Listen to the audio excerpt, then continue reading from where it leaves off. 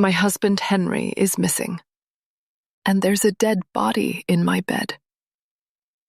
This is The Debt Next Door. 6 weeks ago, Henry survived a crash that should have killed him. Now he's trapped at home with a shattered leg, a pile of medical bills, and a wife who can't sleep because the bank keeps calling. We were about to lose everything. Then the neighbors moved in. Beautiful house, beautiful clothes, beautiful smiles. They offered us work, simple favors, nothing dangerous, they said, nothing we couldn't handle. And the money was more than we'd seen in years. I should have known better, because nothing that easy is ever clean. And now there's a stranger lying dead where my husband should be. Henry is gone. The neighbors are watching, and I'm starting to understand the one rule no one said out loud. You always have to pay your debts.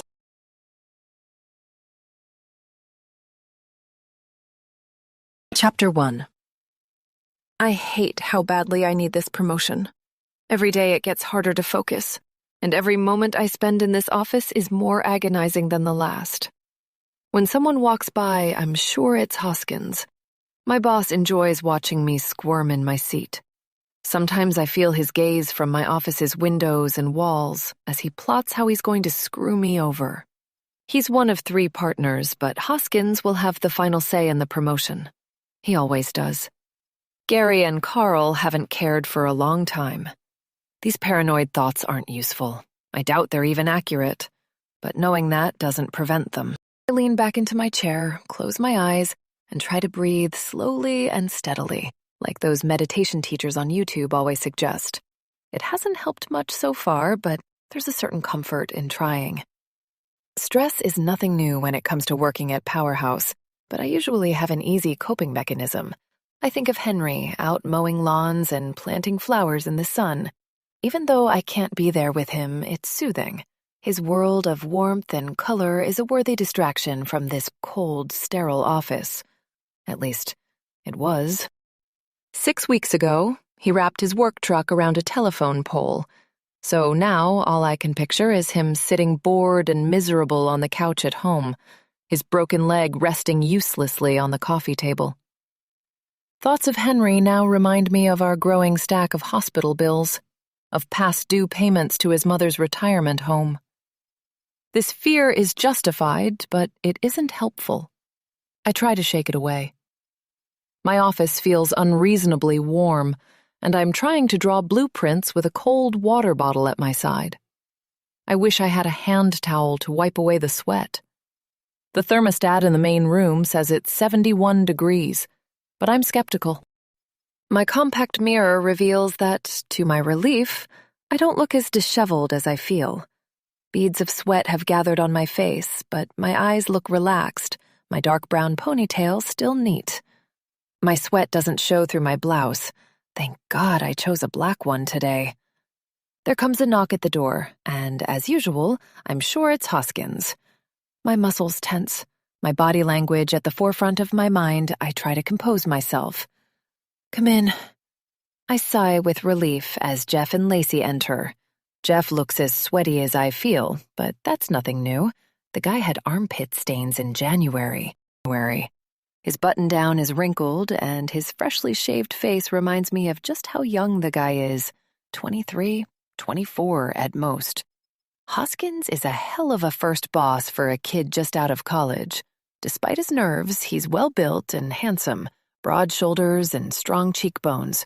He deserves to feel as good as he looks, and I like to think I'm helping to build his confidence. God knows I could have used someone on my side when I first started.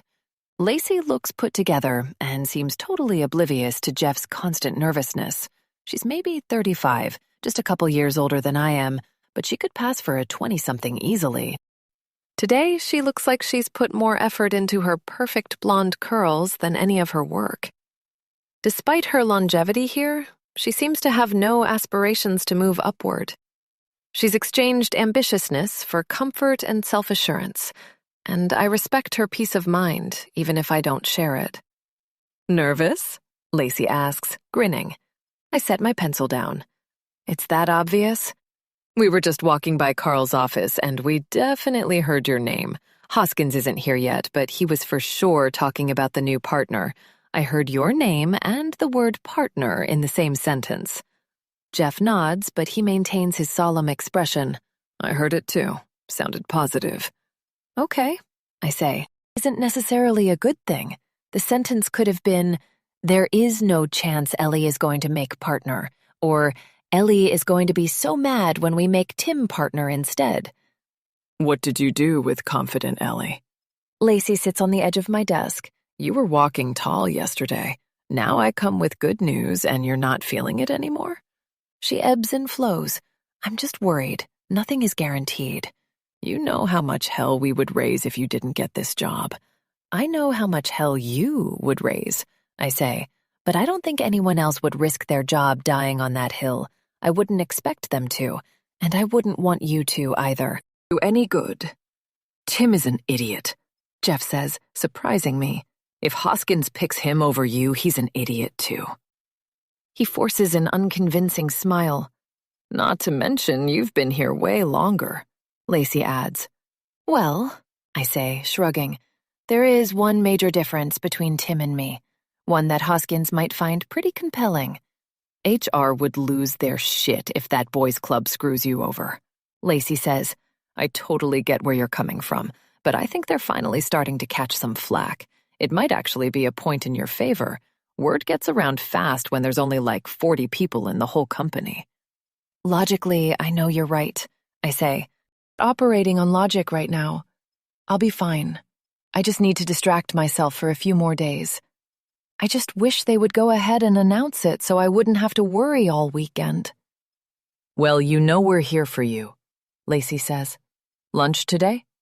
We can hit up that new Thai place down the road. Maybe that'll help distract you. Yours is on me. Hang on, let me double-check to make sure I didn't forget a client lunch or something. A quick scroll through my schedule reveals nothing. I smile.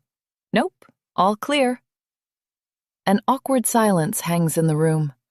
Jeff stares intensely at the phone in my hand as if afraid to make eye contact. Jeff, wanna come? I ask. He says, pretending like he wasn't waiting for an invitation. Sure. I don't think I have any plans. Cool. See you all at noon, I say.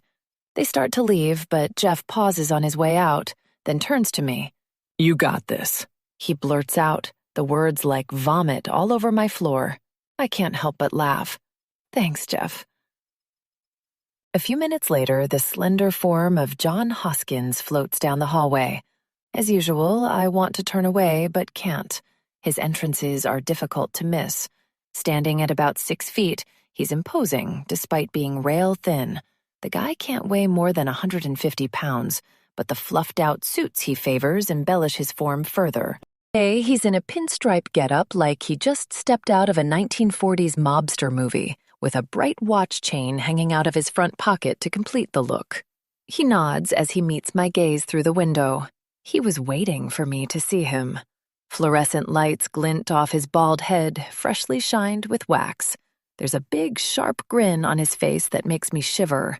Hoskins's smiles have likely never elicited warmth from anyone. Apparently, he's married, but I can't imagine the poor woman is getting anything from the arrangement but money. 3 years ago, he joined our firm, and he took almost no time to fight his way to the top. My blood still boils when I think about it. David Price was retiring, and I never expected to take his place as partner that early, but when he chose Hoskins instead, I suspected Hoskins had paid him off or threatened his family or something.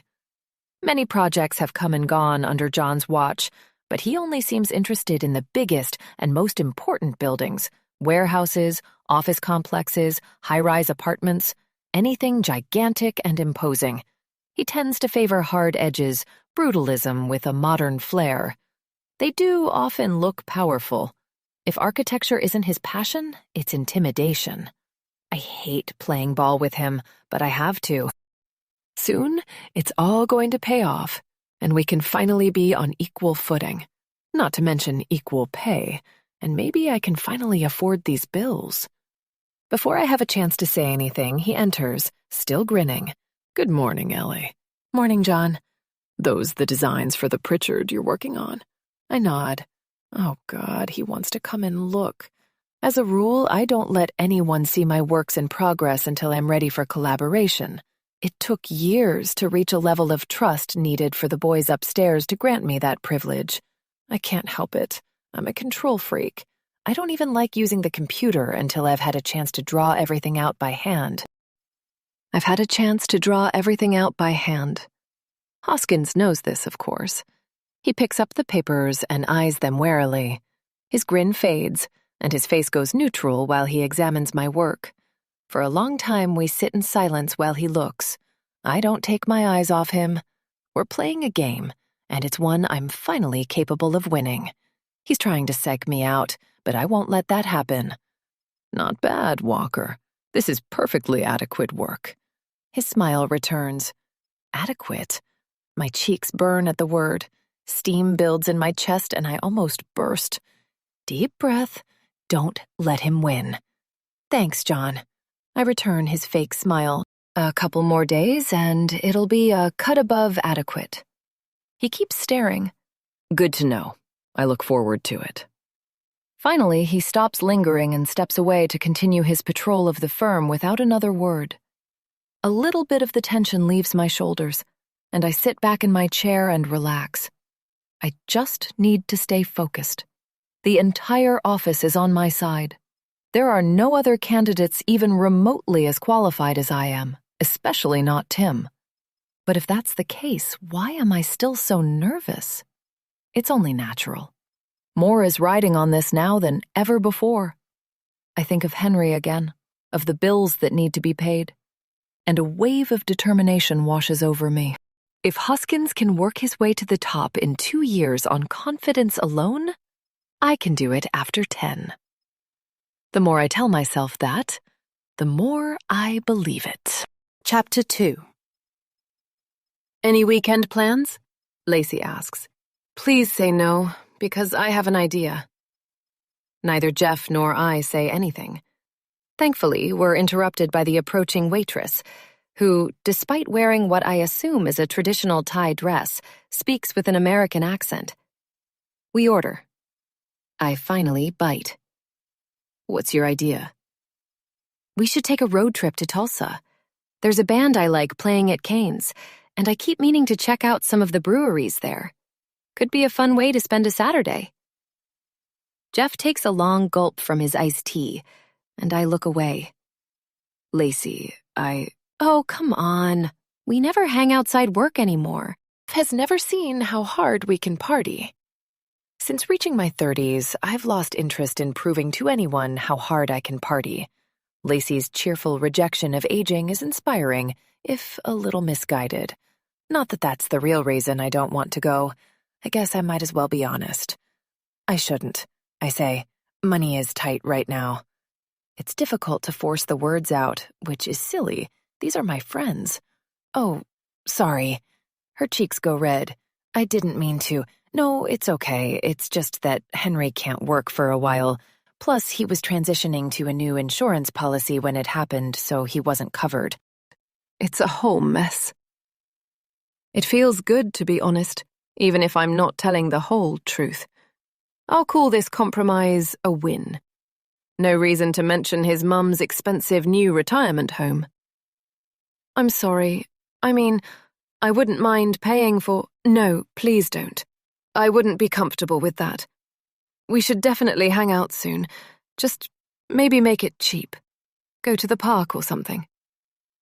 I'm not free this weekend anyway, Jeff says. Going up to Lake Arcadia to stay with my girlfriend. She lives in the neighborhood across from the park. It's beautiful up there. Lacey and I share a look. Jeff's never mentioned a girlfriend before.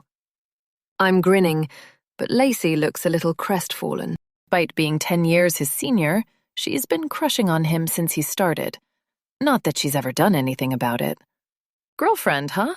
I say, happy to change the subject. I thought you were single. What's she like? Lacey's look goes sour, like she doesn't want to know anything. I sympathize a little, but I'm too excited at the prospect of him opening up to us. Jeff's cheeks go red. You don't have to tell us if you don't want to, Lacey says. She's a little older than me, he says. Owns her own business. What kind of business? I ask. He jolts in his seat just as 3 fragrant dishes of curry arrive. He pulls his phone from his pocket, looking relieved for the excuse to ditch the conversation. Sorry, I need to take this. He stands and darts away from the table for the men's room. I stir the steaming contents of my bowl. Guess we should let him open up at his own pace, huh? You know, Lacey says, I think that's the first time he's ever talked about his personal life to us. Guess it's progress. We have the patience of saints, you know. You have the patience of a saint. Tell me you aren't disappointed. She shrugs and smiles. Most relationships end eventually. Besides, he's too young for me. Although he did say his girlfriend was older. Normally I wouldn't care, but Tinder has been a wasteland lately. Lately? Don't get all high and mighty because you met Henry young. Not everyone gets lucky. This is true. I hope flowers spring from your wasteland. I'd settle for a stumpy cactus at this point. Jeff returns a few minutes later, and I don't press him about his girlfriend. I've got too much else to think about. For now, I just want to finish my lunch and get through this endless workday. I need to pick up a prescription for Henry. Maybe I can use that as an excuse to duck out a little early. Chapter 3. The joy of leaving work early is short-lived. On the way home, I call Henry, wondering if there's anything I should pick up at the grocery store for dinner, but he doesn't answer the phone. This isn't like him, at least not lately. I never expect him to answer calls while out doing yard work, but when he's bored at home, he always picks up. This is probably just leftover paranoia from work. Maybe he's caught up in a book or taking a nap. Recognizing these possibilities, however, does nothing to relieve the unease wedged inside my gut. I'm grateful to beat rush hour. I take advantage of the empty streets to drive faster than is reasonable, but this ends up becoming my undoing. Groan at the sight of flashing lights in my rearview mirror when I'm less than half a mile from home. I pull into a shopping center parking lot and bob my leg while I wait for the cop to get out. He takes an agonizingly long time, but eventually his door opens and he starts walking my way. He looks vaguely familiar, but it's hard to say why. License and registration, please, he says when I roll down my window. I hand them over. Ellie Walker, he says, looking at my license. Have we met before? You look familiar. He takes off his glasses and squints at me. He's probably my age, dark skin, mustache, chiseled cheekbones. My heart sinks. We have met before. Sorry, I'm not sure. It isn't enough. Recognition enters his eyes. Ellie. Taylor? Not anymore, but yes. Hey, congratulations. It's been 5 years, but thanks. Immediately, I feel rude. It isn't his fault I'm in a hurry. It's Freddie, right? Didn't know you became a cop. Right, Freddie Kimball. Good to see you, I say, which is a blatant lie. Nothing against the guy, but all I want is for him to give me my ticket so I can go check on Henry. I haven't seen Freddie since high school. He dated my best friend at the time, Amanda, and he was friends with Carlos, my very short-lived boyfriend in my senior year. I can't say we ever got to know each other well. I'm surprised he's greeting me so warmly. The last time I saw him, it was right after Carlos and I got into the massive fight that ended things. He cheated on me with at least 3 other girls, and I responded by slapping him so hard my nails broke his skin in 3 streaks. I felt bad about it, but the guy did kind of have it coming. Even so, I can only imagine the version of the story he gave Freddie. You still pals with Amanda? He asks. Not really. My leg won't stop bobbing. My eyes keep darting to the stoplight that leads into my neighborhood. How long can this go on? She moved to New York after graduation. Graduation. We were supposed to keep in touch, but you know how it goes. He nods and smiles. Clearly, he'd like to keep the conversation going, but he can't think of anything else to say. Must be a boring day. Not much crime in the Oklahoma City suburbs this afternoon. I wish he'd just get this over with. Still, I should be friendly. You still friends with Carlos? He shakes his head. He fell into a bad crowd in college. Dropped out pretty quick. You dodged a bullet, I think. Can't say I blame you for what you did to his face. Guy probably had it coming. I nod. This feels like unprofessional behavior from a cop, but I'm too eager to leave to care much. So what was the problem? Was I speeding? He jolts, suddenly remembering the pretense for this conversation. Oh, right. Yeah, you were doing 50 in a 40, Ellie. I know it isn't busy out, but that's way too fast. I'm sorry. My husband won't answer his phone, which isn't like him. I just want to go check and make sure everything is okay. Huh, he says, furrowing his brow. No doubt this sounds like a poor excuse. Even so, rules are rules. I won't give you a ticket this time, but be careful, okay? I patrol this area a lot, and I don't want to have to pull you over again. I nod. Thanks, Freddie. I appreciate it. You got it. They're okay? Okay, I say, gritting my teeth. The wait for him to pull away and leave is agonizing. Once he's out of the parking lot, I pull out after him, forcing myself to drive slowly and deliberately. It takes all the strength I have not to speed again. For some reason, my gut feeling has only doubled down. Finally, I turn onto my street, and my heart clenches. I was right to be nervous. There's a strange car in our driveway, and the pit in my stomach opens into a vast cavern at the sight of it. The white Mercedes SUV shines so brightly that I squint behind my shades. Its paper tag hasn't had enough time to wrinkle, and its rims are freshly adorned with silver trim. I'm used to seeing Henry's old car, a pickup with the Walker Landscaping logo painted on the side. The thing was so shoddy and old, it looked like it might fall apart if you looked at it funny. No wonder it got destroyed in the accident. Henry was lucky to get away with just a broken leg. If anything, the SUV matches the look of our house more closely than the truck did. Our two-story beauty is the stuff of suburban dreams. The lush garden of pansies, freshly painted white coat, and neatly manicured lawn made my soul sing when we first saw it. It's only been 2 years, but those memories might as well have happened a century ago. The house's beauty now feels tainted by our freshly emptied bank accounts, and the wealth oozing from this SUV makes it all the more menacing. Nobody who throws around cash like that would be here with good news.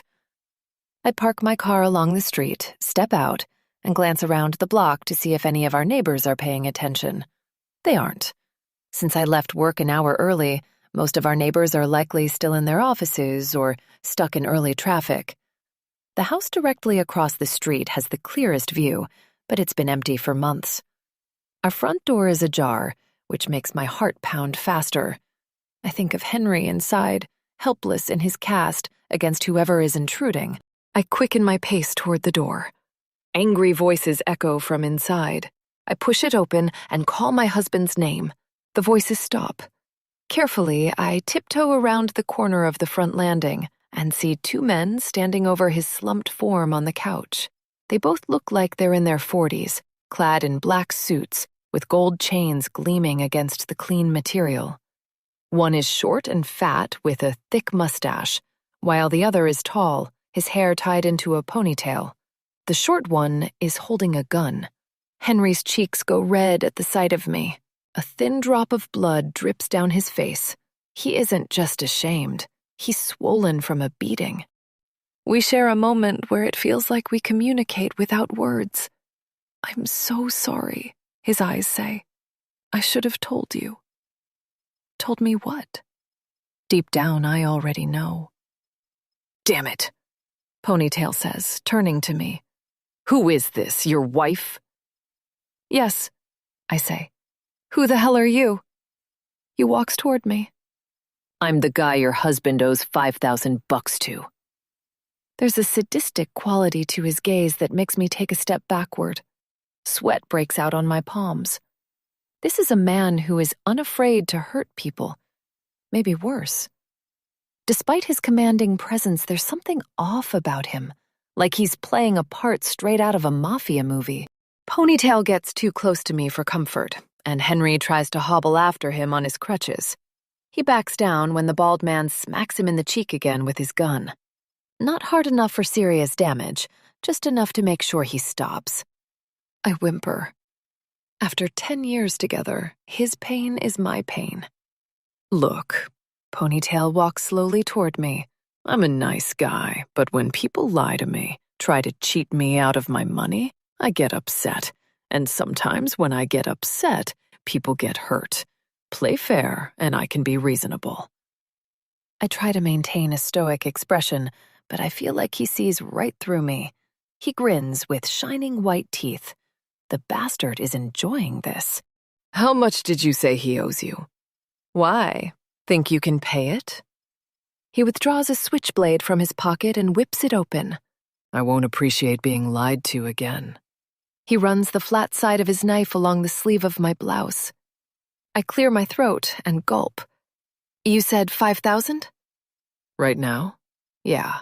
But interest is growing by the minute. My heart sinks into a puddle on the ground. What on earth was Henry thinking? We can't spare anything close to that. But we can't spare our lives either. Let me write you a check. Please. I can't pay it all now, but I can give you... I think, trying to do mental math under the most stress I've ever felt in my life. 2,000. Next week, I swear. 2,000? I can't feed my damn cat for 2,000.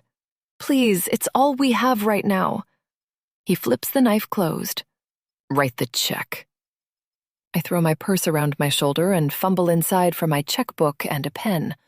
My writing is barely legible, but Ponytail doesn't seem to mind. He snatches it away as soon as I've signed it. If this bounces, I will be very upset. It won't bounce, I swear. I know it won't. Because if it does, I'll be back here in about 15 minutes in a much worse mood. Just go. Take it to the bank. It'll clear. In a week, I'm coming back for the other $3,500. You said it was $5,000. I said it was 5 G's right now. Another week of interest. I try to stifle my tears. Fine. That's fine. We'll have it. How reassuring. He smiles with too many teeth, then motions to his silent companion. They walk out the front door, flinging it open so wide it leaves a dent in the drywall. It isn't until I hear them speed away that I'm able to move. Henry is still sitting in the other room, wincing at the pain in his face, trying to find the right words to say. I rush over to him. Jesus, Henry, what happened? I'm so sorry. I had no idea they'd come into our house. If I'd known... It's okay, I say, throwing my arms around him. We're okay. We're going to figure this out. Why did you borrow so much? We needed it, he says. Those assholes at Greentree lied about the costs.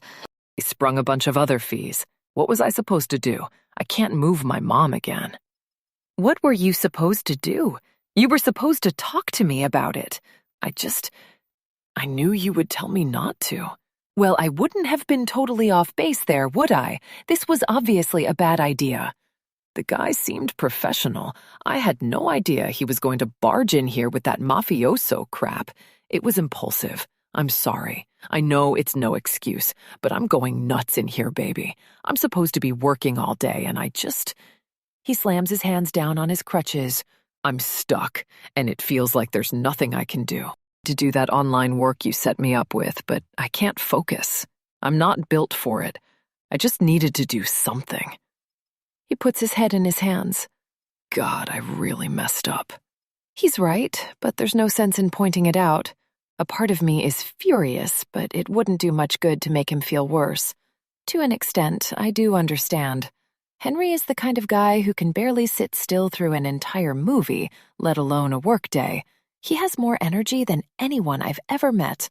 Sometimes he gets home from work and goes on a long walk after dinner just because he's feeling antsy.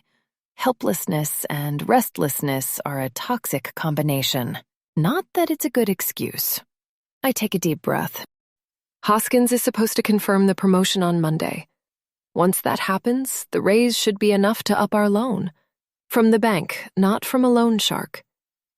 He looks down, and I put my hand to his cheek. It's swollen badly and warm to the touch. "You're okay?" I ask. "Does it hurt?" "I'm fine." He lies. "You're sure Hoskins is going to come through?" "Yeah."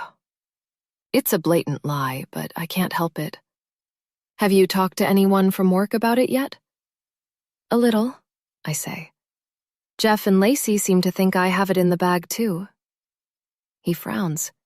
"Have you talked to anyone with actual power?" The only person I could talk to is one of the 3 partners themselves, Hoskins, Gary, or Carl. For obvious reasons, Hoskins is out of the question, but I don't feel keen to talk to the other guys either. Carl is on the verge of retirement himself, and he doesn't seem to care about what happens in the firm. Hoskins is all too happy to delegate all the real work to himself and those below him. As for Gary, it seems uncouth to question the man I'd be replacing. Not that he seems to care about the company either. I sit on the living room couch, and he turns to face me. "Not directly, no, but it's unspoken. I'm going to get back out there as soon as possible," he says. "I want to help us out of this hole. Nothing is guaranteed, especially if you haven't talked to the guys upstairs. You keep telling me it's a boys' club anyway. You just focus on healing, Henry. I'm going to get us out of this. Just promise me one thing, okay?" "What?" "Don't hide anything from me." "Loan sharks? That's insane. That physical therapy, is it at least helping?" He nods. "I think so. I'm feeling better. I still probably have another month until I can get out of this cast, though." "A month isn't so long." I stand and approach him again, then bend over and kiss him on the forehead. "We'll be out of this hole in no time, I promise." "Baby?" he asks. "Yeah?" "Where'd you get that $2,000? I bite my lip. It was supposed to be our mortgage payment.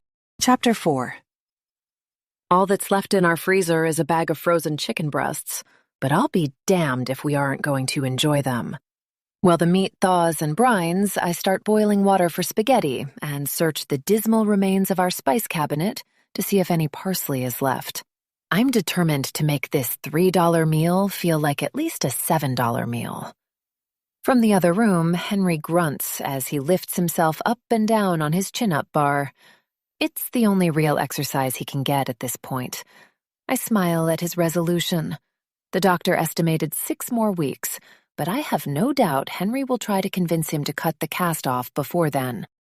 I'm a little skeptical he'll get it off in a month. No need to tell him that, though. When he's at the bottom of a rep, I hug him and take in the scent of his sweat. The sweet, masculine smell wraps me into a warm, wistful embrace. Pheromones are a hell of a drug.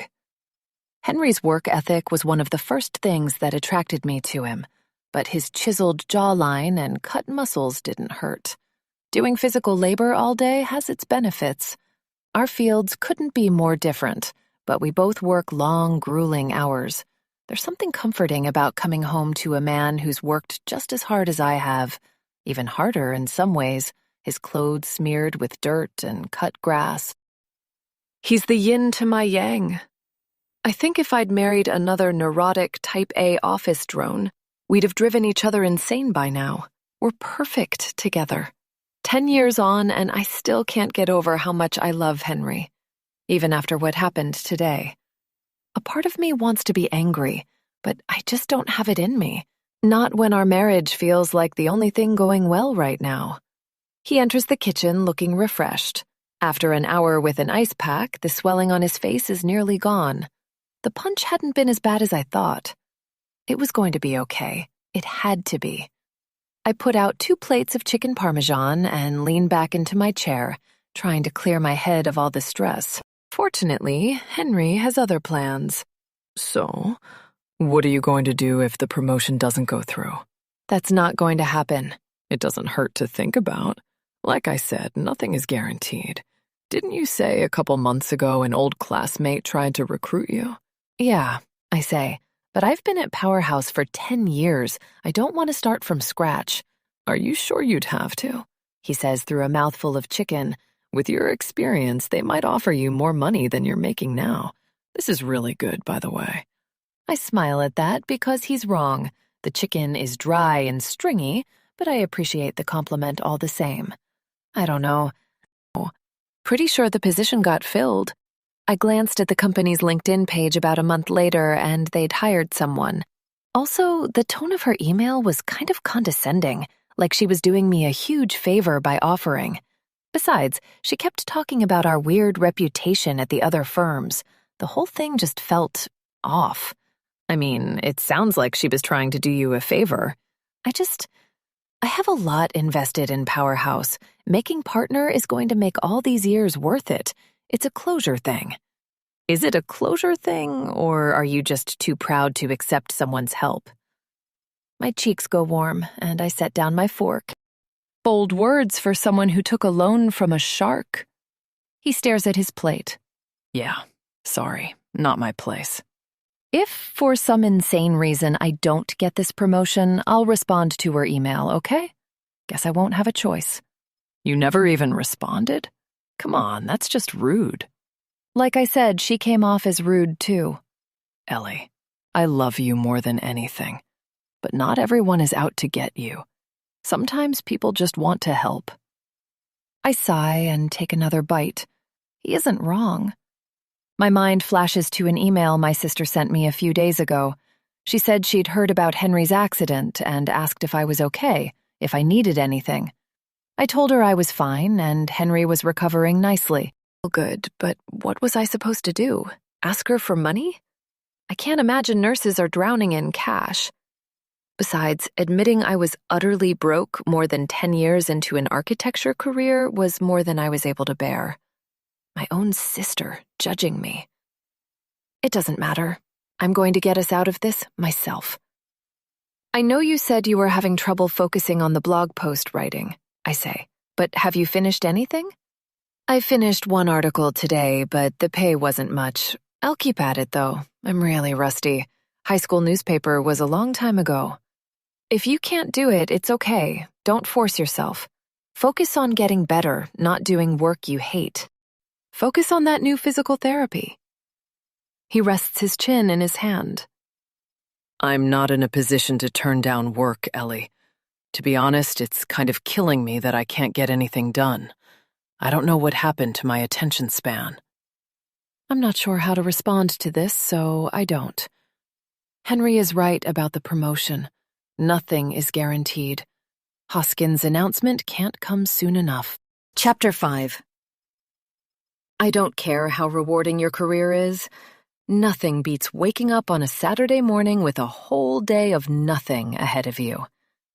Henry and I spent last night watching movies from my Alfred Hitchcock DVD collection, and it was as much fun as we've ever had on an expensive night out. We've become masters of cheap date nights this past month, and now that Henry is immobile, it's a lot easier to get him to watch the classics with me. When I wake up still wrapped in his arms, it's easy to forget our troubles for a few blissful minutes. It's 9, and while Henry goes to put some coffee on, I meander into the living room to continue being lazy on the couch. I keep offering to make it myself, but I think the small task helps him feel useful. Through the front window, I glimpse activity at the empty house across the street. I'm intrigued. The old couple that lived there moved out nearly 3 months ago, and the for sale sign in the driveway hasn't budged since. Strange, considering the red-hot housing market. It seems like a nice place, too. My curiosity overcomes my laziness, and I head to the window to peek out. Come look at this, I say. Henry puts his hand on my back while we look. The U-Haul is small considering the size of the house, but it's supplemented by a minivan stuffed full of random furniture. A man steps out of the truck, and a woman parks the van beside it and joins him. For a few minutes, they face away from us, staring at their new home. When they turn around, I see they're about our age. The woman is blonde and bony, her teeth gleaming white. The man is tall, stout, and bald, and for a moment I think of him as a portly version of Hoskins. Whatever they're discussing looks extremely important, and I feel a twinge of guilt at our voyeurism. Moving day is stressful enough without nosy neighbors spying on you. Almost in unison, the couple turns and looks toward our house. Henry and I back away as quickly as we can. I nearly trip over his crutch. "Think they saw us?" I ask. Henry gives me a funny look. "I don't know. So what if they did? It's not a crime to look out our front window. I guess. Just don't want a reputation as the creepy neighbors. I'm sure they know the house has been on the market a long time. Obviously, neighbors are going to be curious. We might not even be the only ones looking." "You're probably right," I say. "I'm sure we'll say hi soon enough." We retreat to the couch for some lazy TV time. The weather is nice, so we brainstorm outdoor activities we can do for free.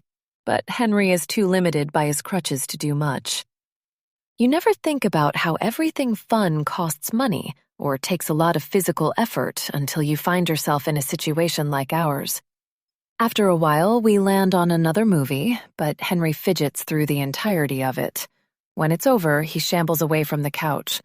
"I'm going to go try and write another one of those articles," he says. "I feel bad wasting time." A part of me wants to stop him, but every bit of income counts. Not that the $50 he might make will be much more than a drop in the bucket, but every little bit helps. And if trying makes him feel better, it's worth it. Maybe it can pay for groceries this week. I wander around the house for a while, stopping from time to gaze at our new neighbors as they move their stuff inside. It isn't terribly exciting, and soon I end up in my computer room, glancing over work emails. There's a new message from my sister in my personal inbox. I open it. "Hey sis, hope you're doing well.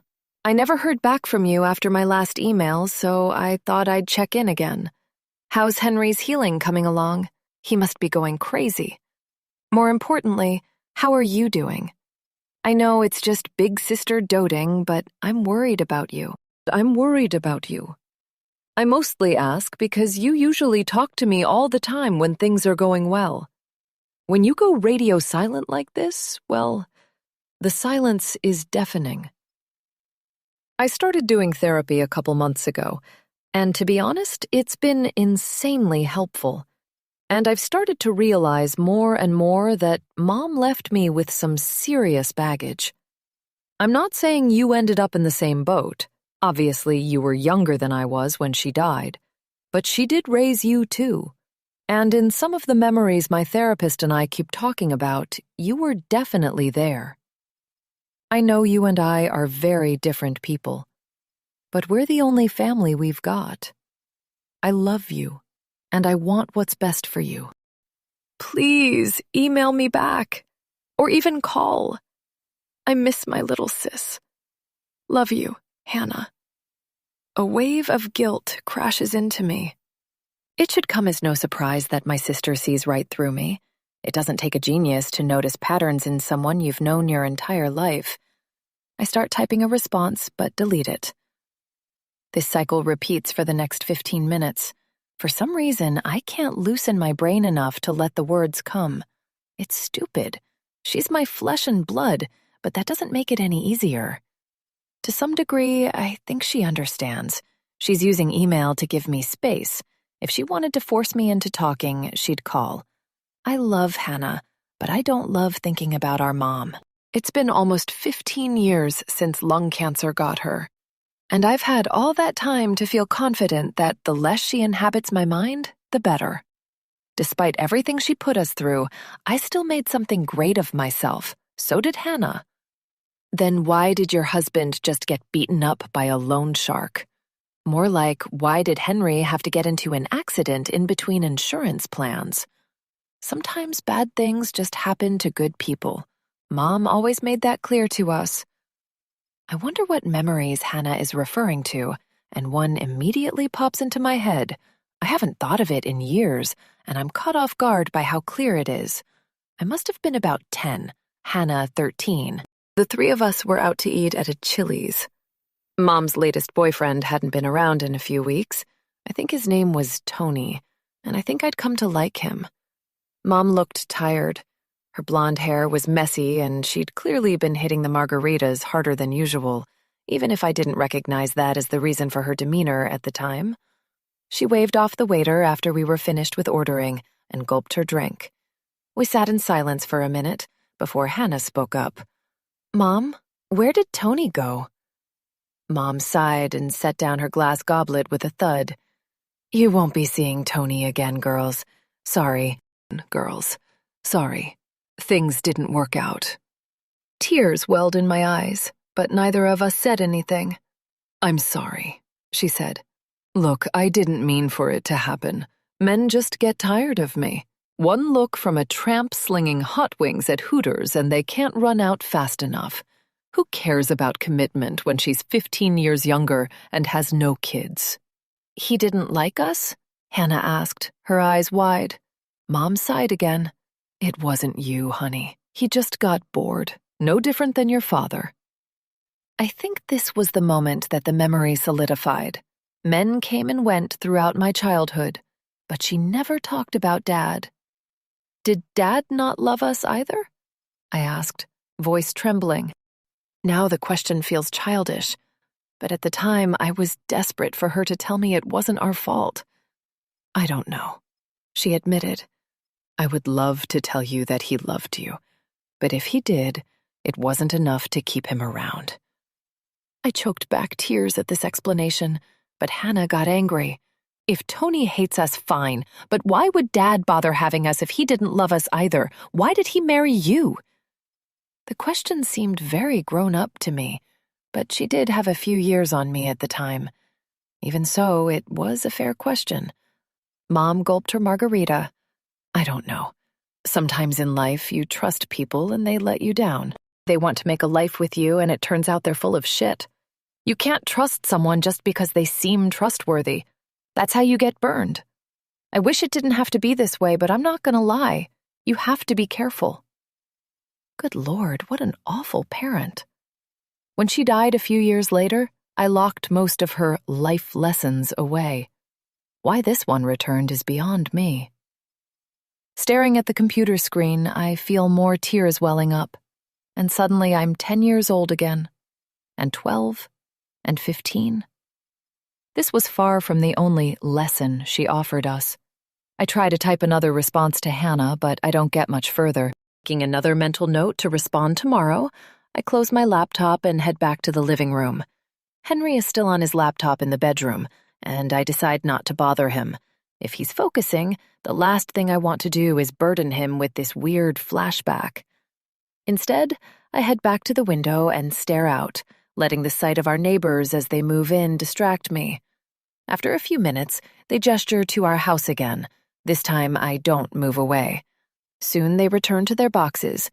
Not 5 minutes later, the man gestures to our house yet again. My heart flutters. The woman puts a hand to her forehead. Their body language gets heated as they argue. Periodically, the man looks over to us. Maybe he's just looking away, gesturing at nothing. After all, there's a house in nearly any direction he could point. Still, I can't quite shake the feeling that they're talking about us. Don't get carried away. I'm being paranoid as usual. I'm in an emotional state. I'm stressed. Mom's misanthropy really rubbed off on me. This is just a weak moment. I keep telling myself these things, but it doesn't help. Soon I move to the couch and try to let the TV distract me. I hope Henry finishes whatever he's working on soon. Maybe if my mom had found a man like him, she wouldn't have thought everyone was out to ruin her life. Chapter 6. We're finishing our weekend Hitchcock marathon on Sunday evening when there's a knock at our door. I jump at the sound far more than is appropriate. These movies aren't helping my anxiety. I fumble with the remote and pause the movie as Henry hobbles over to the door. On the rare occasions we get visitors, I like to let him answer. After all, he barely gets to speak to anyone these days. "Hi there," a friendly voice says when he opens the door. I peek over the back of the couch and see a familiar face, and a burst of cold rushes through me. It's the man from across the street, our new neighbor. His face betrays a look of shame or embarrassment. "Hi," Henry says. "What can I do for you?" "Are you Henry Walker?" "I am." The man reaches out a hand for Henry to shake. I'm still watching from afar. "I'm your new neighbor, just moved in across the street. Name's Harry, my wife is Sophia." "Oh yeah," Henry says. "Saw you guys moving in yesterday. Welcome to the neighborhood. We were wondering when that house was going to sell. Seems like a nice place." "Yeah," Harry says. "Very nice. Happy to be here, thanks." There's a brief, awkward silence while Harry fumbles with his words. "This is going to sound a little weird, but I promise it was a total mistake. I think I got a piece of your mail yesterday." Why we were already getting anything, but I thought I saw my name and went ahead and opened it. See, my name is Harry Walters, Henry Walker. Well, you can see how I got mixed up, didn't have my contacts in. Anyway, I had a bit of a scare when I looked at what was inside, thought maybe I'd forgotten something important. You might want this. Harry handed a ripped-open envelope to Henry, who held it up for me to see. The emblem in the corner was all too familiar. Scissortail Recovery Services. We've seen the debt collector's logo every few days for the past month. I force myself to approach Harry and shake his hand, introducing myself with a fake smile. Me anyway. "Thanks," Henry says. "Sorry about that. The mailman gets stuff mixed up all the time." I can't see Henry's face from this angle, but the embarrassment is audible in his voice. It seems like a fine time for a change of subject. I am curious about the man. "Where did you all move from?" I ask. "Indianapolis," Harry says. "Looks almost the same here. Feels like I never left home." "What brought you two to Oklahoma?" "My job," Harry answers. "I work for a capital investment group. We're expanding. Ever since the state legalized pot, a whole new batch of millionaires popped up out of nowhere, especially since it's still illegal in most of the border states. Oklahoma has the laxest laws. These farmers can grow weed, but they can't grow cash, so that's where we come in." I nod. His answers sound stock, automatic, overly formal and rehearsed. I try to shake the feeling away. Of course they're automatic. Don't you think the guy knows the details of his own life? "What do you two do?" Harry asks. Henry clears his throat. "Ellie is an architect. I'm a temporarily displaced landscaper." He gestures to his crutches. "Own my own business. Normally you'd see my truck in the driveway, but it got the worst of the accident." My muscles tense a little as I wonder why Henry is being so open with the man, but my husband seems totally at ease. "Sorry to hear it," Harry says. "Hope you get back on your feet soon." "He will," I say. "Nothing can keep this guy indoors for long." "Well, we appreciate you bringing it over, Harry," Henry says. "Hope you get settled into the neighborhood nicely." Despite Henry's attempt at ending the conversation, Harry lingers for a few long moments. I'm on the verge of interrogating him further when he speaks again. "Look," he starts, obviously struggling with his words. "I know we just met, and I know this is 100% completely and totally overstepping my bounds. But I'm going to ask. Need of some extra work while you recover?" I can't see Henry's face, but I can sense his ears pricking up. I cross my arms. "Well, I'm out of commission right now," Henry says. "Not much I can do with this leg. Been doing some online work, but I'm not exactly cut out for it." "What did you have in mind?" "Just some stuff around our place," Harry says. "You know how it is right when you move in somewhere. So much work to be done. My wife has a very specific vision for how the house should look and feel, but she doesn't like to get her hands too dirty. Unfortunately, I'll be pulling 60-hour work weeks for a while, and the last thing I feel like doing when I get home is more work." Henry cranes his neck to look at me. I shrug, giving him a "let's talk about this later when we're alone" look. "This is work I can do with crutches?" "Sure, some of it is. I'm not going to ask you to patch up our roof or anything, but I would imagine you can paint walls and advise my wife on our garden, stuff like that. We were going to post an ad online for odd jobs, but I figured we would ask you first since you're right across the street." Despite my reservations, I'm grateful that Harry didn't mention the other, much more obvious reason to offer us work. While my husband continues to chat with him, I have the ugly realization that our financial woes are no longer our personal secret. Harry may not be someone close to us, but there's something deeply discomforting about the word getting out. He knows our biggest debt to the penny. I feel naked. I'm ready for Harry to leave. Luckily, Henry gets my mental message and starts wrapping things up. Look, let me give you my number, Harry says. If you decide you want to come check things out, give me a call in the next couple days. If I don't hear from you by Wednesday, I'll put an ad out online or something. No hard feelings either way. Thanks, Harry. I appreciate it. Harry tells Henry his number, and Henry punches it into his phone. Harry nods, and I wave to him as he leaves. It's a relief when Henry shuts the door. Well, that was weird, I say. I head back to the couch, and Henry follows. Why was it weird? A little condescending, right? Assuming we need his help the moment he meets us. After going through our mail, too. He didn't go through our mail, Henry says. It was an honest mistake. He probably lost his mind seeing that number. Besides, it's not like he was wrong about me needing work. I grab my glass of water from the coffee table and gulp some down. I hadn't realized how tense I was. Maybe that number didn't even look big to him, I say.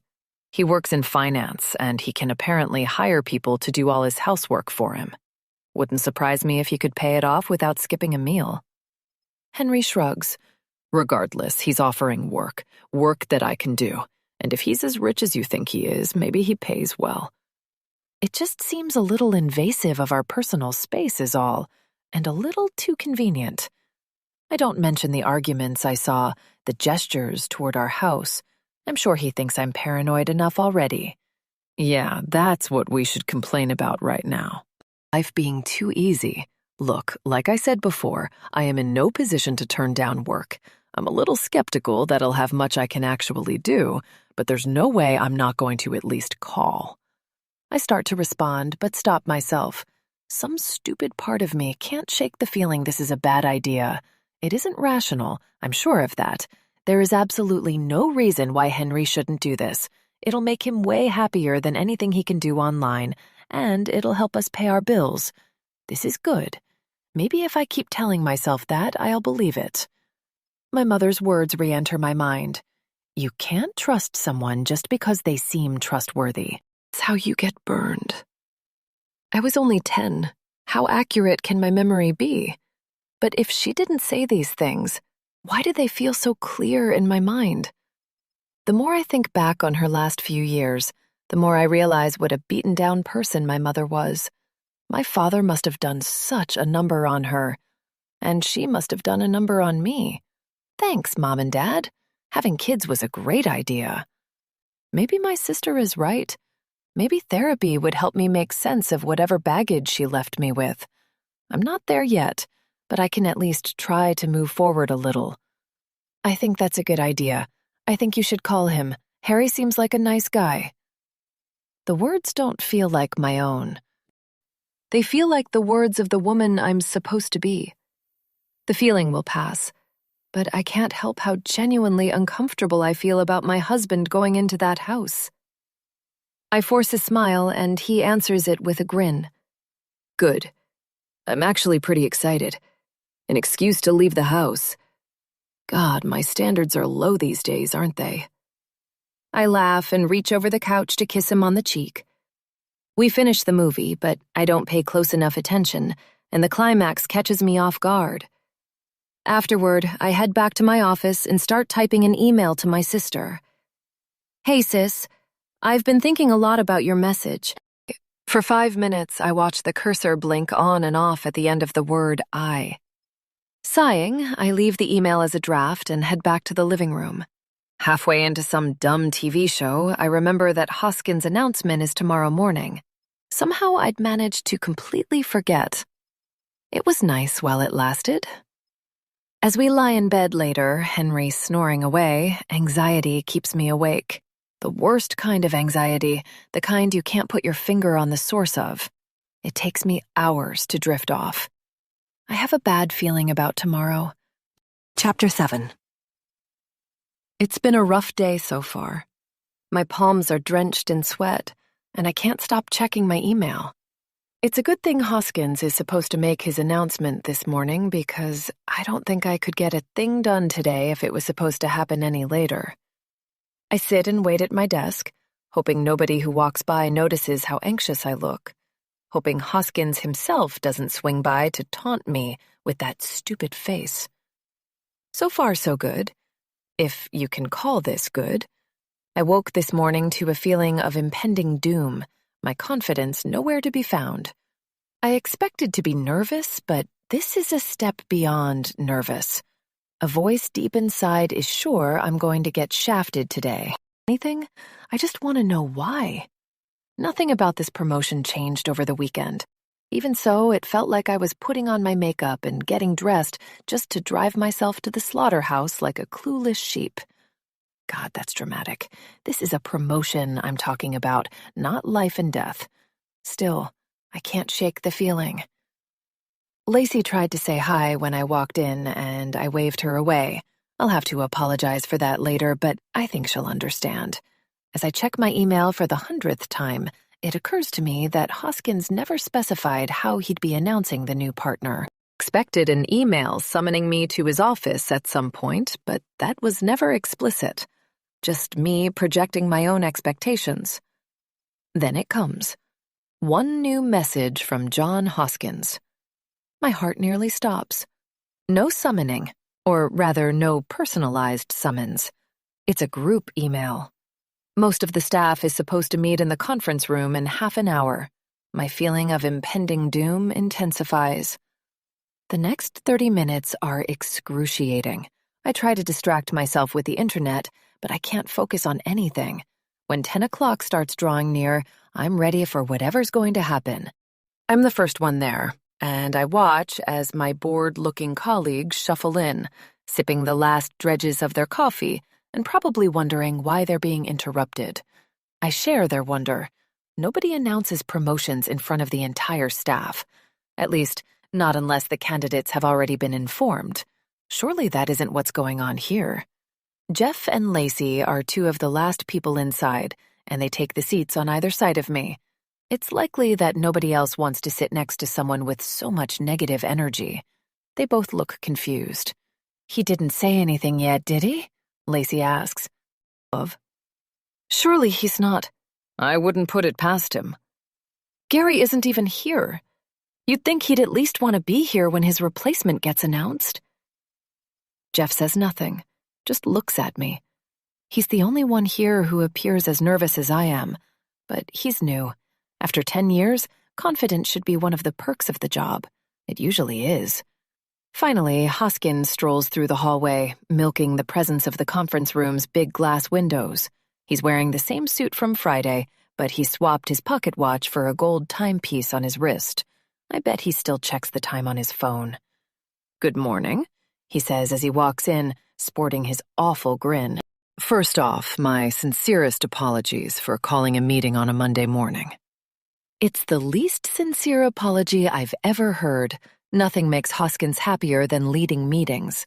He enjoys a perverse pleasure from wasting everyone's time and being the center of attention. As you all know, our beloved partner Gary Farrow has announced his retirement next month.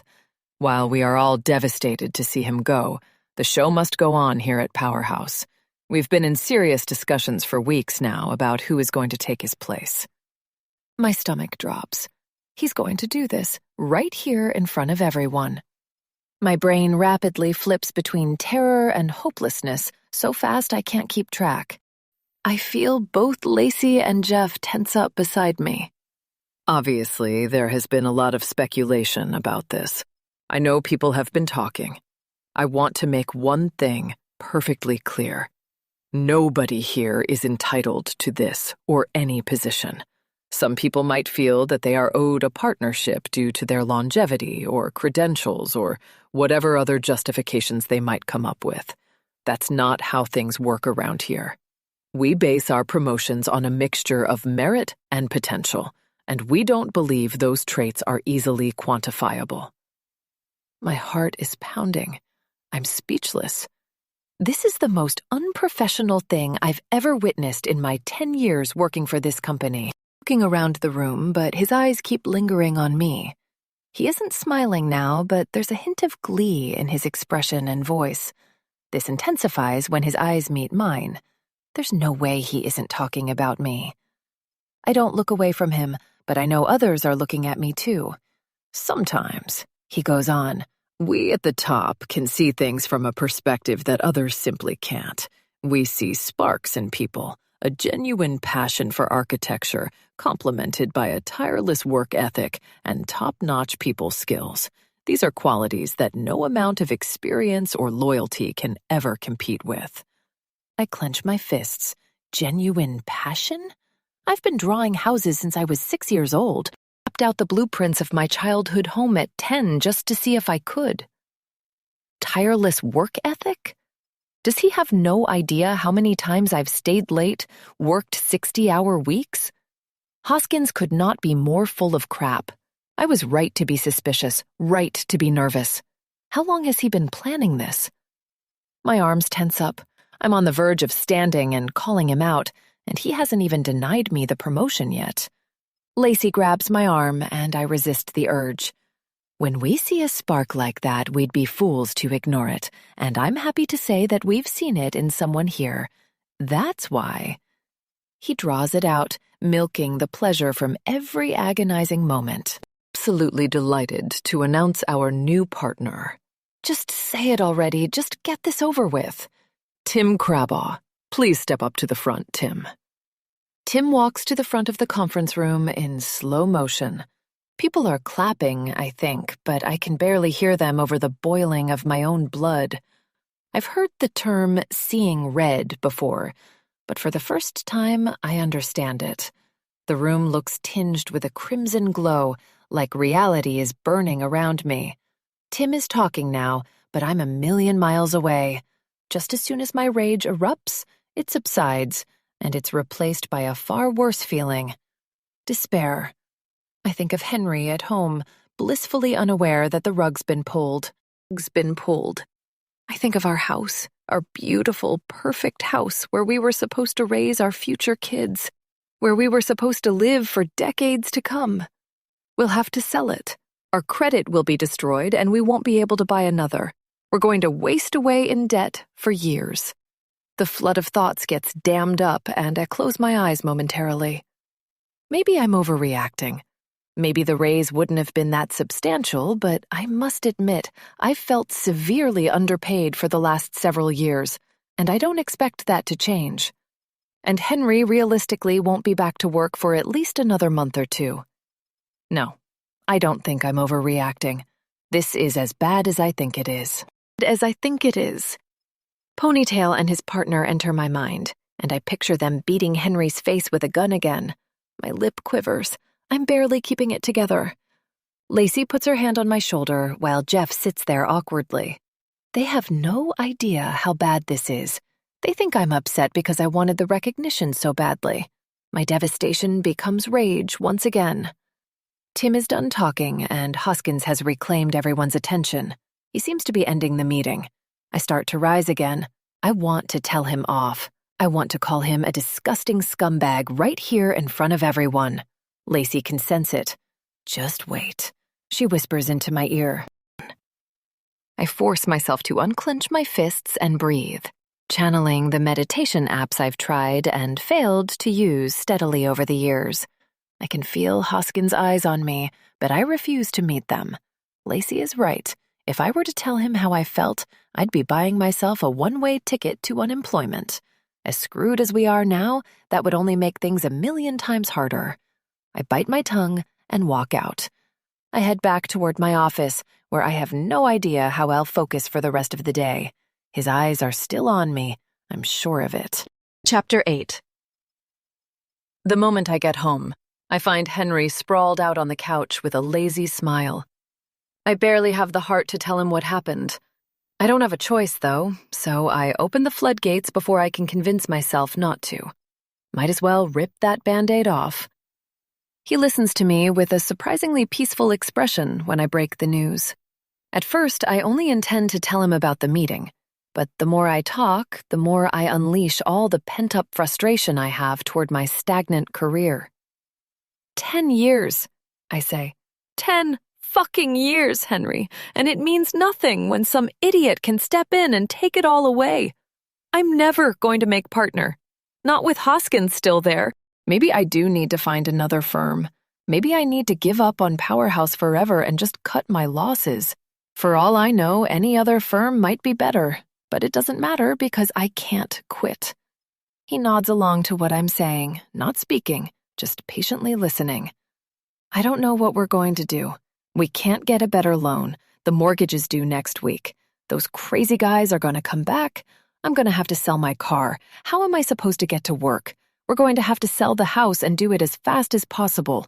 God, I don't know if it'll be enough. How did we get into this mess, Henry?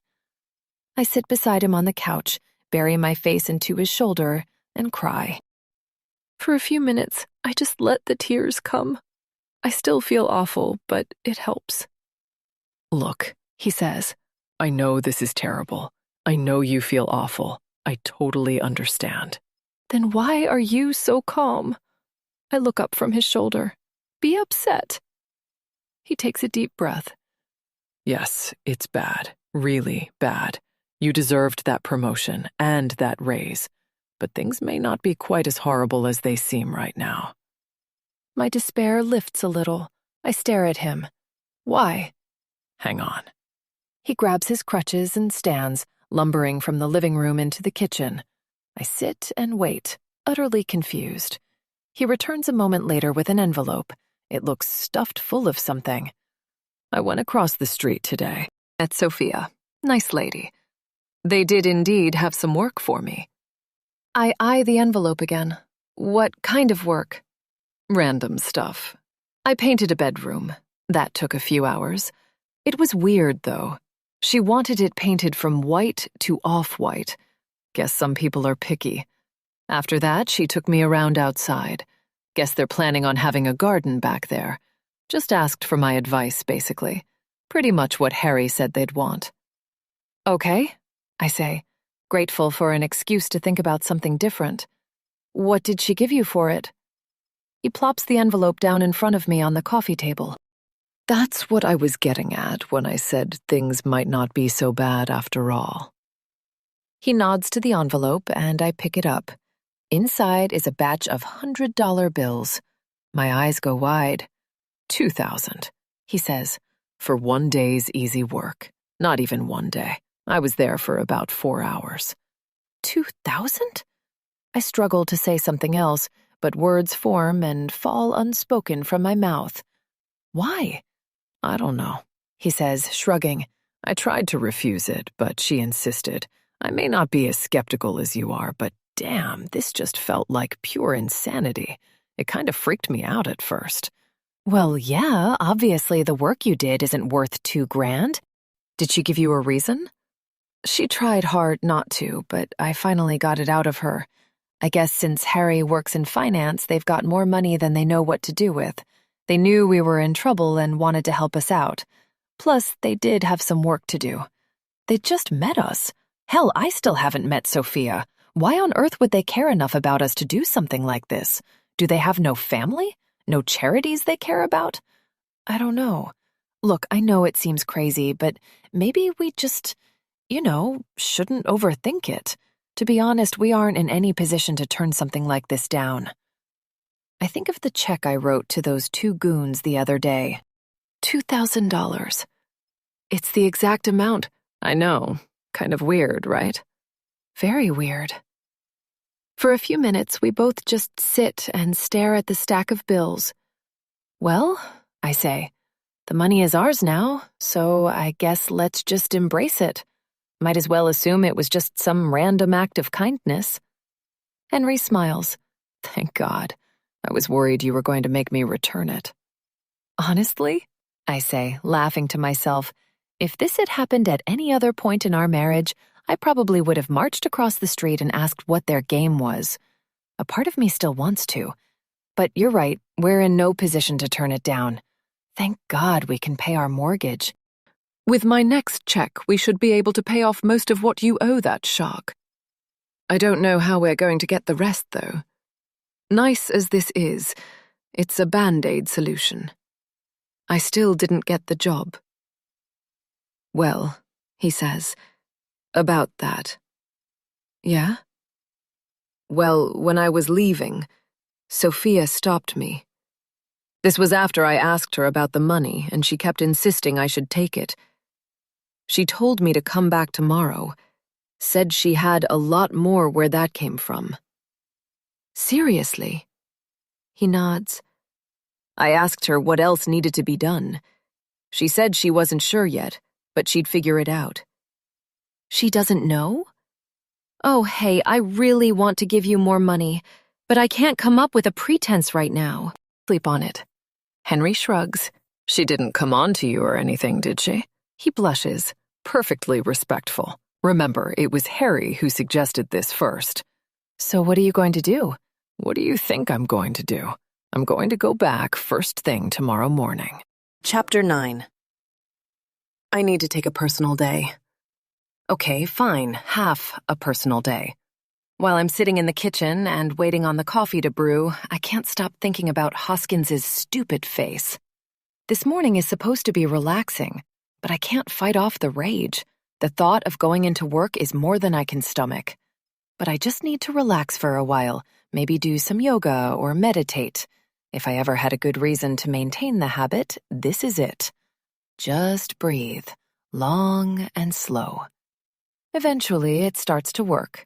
Henry hobbles across the street around 9, and I kiss him on the cheek on his way out.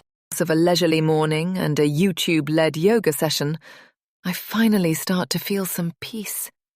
My head clears, and I start thinking with my right mind. I need to talk to Hoskins. I need to know his reasons, his explanation as to why he's doing this to me.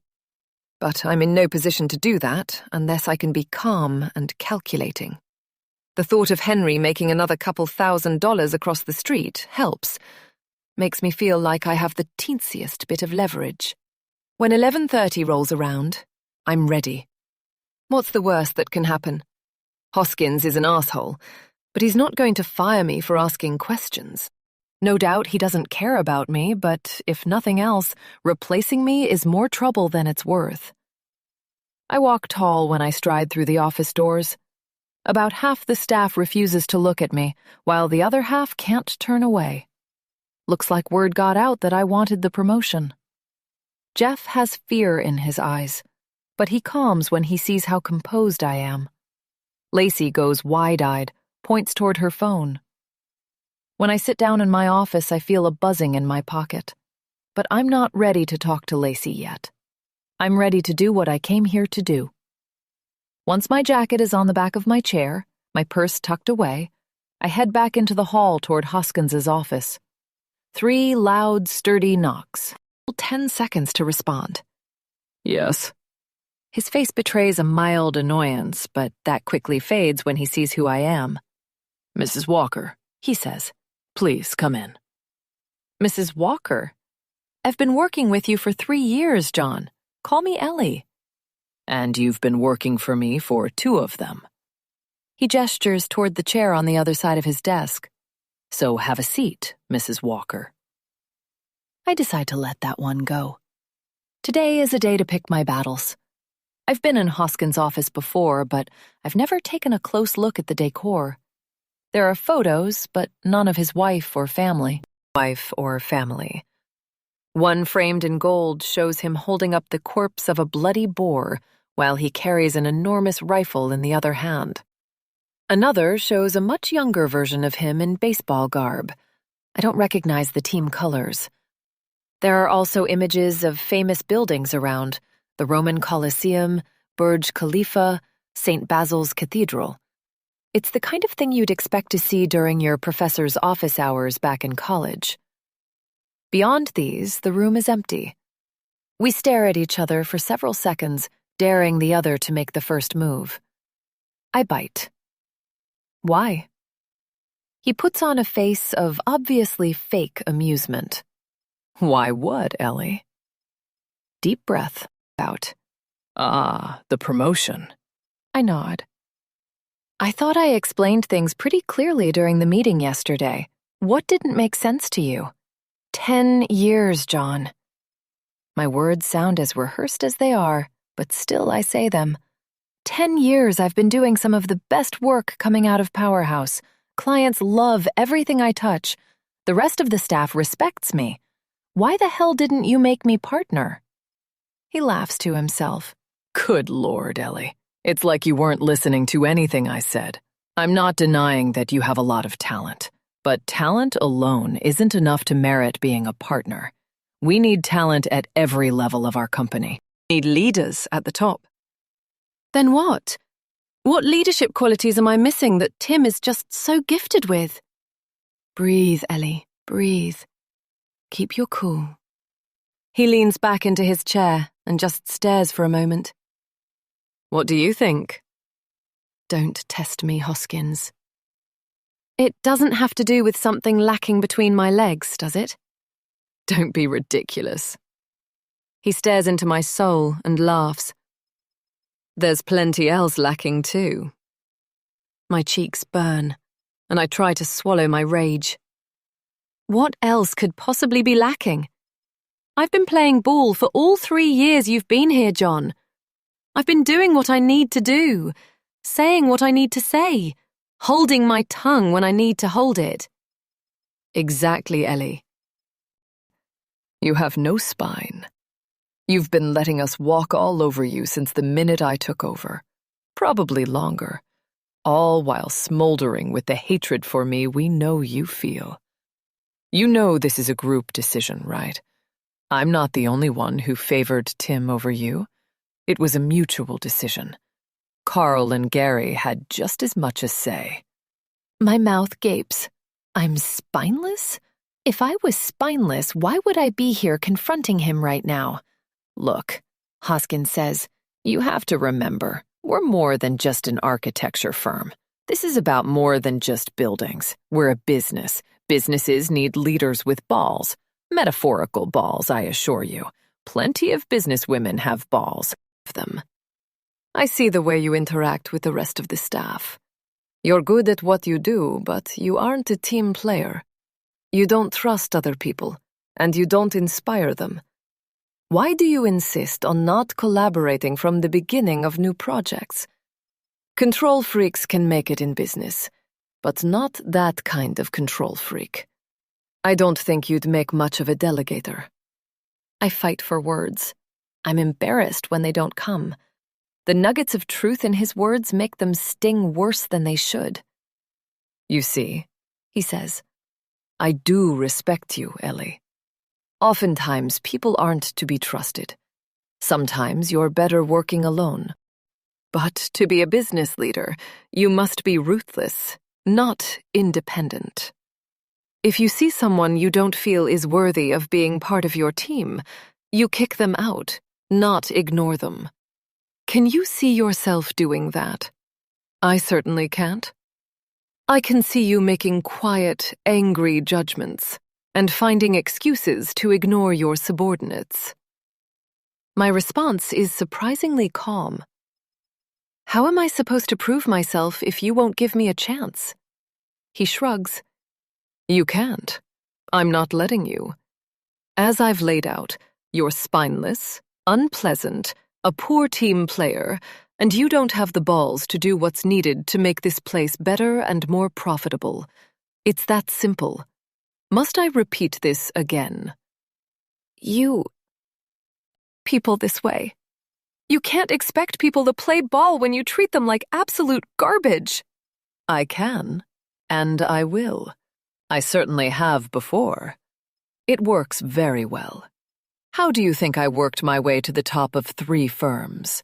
How do you think I landed this position here? I weed out weakness, Ellie. It's what makes me great at what I do. I've made plenty of enemies, and it hardly keeps me up at night. It's a point of pride. There's a long silence. What can I even say at this point? You're a fucking sociopath. You know that? He laughs a little and rolls his eyes. That's not a very useful term in business, Mrs. Walker. Let's save it for Psych 101, shall we? Don't be ungrateful. Let you keep your job at all after an outburst like this. There's nothing more to be done here. I stand up and leave with my dignity partially intact. On the way out, I can't help myself. Thank you so much for your generosity. Any time, Mrs. Walker. There isn't a touch of irony in his voice. While I cool in my office, I think back to something he said. It was a mutual decision. Gary's barely been in and out over the last few weeks, but Carl must have agreed to this too. This is worth one more stop before I give up. Chapter 10. I try to knock gently on Carl's office door, but I'm too worked up and it comes off harsher than I expect it to. There's a brief silence, followed by a soft, "Come in." I enter. Carl isn't alone. Across from his desk sits Gary. Between their matching silver hair, blue suits, and slender frames, the two men could be twins. I have no doubts that Carl's retirement will follow in a year or two, but the shift to a new generation of partners is probably supposed to be gradual. Lacey and I have joked that they played a game of rock, paper, scissors to see who gets to go first. It's not like either of them still needs the salary. Gary's presence puts a wrench in my plan to demand answers, but I decide to go through with it anyway. I'll just tread a little more lightly. Deep breath, Ellie. May I have a word? I ask Carl. They both stare at me a moment. I blush, feeling as though I interrupted something important. Sure, Carl says. I hope you don't mind us both being here. No problem. Carl gestures to the other chair in front of him, beside Gary. This office feels far more welcoming. Photos of Carl with his wife and grown sons line the back wall, one boy in a graduation gown and the other in a baseball uniform. Light streams in through the windows. Impressionist paintings, two that I recognize but can't put a name on, line the other walls. What can I do for you, Ellie? Carl says. I just wanted to have a word with you about Tim's promotion today. He nods, confused. Gary says nothing. It's just, I was hoping to make partner. If there's any feedback you could give me about how I could have done better, or how I could do better in the future, I'd love to hear it. I think I sound sincere, but it's hard to be sure.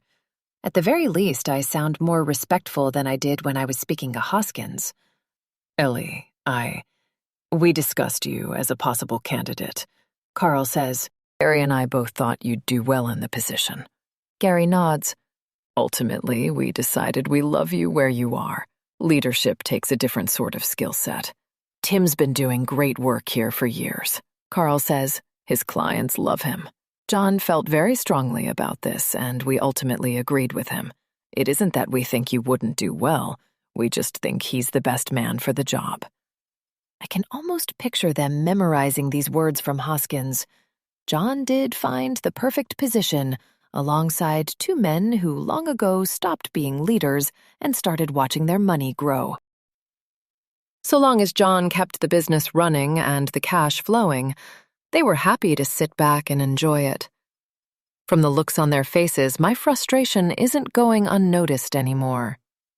Ellie, if we've offended you in some way, I assure you it's an accident, nothing personal. We just want what's best for Powerhouse. I force an angry smile. I'm sure you do. Thank you very much. Chapter 11. When I get home, Henry looks like he's been waiting for me. He's got his leg propped up on the coffee table, but the TV is off and a book sits closed on the couch at his side. I join him. Hey, he says, how'd it go? I relay my conversations. Jesus, he says, putting a hand to his forehead. They had no idea you wanted it? I'm skeptical, but they seemed genuinely surprised. To be honest, it kind of tracks. Doesn't matter how obvious I was about wanting the job. The boys' club sees what it wants to see. I wish I had something more encouraging to say. He puts a hand on my shoulder. That sucks. Honestly and truly. And Hoskins is an absolute scumbag. Ever catches up to that guy, he is going to get a hell of a rude awakening. I'm not holding my breath. He looks away, pondering this for a moment. He opens his mouth to speak, but hesitates. Karma should be more proactive. It's a strange statement, and I'm not sure how to respond. Instead, I change the subject. You went across the street again today, I'm guessing? He nods, pulling out another envelope. It looks just as fat as the previous one. $2,000? He nods again. Jesus, $4,000 in 2 days. One more until the loan shark and the mortgage are covered. If this keeps up, our bills are going to diminish very quickly. More painting? He bites his lip. No more painting. Today, she had me seal envelopes for a while. Then we literally played chess for 2 hours. Chess? Well, I'll admit the chess is weird, but I thought the envelope thing was strange too. She had like 200 of them. Some kind of invitation to a rich people party. She just said she hated the taste of the adhesive on the envelopes. And she doesn't know she can use a sponge? I told her that, he says. I guess she doesn't think it works as well as spit. I mean, whatever. That was the best effort to payment ratio of anything I've ever done in my life. What was up with the chess? We were chatting for a while, and it came up that I was in chess club in high school. Guess she's training for some tournament and needs a partner. Harry doesn't have the patience, apparently. So yeah, we just played chess. Weird thing was, she wasn't very good. I even had to remind her of a couple rules. Was over there no more than 4 hours total. And you got another $2,000. He nods. $500 an hour. Henry, this is too weird. I know. I've never been so confused in my life. It's like they have no idea what money is worth. They must be seriously loaded. Remember on Arrested Development when Lucille is like, "It's one banana, Michael. How much could it cost? $10? I laugh. Yes. I feel like I'm selling her a giant bushel of bananas. Bananas she doesn't even need or want. Good Lord, I say, half laughing, half sighing. I need a drink. In the kitchen, I pour myself a glass of Merlot. Henry flips the TV on, but I don't feel like doing something passive. Instead, I head to the home office, where I bring my computer to life. It opens on my email, the draft I was writing to my sister taunting me. A deep breath. It's time. Hey, Hannah. I'm so sorry for not getting back to you sooner. Things have been weird. Henry is doing better, but he's still in his cast.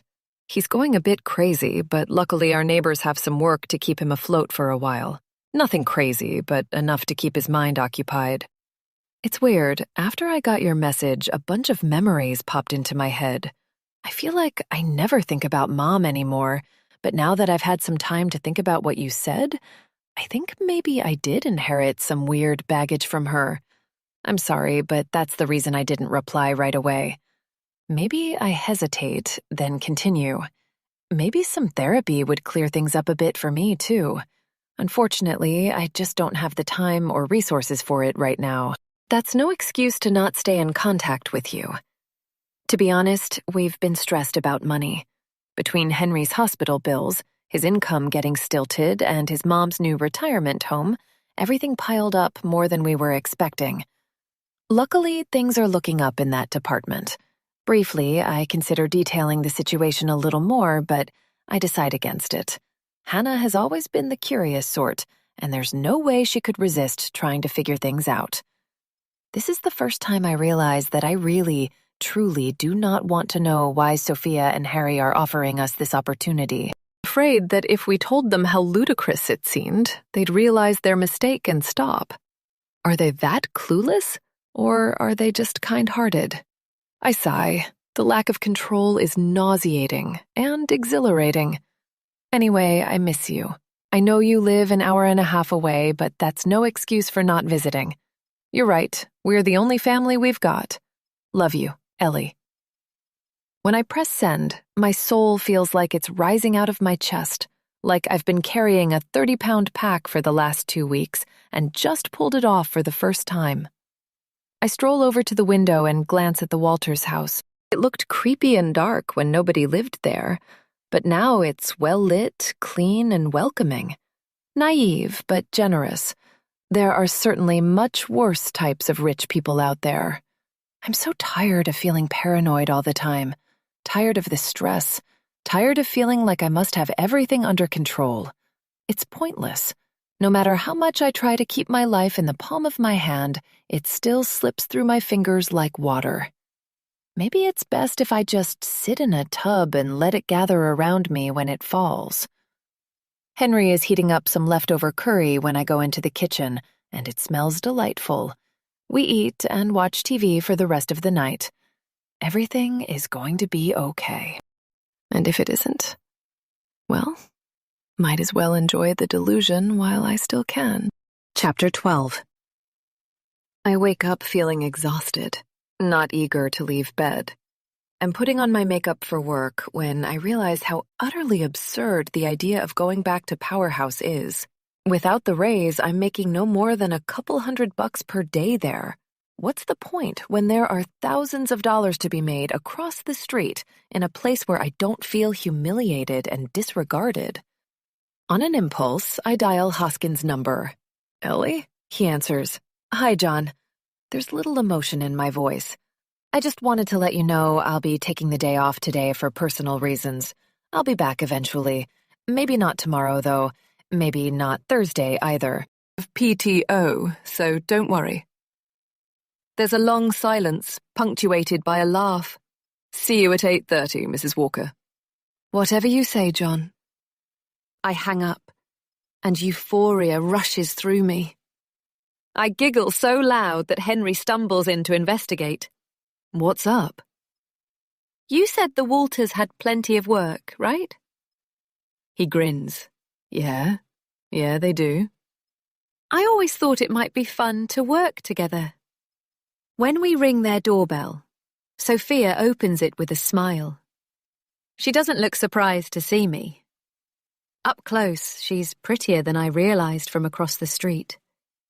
Her build is short but athletic, with soft features, blue eyes, and blonde hair.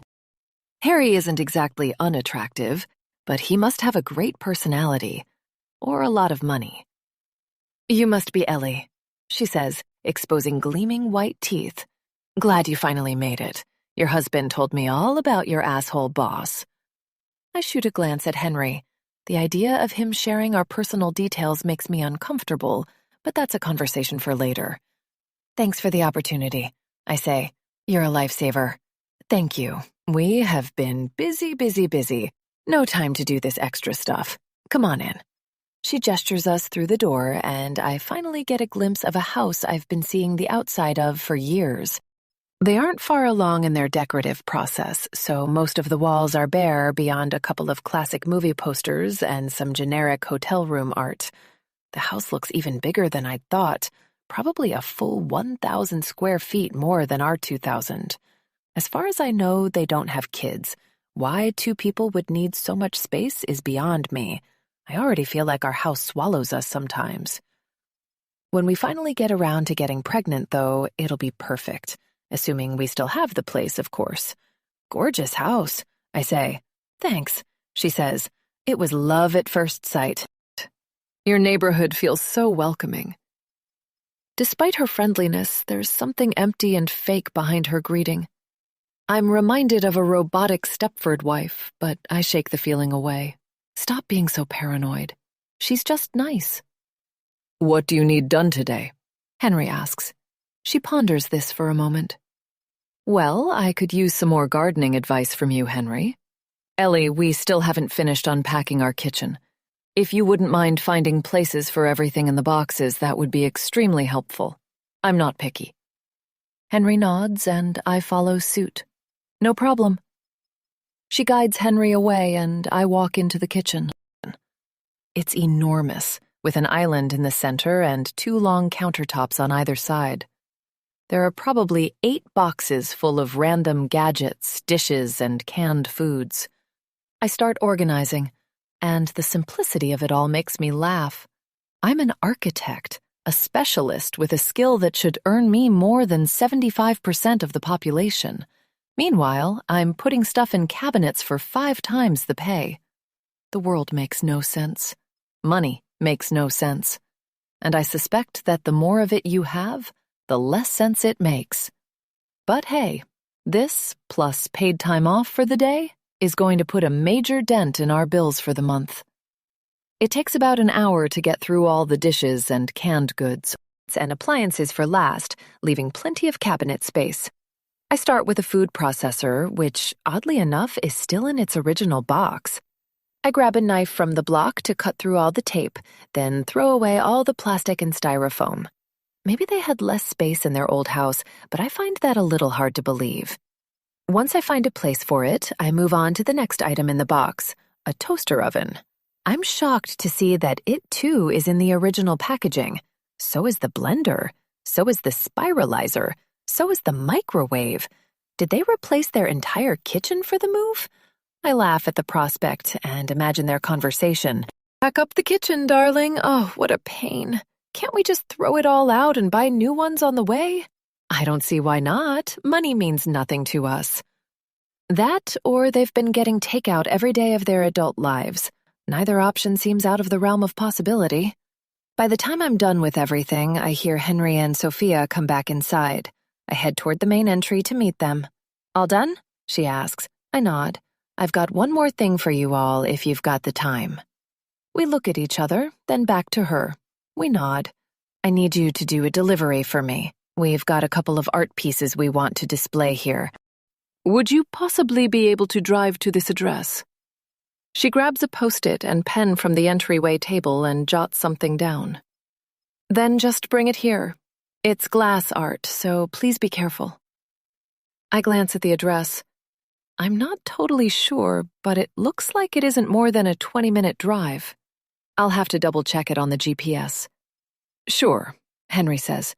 Sounds easy enough. Chapter 13. In the car, I tell Henry about their brand new kitchen. Seriously? God, these people are weird. I punch the address into the GPS. Like I said, being that rich does weird stuff to your perspective. Are they that rich, though? If so, what are they doing here? Why not get a house in Bel Air or Aspen or something? The address is in a western section of town I'm not familiar with, but I'm sure it's just more suburbs. Most of our city is endlessly sprawling suburbs, so it isn't too surprising that there are pockets I haven't visited.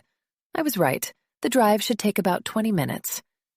He said he was making money off the weed millionaires here. I don't know. I laugh. Easy to make a ton of money off a farmer who just landed 7 figures in 1 year. No idea what to do with it.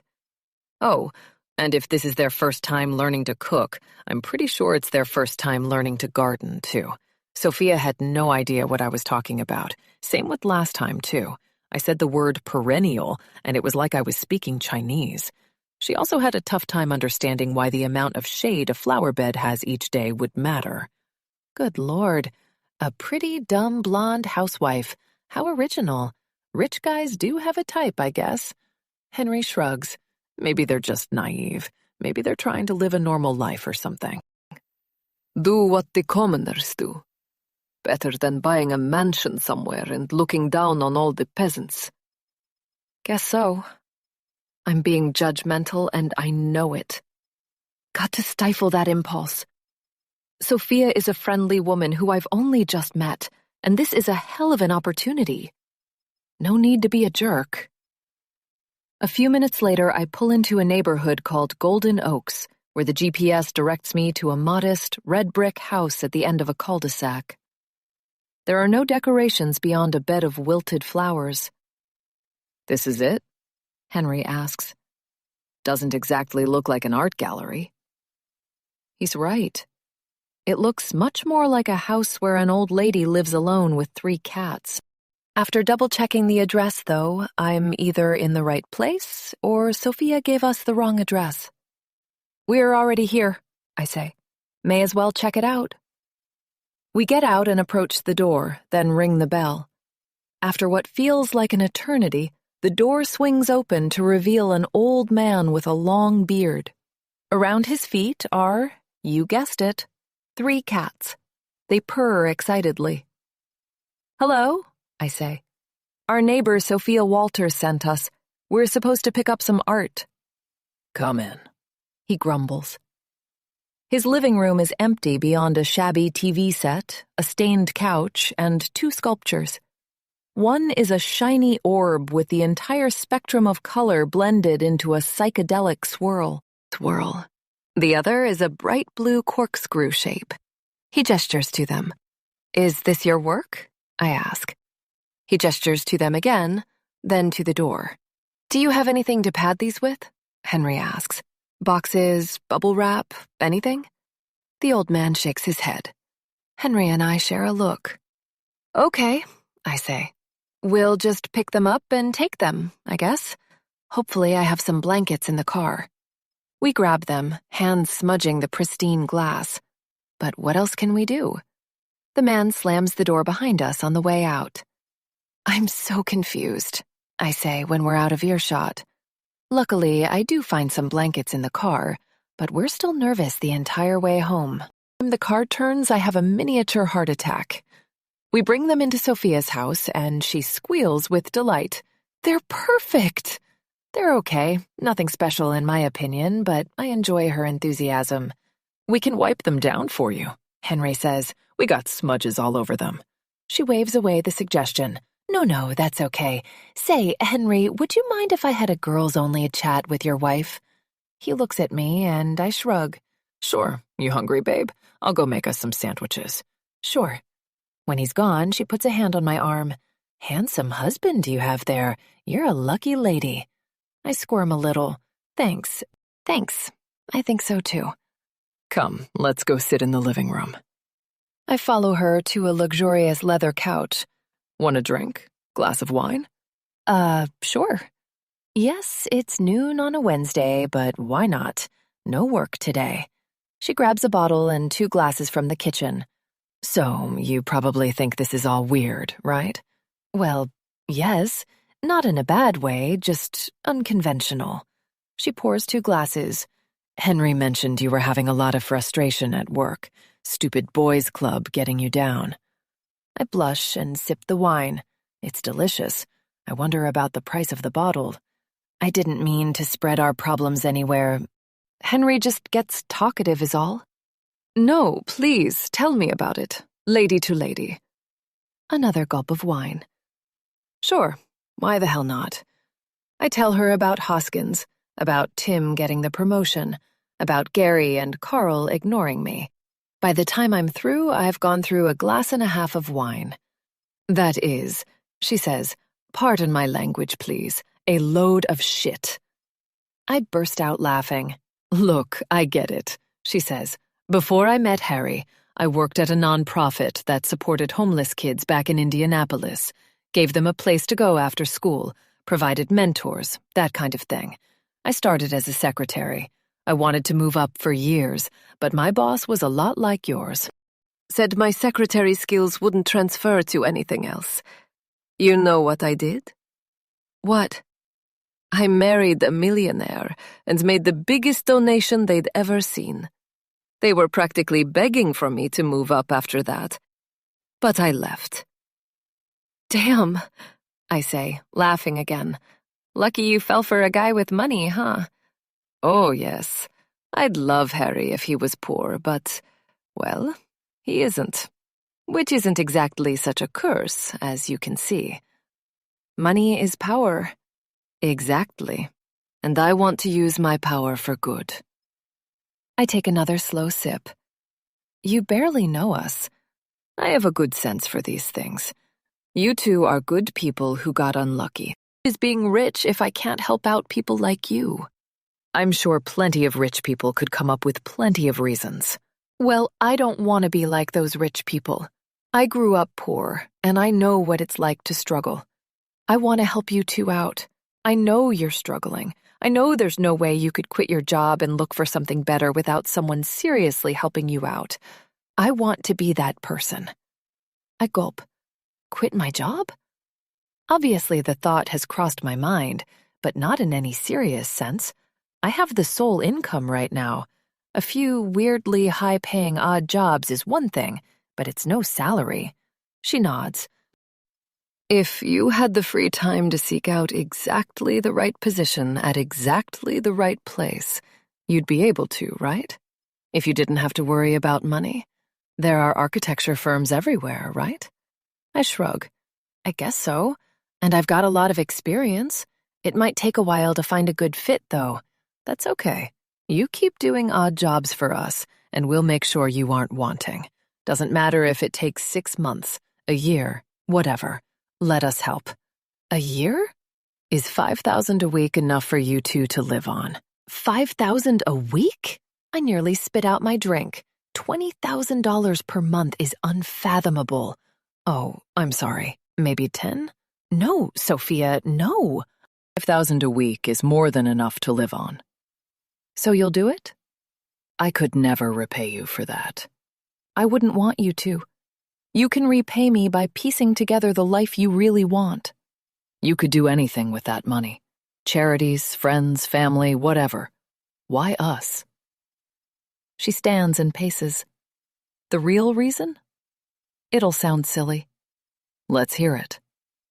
You're right across the street. There's something about being able to look out our front windows and see the direct effects of our help. No weird overhead costs, no corruption, no administration, just individual people getting what they need to thrive. This is what I want. Harry, too. A long silence descends upon the room. Rain is making my head swim, but I feel oddly clear-headed. What she's saying isn't exactly expected, but it makes sense. She's the rich person everyone wishes rich people were. If I don't accept her help, someone else will. God knows we could use it. Okay, I say. Sure. Look, I'll at least work with you for the next 2 weeks, and then we can see how it goes. I have paid time off saved up, so I may as well double dip. She throws her arms around me. Oh, thank goodness. As I walk back across the street afterwards, I reflect on my assumption that Sophia was a ditzy blonde housewife, and my heart sinks. This isn't the case at all. Heart sinks. This isn't the case at all. Sophia is kind-hearted and intelligent, a modern woman with power and influence that she wants to do good with.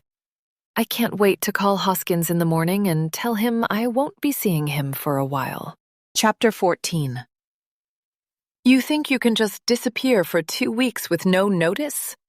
Hoskins barks into my cell phone. This is completely childish. I was right not to give you that promotion. I already okayed it with HR, I say. I haven't taken a vacation in a year and a half. Goodbye, John. I hang up. I'm still in bed, and the sun is streaming through the window. There exists a world of possibilities around me, and I'm eager to see where they'll take me. Jesus, really? Henry says, yawning. Hope your work doesn't just get passed off to your coworkers. It probably will, unfortunately, but it's Hoskins' problem now. Maybe Tim will have to do it. Make him earn that promotion. Henry chuckles. Tell him you'll come back immediately for $5,000 a week. Ooh, he'd love that. I grin and lean over to kiss him.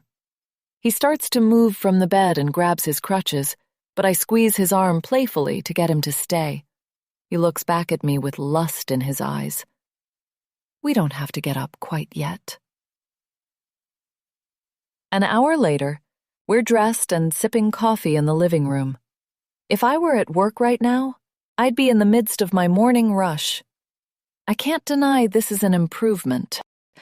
The Walters haven't specified a time for us to come over each day, but given they never have more than a few hours of work, we're in no rush. A fierce knock at the door makes us jolt. Are we late? I look through the peephole and see 2 very familiar, unwelcome faces. Ponytail and mustache are back. I've completely forgotten about them. It hasn't quite been a week, but I'm excited to get this over with. Who is it? Harry asks from the living room. Your shark friends. 1 second, I call out through the door.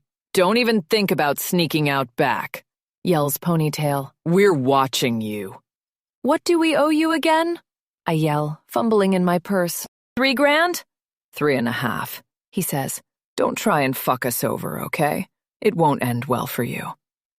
I grab the money and move toward the door. We aren't chumps.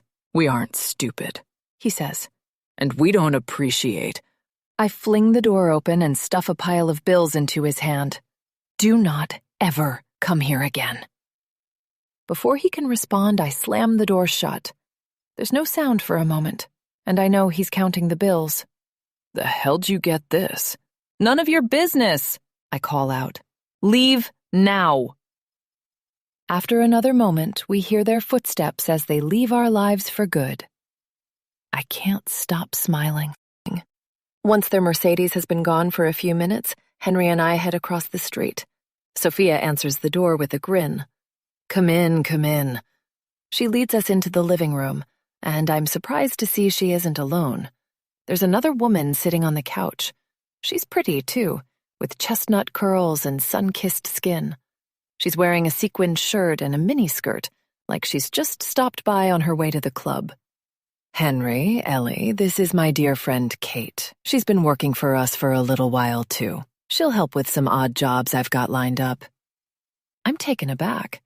For whatever reason, I've assumed Henry and I are her only employees? But she's given me no reason to believe that. Hi, Kate, I say, waving.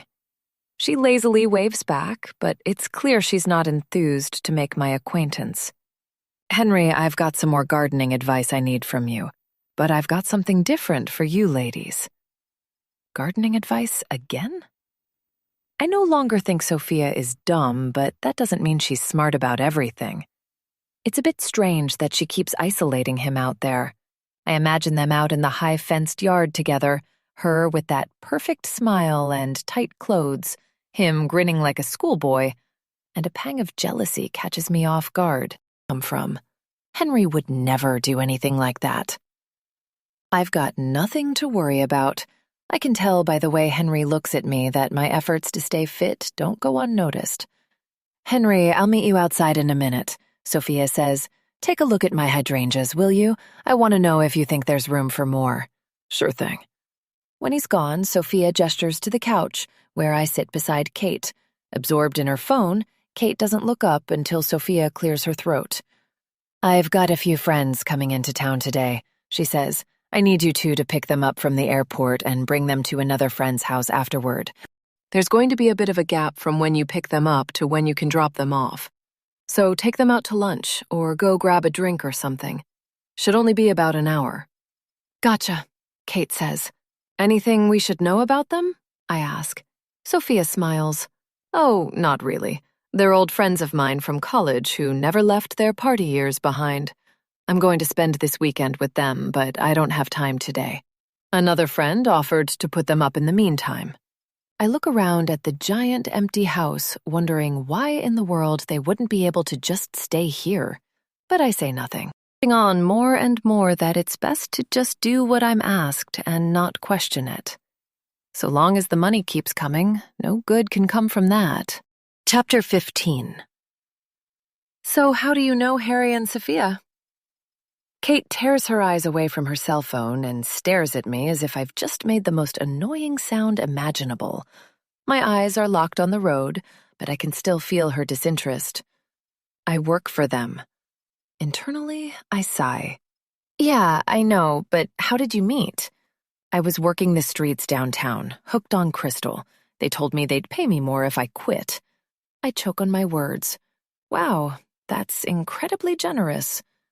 She nods slowly, returning to her phone. Guess so. Quitting was a bitch, but I couldn't turn the money down. How long ago was that? She leans back, lost in thought. Maybe November?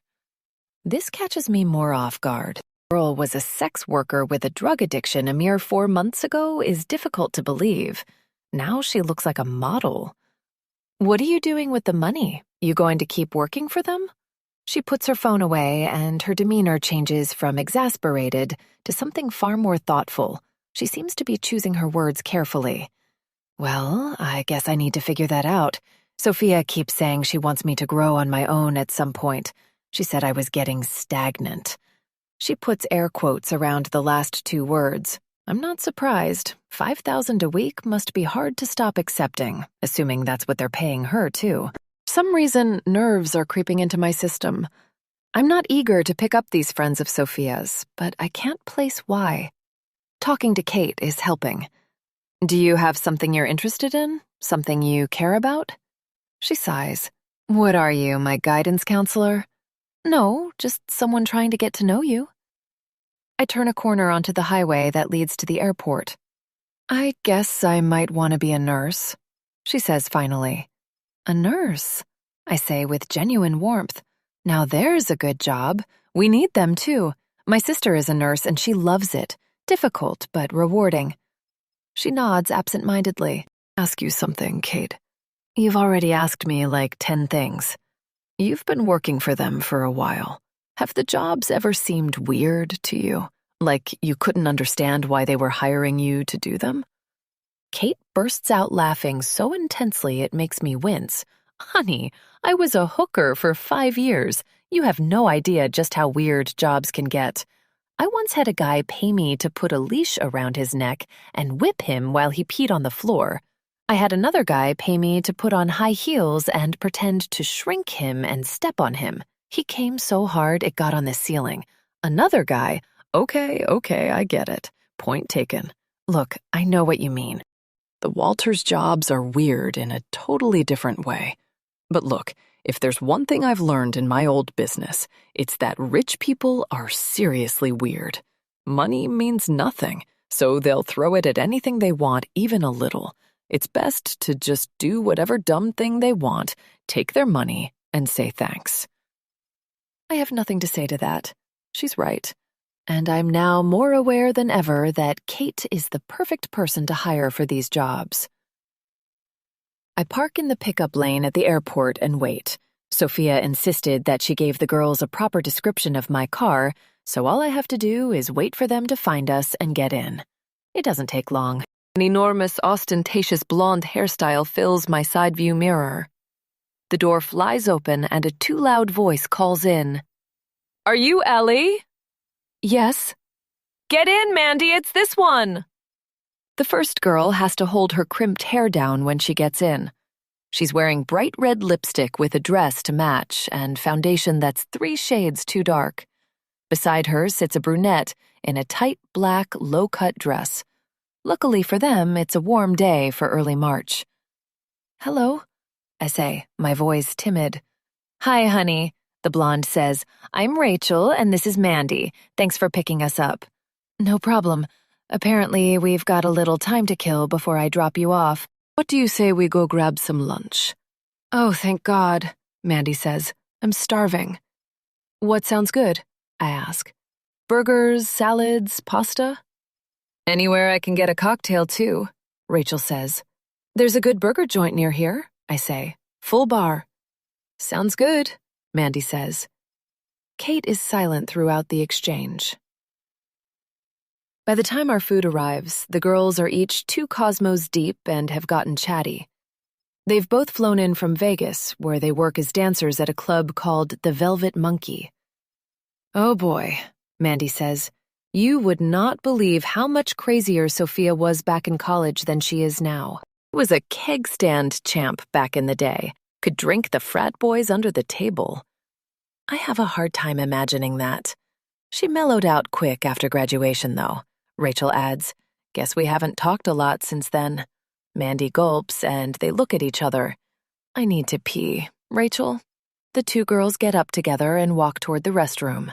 Nice girls, I say to Kate, who, for some reason, still has barely said a word to our companions. She snorts. Nice, I guess, for liars. Liars? Those girls are not strippers. She eats a fry. They're hookers. I choke on my beer.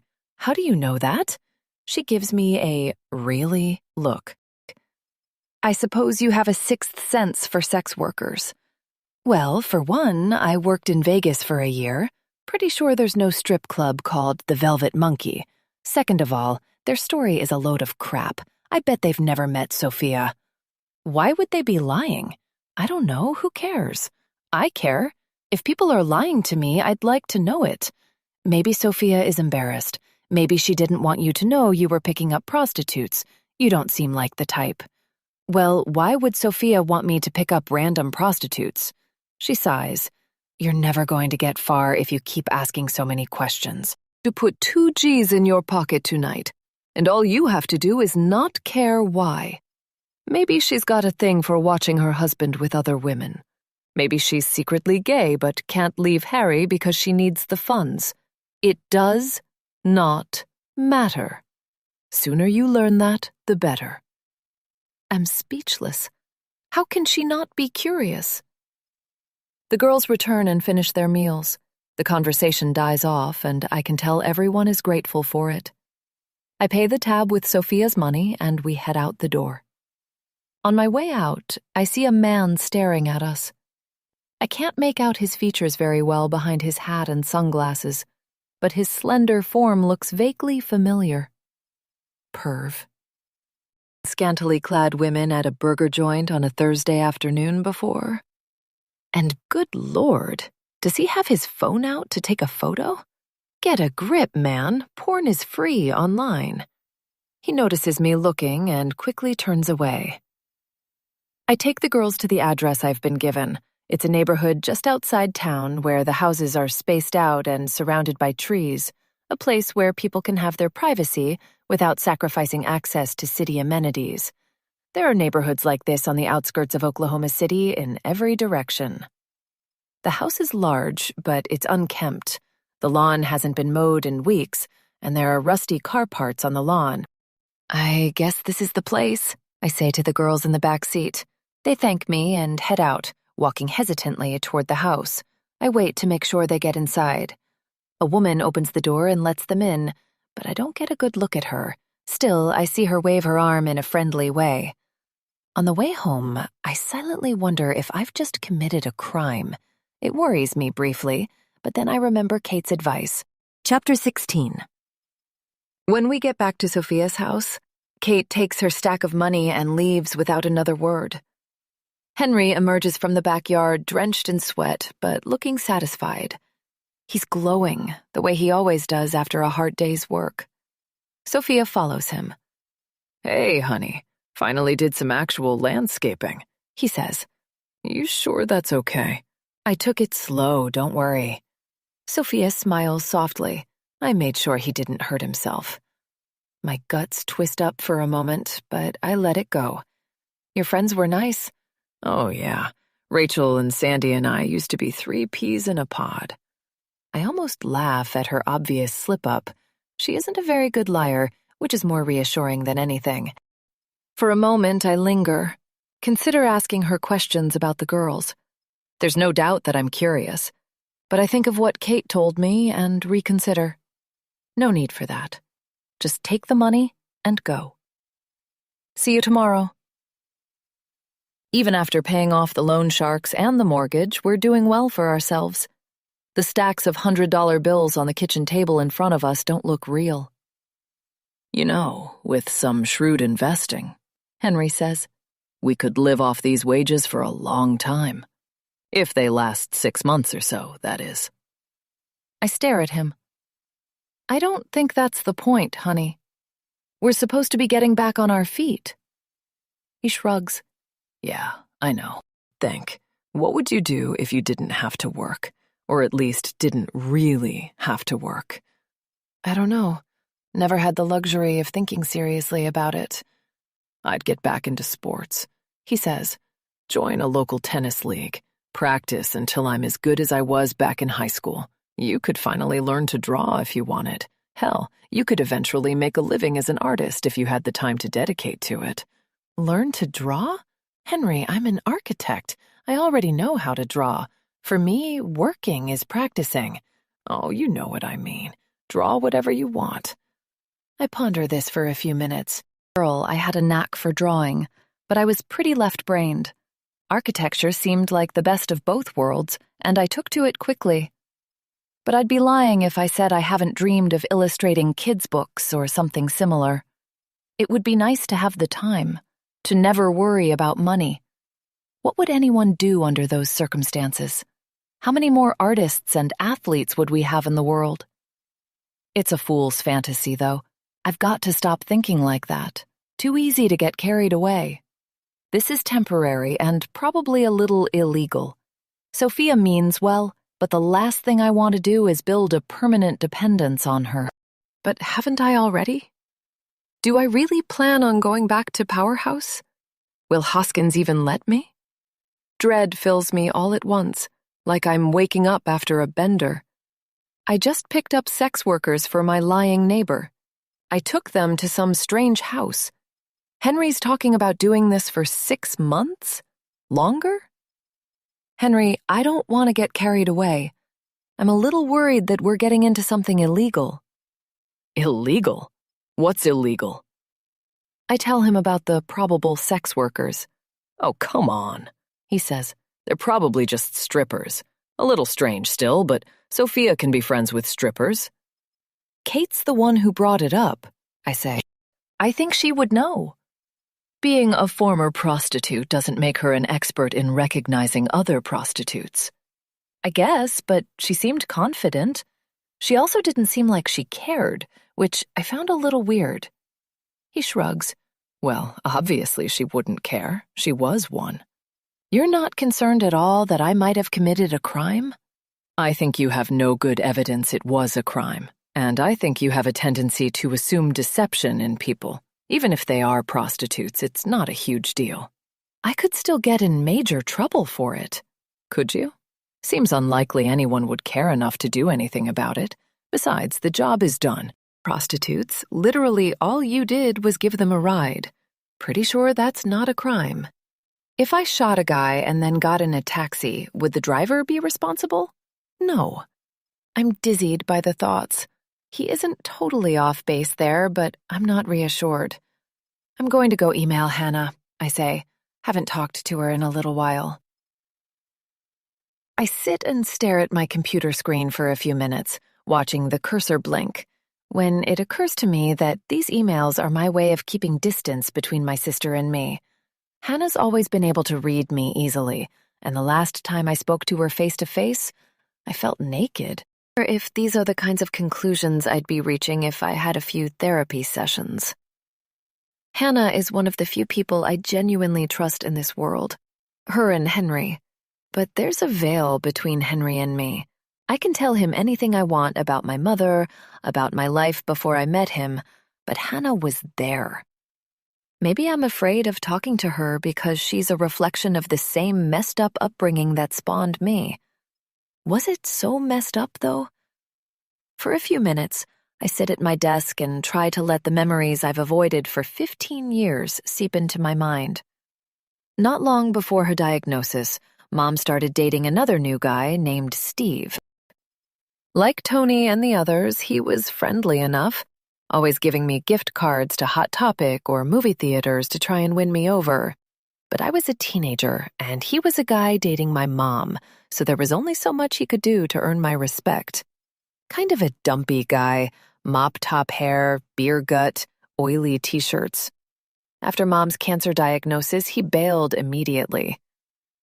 I remember her sitting us down in the living room to explain. Her eyes were sunken. She looked beaten down. "It's okay," she said. "I never expected him to stick around." "Didn't he love you?" Hannah asked. She must have been 18 by then. "No," Mom said simply. "I think he was just lonely." But that's okay. I was too. I feel stupid, though. I didn't think he'd leave so quickly. That was my mistake. By then was no anger left in her, just resignation, depression. I don't know what was worse. First Dad, then Tony, then 100 others that I only glimpsed as they slipped out in the mornings during breakfast. And finally Steve. How the hell did I manage to trust men at all? I'd met Henry only 5 years later. But trusting Henry was easy, immediate. His exception to the rule made no sense, but I never thought much about it at the time. Maybe trusting him was an act of rebellion. Luckily, it didn't backfire. Before I can overthink it, I dial Hannah's number. She picks it up almost immediately. Ellie! I lean back into my chair. Hey, Hannah. God, I feel like I haven't heard your voice in a year. What's up? How to begin? I know, sorry, life's been crazy. I guess I told you a little in that email. You're not going to believe me, but I was literally in the middle of typing a reply. Oh yeah? What were you going to say? First off, I was going to ask what memory you were talking about. I tell her about that evening at Chili's, about Steve and Tony bailing on Mom, about how strange it is that I've blocked so much out for so long. Ugh, Steve, she says. What do you remember about him? Basically what you do. Well, you probably didn't realize this at the time, but I had an inkling that I followed up on later. He straight up stole money from Mom. Took like $3,000 from under her mattress. What? Turns out she didn't trust banks. Go figure. But I found a bunch of seriously angry emails on her old hard drive where she was going off on him. Obviously, he never replied. Jesus, I say. What a scumbag. Unfortunately, scumbags are all Mom seemed to attract. My therapist thinks it was a self-fulfilling prophecy. Glad we didn't fall into the same trap. Speaking of, how's Susan? She's great. Just got a promotion. Traveling a bit more, but she's happy. Good. Henry still hanging in there? I know you said things were looking up money-wise. Is he back to work? I hesitate. Kind of.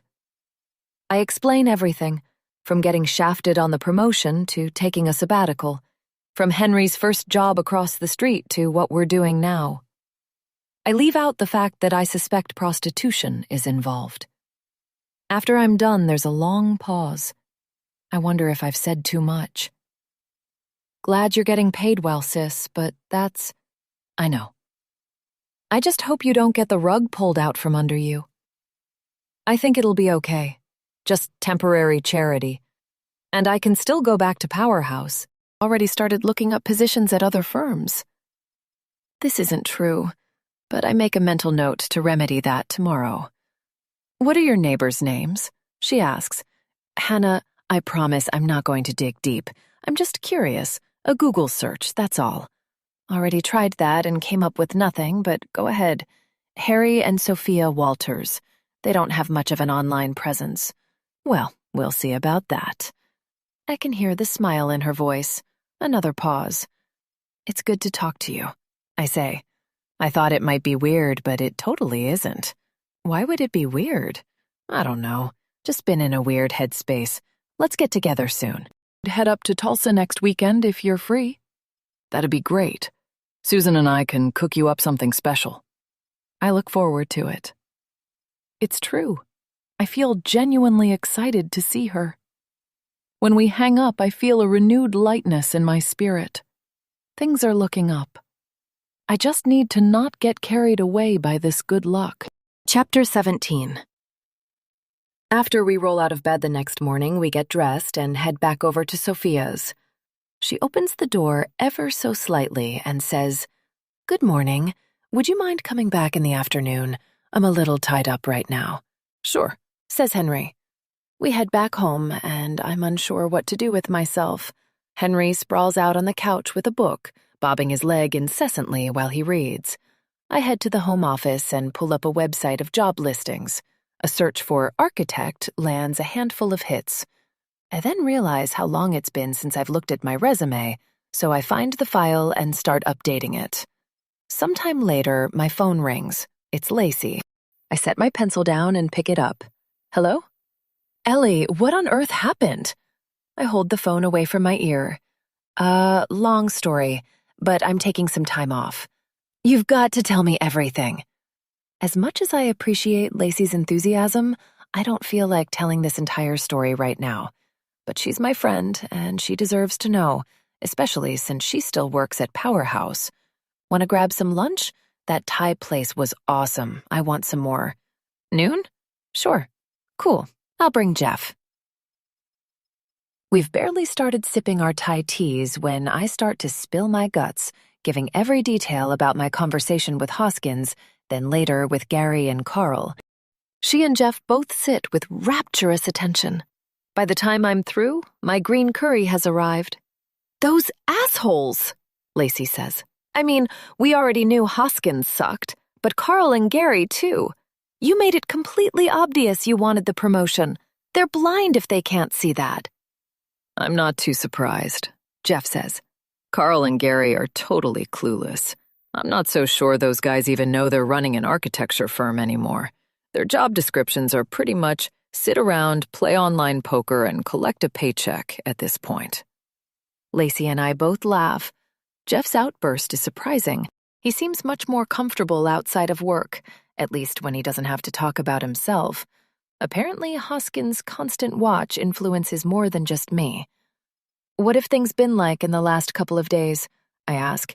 Is Tim actually doing okay so far? I mean, it hasn't been long, Lacey says. But to be honest, he seems just as clueless as Gary and Carl. I think Hoskins wanted somebody else who would stay out of his way. I get that he's like a power addict or something, but it just seems impractical. Honestly, Powerhouse is so weird. It feels so completely different from my last firm. This catches me off guard. Powerhouse hired me right out of college. I've never worked for another firm. What do you mean? Oh, I don't know. Just a weird vibe the place gives off. Things seemed a lot more open at my last job. The partners all knew exactly what was going on all the time. Granted, they were all a bit younger and more in touch overall. I look at Jeff, who shrugs. Powerhouse is my first architecture job, too. I figured they were all this way. Well, I only worked at one other firm before this, Lacey says, taking a bite of pad thai. Maybe that place was the exception. But I'll say this, nothing like what happened to you ever happened there. I mean, announcing the promotion in front of everyone? That was too freaking weird. I get that sociopaths are good at working their way to the tops of companies or whatever, but Hoskins isn't even one of those sociopaths who charms people. He's just a total asshole, and nobody seems to acknowledge it but us. At least not anyone higher on the ladder. I wouldn't blame you for not coming back, Ellie. At least if you can afford not to. I wouldn't mind refreshing my resume either. I ponder this for a moment while I take another bite of curry. She's right. I think I'm lucky. Powerhouse is toxic, severely so. Now that I'm looking in from outside, it seems more obvious than ever. Thank God for the Walters. Chapter 18.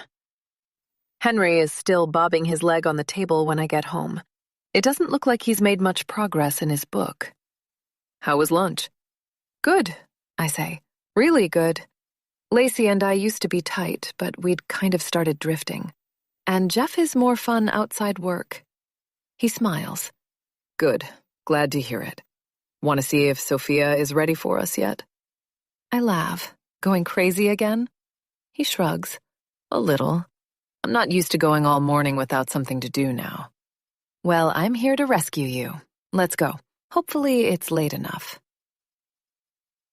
The doorbell reveals no presence for a few long moments, on the verge of heading back home when, finally, there are footsteps from within. More than one set. Sophia opens the door, but Harry is with her. This is the first time I've seen him since he showed up at our house last week. They both have smiles plastered on, but only Sophia's is mildly convincing. Harry's is obviously fake. At least they're fighting inside now, I guess. I wonder what rich couples argue about. That's a silly thought. The same things poor couples fight about, minus money-related issues. On second thought, rich people probably argue about money too, just in a different way. I wonder if it has to do with the prostitutes, assuming that's what they were. They were. Maybe they weren't for Harry. Sophia was the one who sent for them. If they were lying, she was surely the one who fed them the fake story about being college friends. No matter. I don't want to know. That's a lie. I very much want to know. But I'm not going to ask. Hey, neighbors, Harry says. his voice strained. Come on in. Random question, Sophia says. But do either of you use an Android with a USB-C charger? I do, I say. Do you mind if I borrow your phone for just a second? She asks. I can't get my phone to charge, and I don't know if it's my phone or the charger. I just want to check really quickly. Sure, I say, handing my phone over. She disappears into the kitchen. We have another delivery job for you, Harry says. Easiest one yet. Need you to pick up some stuff from a truck lot on the south side. Take it to a farm just north of Edmond. Piece of cake. What are we delivering? I ask. Grow supplies, Harry says. Fertilizer, pesticide, random stuff. Cut a deal with some clients, getting it for them wholesale. Figure it'll be worth it when I make a fortune off their portfolios. Henry and I look at each other. Cool, I say. Just give me the address. Is my car going to fit everything? You've got a decent-sized trunk, right? Harry asks. Not especially, but it's gotten us through long road trips before. Let me take a quick look, he says. We follow him outside to our driveway and pop the trunk to my car.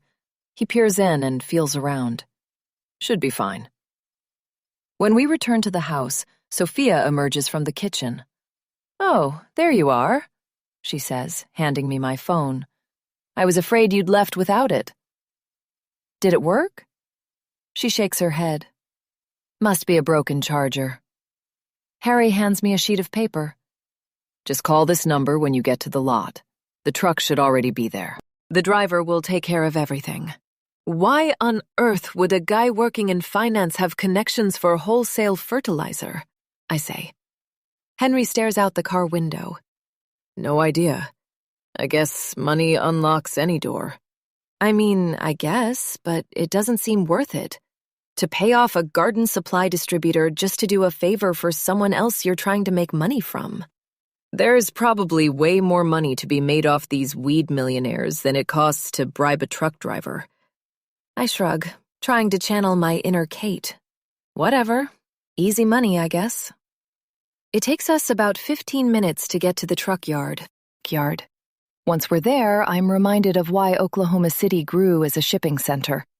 Right at the intersection of I-40 and I-35, we're almost smack dab in the center of the U.S., and in prime Route 66 real estate. This yard is enormous, with hundreds of rigs lined up in a neat grid pattern. I wonder how many of these trucks pass through our city every day without the residents noticing them. What strange cargo has passed just a few miles from my house? I read a story once about how common human trafficking is here.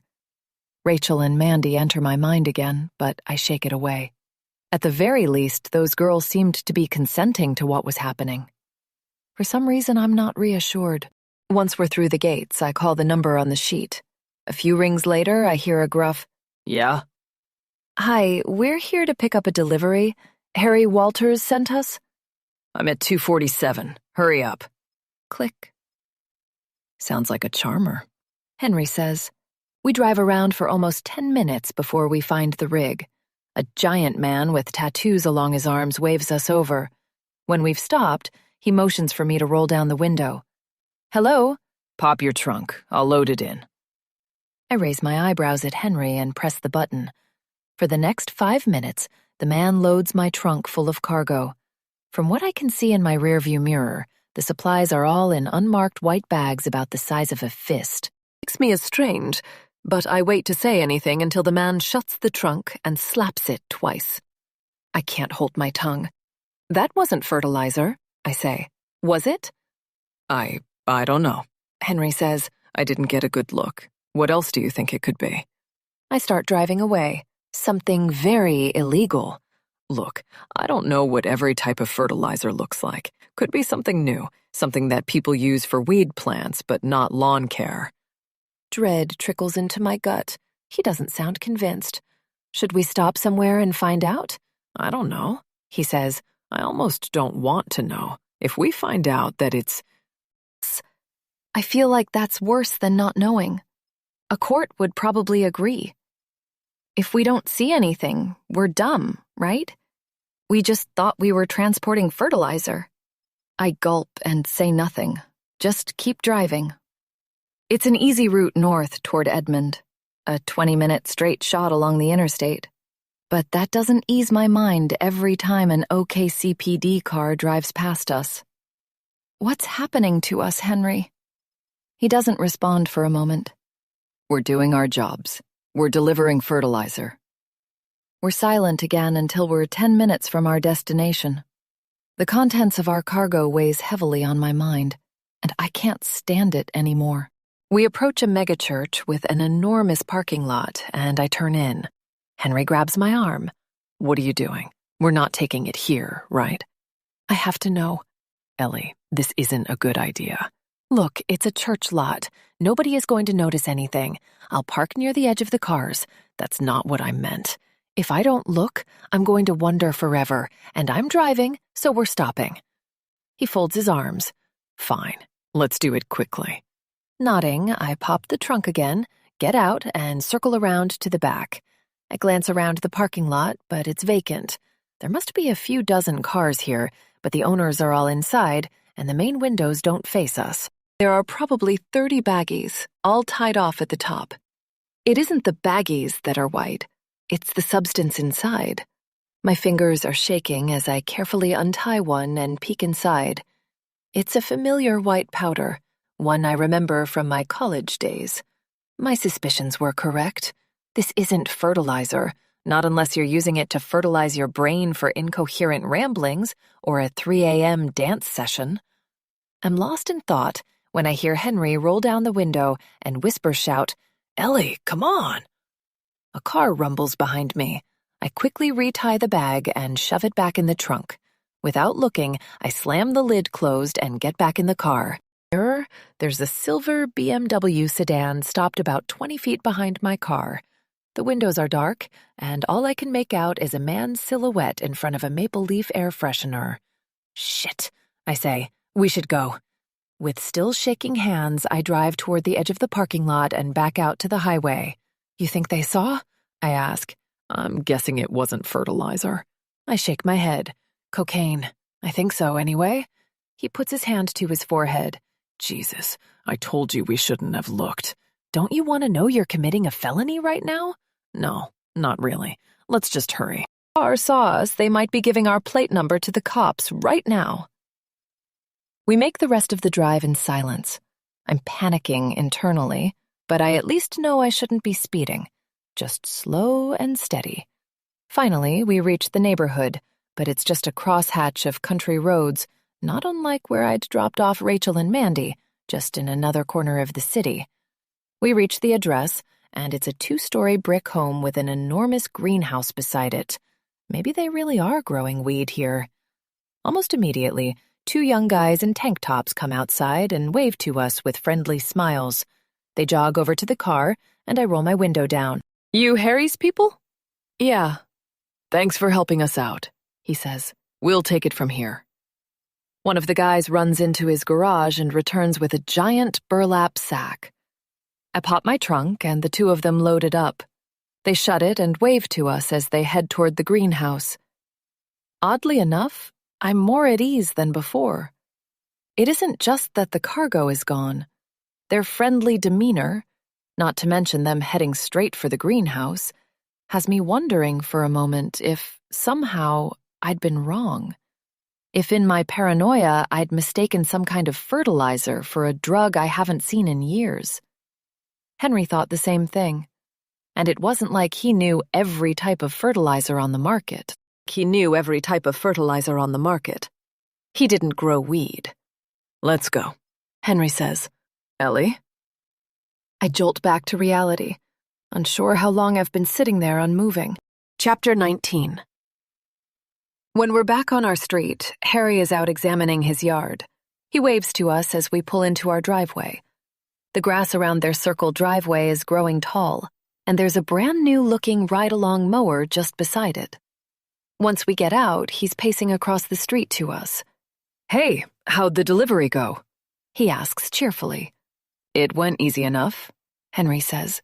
Good, good. Well, hey, I've got another job for you. Figured you wouldn't be able to use a normal mower with a broken leg. But this one should work, right? It's got pedals, but I think you could get away with using one leg. Henry looks at it, grinning. See why not? Beats deliveries in a car you're not even allowed to drive, am I right? Henry laughs. Yeah. Visions of landscaping are dancing in Henry's eyes again, even for something so simple.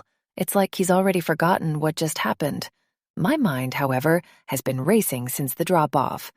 I'm curious, I say. What kind of fertilizer was that? Henry said he's never seen anything packaged that way. Henry shoots a look at me, begging me not to press too hard. But my question is an innocent one. It shouldn't betray our suspicion. At least, I hope it doesn't. Harry shrugs. Beats me. Not my area of expertise. Those farmers you dropped it off with, they gave me a name and a company, and I made some calls to take care of it. Funny that millionaires would be pinching pennies like that, huh? But hey, whatever keeps their portfolios in my hands. Damn. He sounds sincere. I hadn't considered the possibility that he wouldn't know it was cocaine. He and Sophia would be easy to take advantage of. My brain is swimming. I want to ask more questions. I want to ask how well he knows those farmers, who he contacted to get the favor, what else that truck driver was hauling.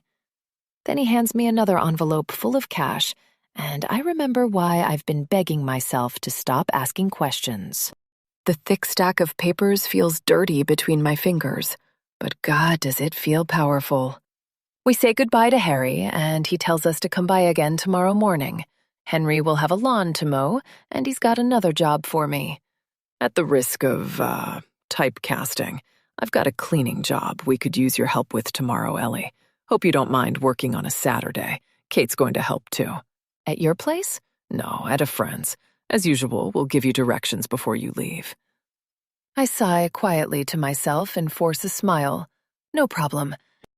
See you tomorrow. We're not going to ask anything else about the cocaine, right? Henry says, sipping the first craft beer he's justified buying in months. It's a Russian Imperial Stout, a favorite that he sacrificed all winter. I tap his glass with my French Cabernet. It doesn't taste as good as it did last night. Guess not. I'm still not 100% sure it was coke, and even if it was, I'm not convinced even he knew it. Anyway, it's over now, and we've got another fat stack of cash. I don't like this, Henry. He bites his lip. We can tell them we're done. We're not interested anymore. He's bluffing, but I'm not in the mood to call it. No, we can't. It's just maybe a few months. Not enough for me to find a new job and for you to get out of your cast and pay your mom's bill and score your old clients back. We stew in silence for a minute. I don't know if these are good people, Henry. I really don't. I'm worried about what we're getting wrapped up in. Honey, first of all, let's suppose for a moment that those were prostitutes and that was cocaine. These aren't exactly the most heinous of crimes. In fact, I'd argue both should probably be legal. If you're right that those prostitutes seemed happy with the situation, it beats human trafficking. As for cocaine, it's a slandered drug. We've both at least had friends who indulged. Does that make them bad people? Isn't cocaine harvested by, like, slave children or something? So is chocolate. He smirks, and I feel a rush of anger. Just because one thing is bad doesn't mean another different thing can't also be bad. All I'm saying is that the world isn't quite so black and white as the law would have us think. What, so you're just cool with all of this? I gesture wildly, sending some wine sailing out of the top of my glass and onto my shirt. It looks like a blood stain. You're cool with becoming criminals. Ethics aside, prison is a very real place, and the OKC prison is an absolute hellhole. He grimaces. No, I guess you're right. Should we stop? Make an exit plan? I pull my knee up to my chest and rest my chin on it. Tomorrow should be fine, at least. Nothing illegal about mowing a lawn or cleaning a house. We're going to need more money regardless. Let's at least do whatever non-sketchy stuff we can. But then we make an exit plan, okay? He nods. Deal. Chapter 20. The mower roars to life outside, as Harry shows Henry how all the controls work. My husband is smiling like a kid on Christmas morning. Their laughter seeps in through the windows. Sophia steps out of the kitchen and sets a tray down with 3 glasses of iced tea in front of Kate and me. Kate's absorbed in her phone and doesn't notice. I take a drink. It's good. Better than those giant Lipton bags my mother always used to make. It's loose leaf, she says, noticing my enjoyment. Nothing else compares. No kidding. I've been to that fancy tea shop at the mall.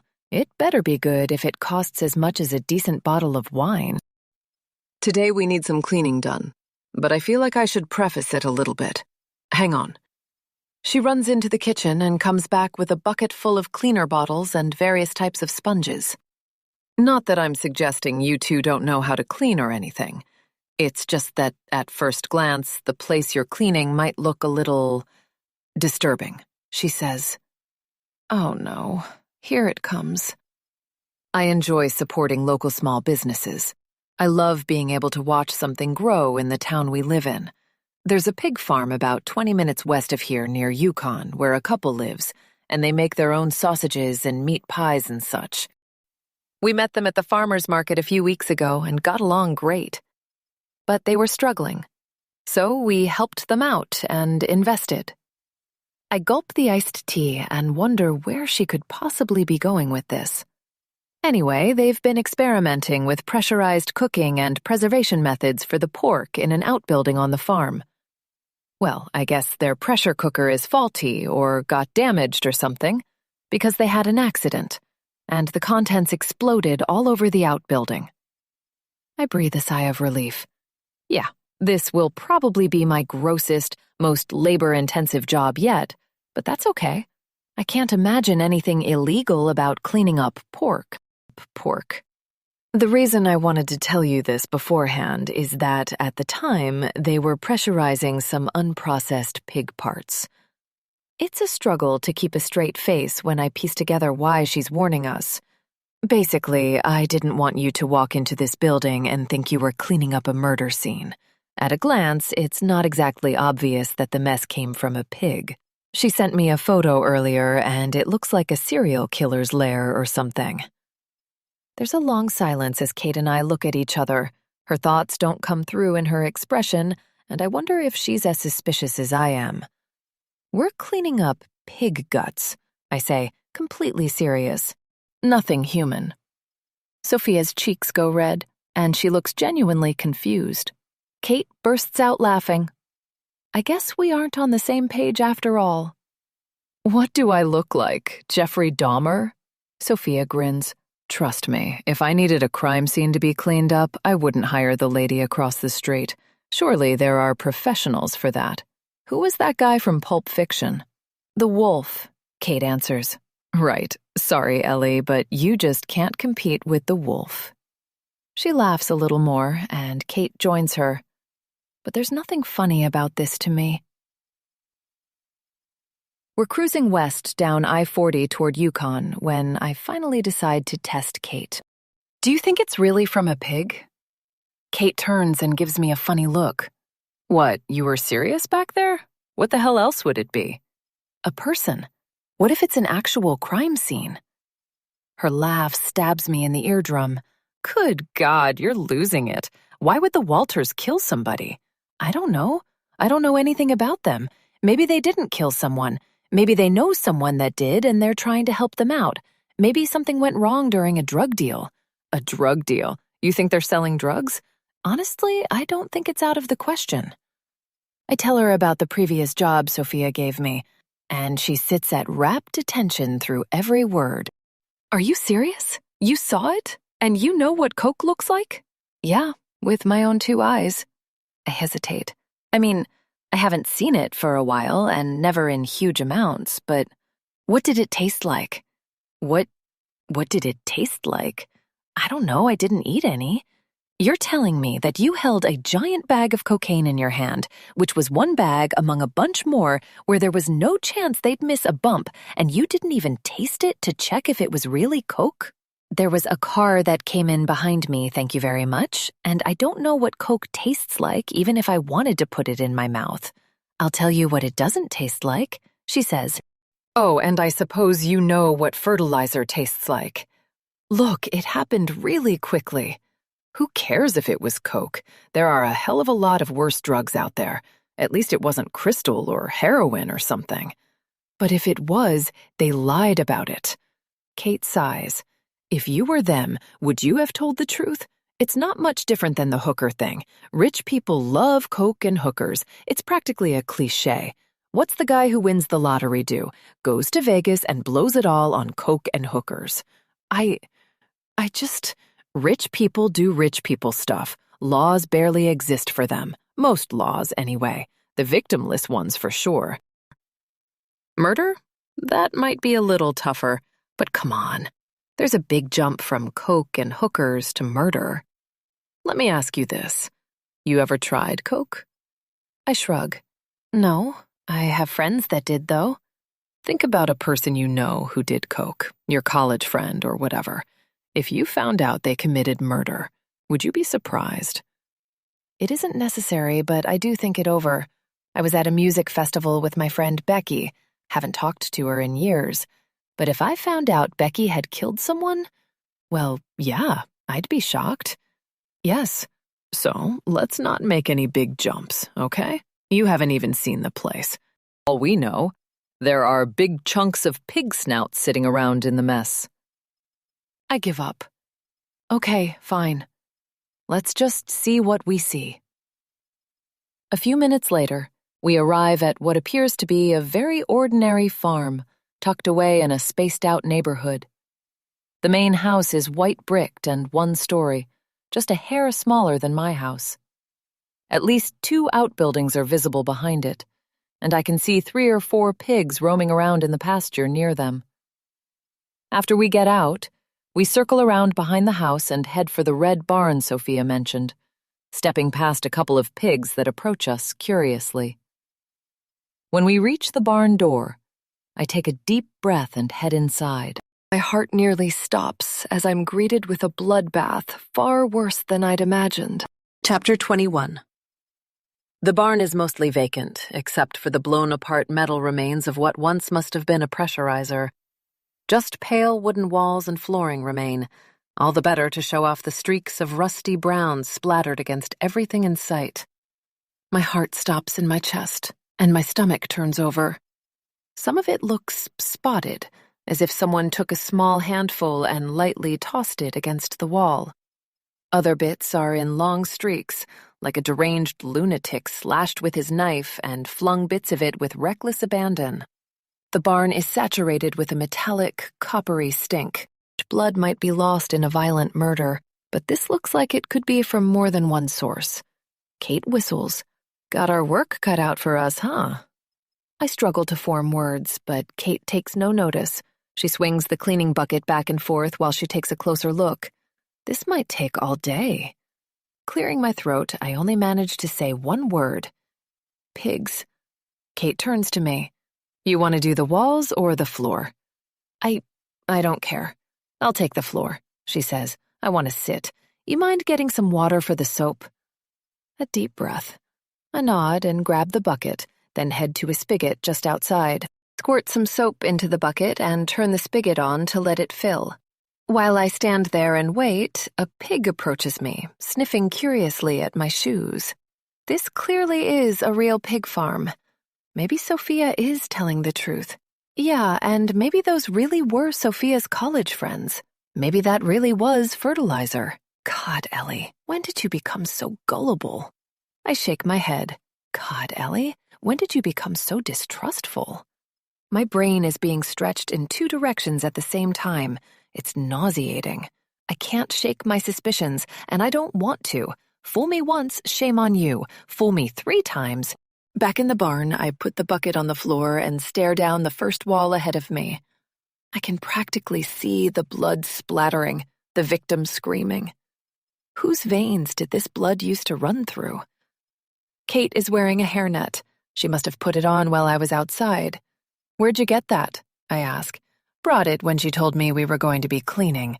She says, didn't want to dip my hair in bleach or something. Did you not bring one? No, I say, my heart sinking. I grab a hair tie from my pocket and put my hair in a ponytail. It isn't perfect, but it beats letting it hang free. Sorry, I didn't bring an extra. You'll probably be fine, though. Did Sophia tip her off to bring one? There's no point in asking, she'll just deny it.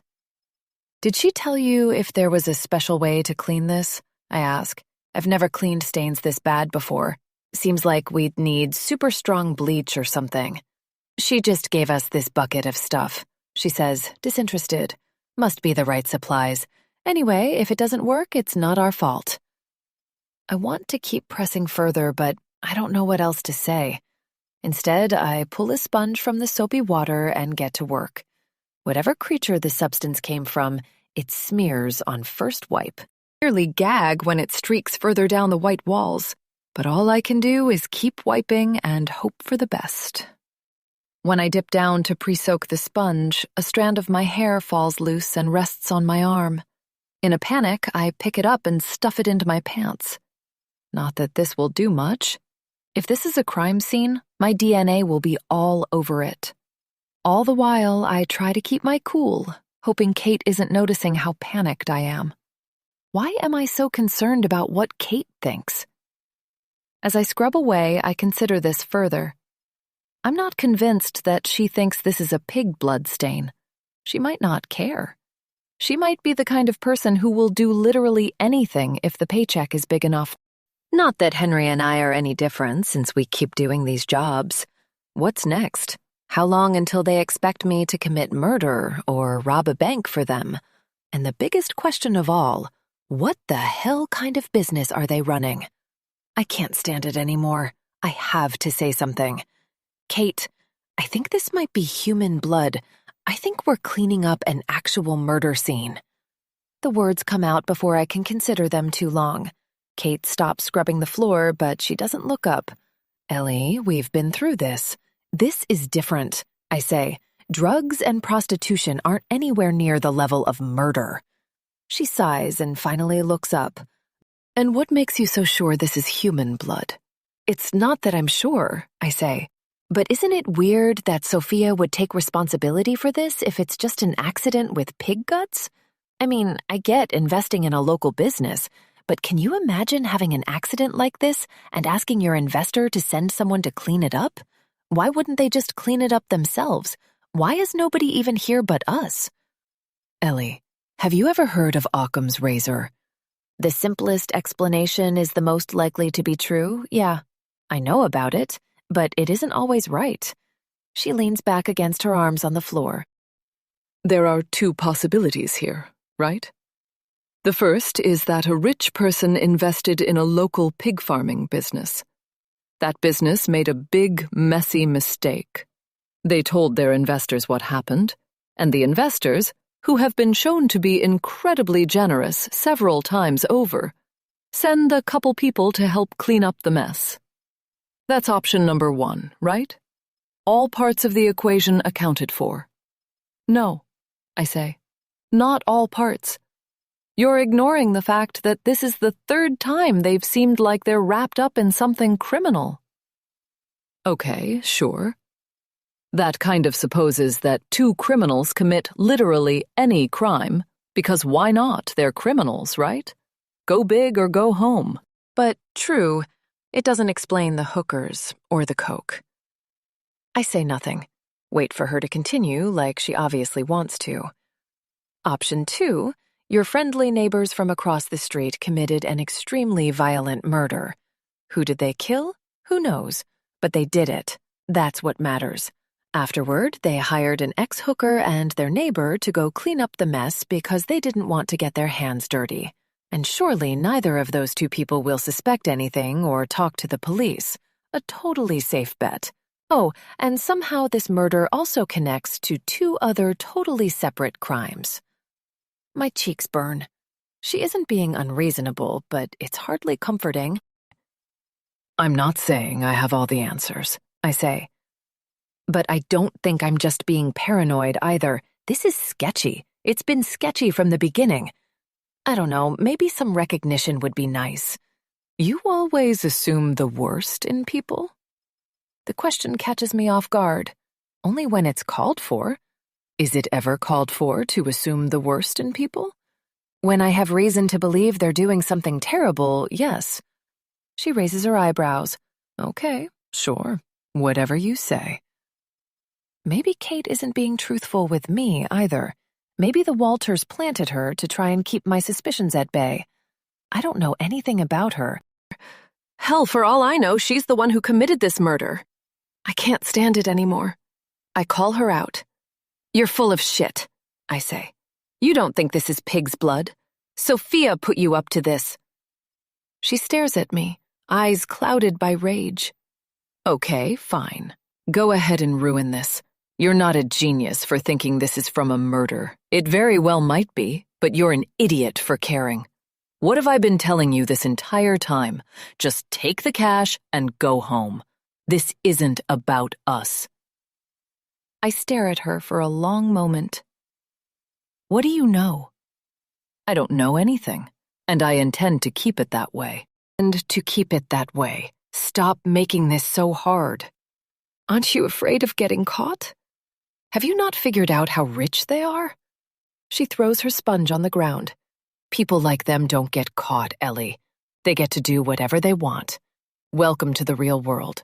Accept their table scraps and say thank you. There's nothing more to say. We do the rest of our work in silence. At various moments, Kate's words re-enter my mind. You always assume the worst in people? The irony isn't lost on me. Chapter 22. We finally finish. Even on the ride back, we're silent. It's a relief when Kate gets buried in her phone. When we get home, Henry and Harry are sitting on our porch together, beers clutched in their hands. Once I drop off Kate at her car across the street, I pull into our driveway and head inside. I was hoping to avoid Sophia and Harry tonight, but I managed to get away with just a hello to Harry. Henry is glowing. His white shirt is covered in green stains, and he's leaning back into his chair with a lazy grin. The neighbor's yard looks immaculate. Despite everything, I manage a weak smile for him. This is the first time he's gotten to do yard work in months, he says, voice bright. How is cleaning? My gut clenches up. Fine, but tiring. I need a shower. A shower is a start, but I also want to burn my clothes and drink an entire bottle of wine. White wine, not red. I don't want to look at that color anymore. I can see why your husband got into the landscaping business, Harry says, taking a sip of his beer. Who knew my least favorite chore could make somebody so happy? Maybe you need one of those riding mowers for yourself, Henry. Henry's eyes light up. He's wanted a riding mower since the day he started his own business. We haven't talked about it in months. You better believe it, he says. I could land some bigger contracts, too. Just haven't been able to afford it yet. With $5,000 a week, the idea of not being able to afford something seems laughable. This hole is only getting deeper. I want to get away from this positivity, so I excuse myself and go inside. After my shower, I feel a little better. I hope to never have to wash someone else's blood from my skin again. Henry is in the living room watching TV. He smiles at me, but his face falls when he sees my expression. What's wrong? He asks. Tired? I nod. That's one way of putting it. Big job today? I sit beside him on the couch. After a deep breath, I unload everything. Finish, he's silent for a few moments. You really think they killed someone? I nod. Maybe I'm wrong, but if I'm being totally honest, yeah, I do. Them or someone they're working with. Kate did too. Took a lot to get her to admit it. He's quiet again, unsure what to do with this information. You might be looking too much into this. Maybe Kate is too. We barely know her. Full of instant heat, my blood pressure rises. Jesus, Henry, you weren't even there. Why can't you trust me? I'm not calling you a liar, honey. I'm not suggesting that you don't think somebody got killed. Ew. What the hell is that supposed to mean? It's just that, well, like we've talked about before, You do have a history of always thinking people are out to get you. Like at your job. In that case, I was completely right. What the hell, Henry? Right. His face goes red. Sorry, bad example. But you know what I mean, right? I know I can be skeptical, but I'm not wrong about this. And even if I am, even if my imagination is getting totally carried away, even if Kate is wrong too, I can't shake the feeling. I don't want any part of this anymore. He grabs the remote and turns off the TV. We're not in a position to turn down work right now. The phrase is beginning to sound like his mantra. Are we not? How many thousands of dollars have we gotten already? I'm not sure. Enough to cover our mortgage and bills for a few months, enough to pay off that loan shark, enough to take care of your mom for a while. Isn't that what we needed? Your cast comes off in, what, a little more than a month? Then I'll need a new truck, a new mower.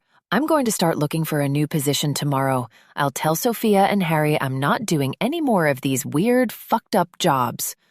Will you be upset if I keep working for them? He asks.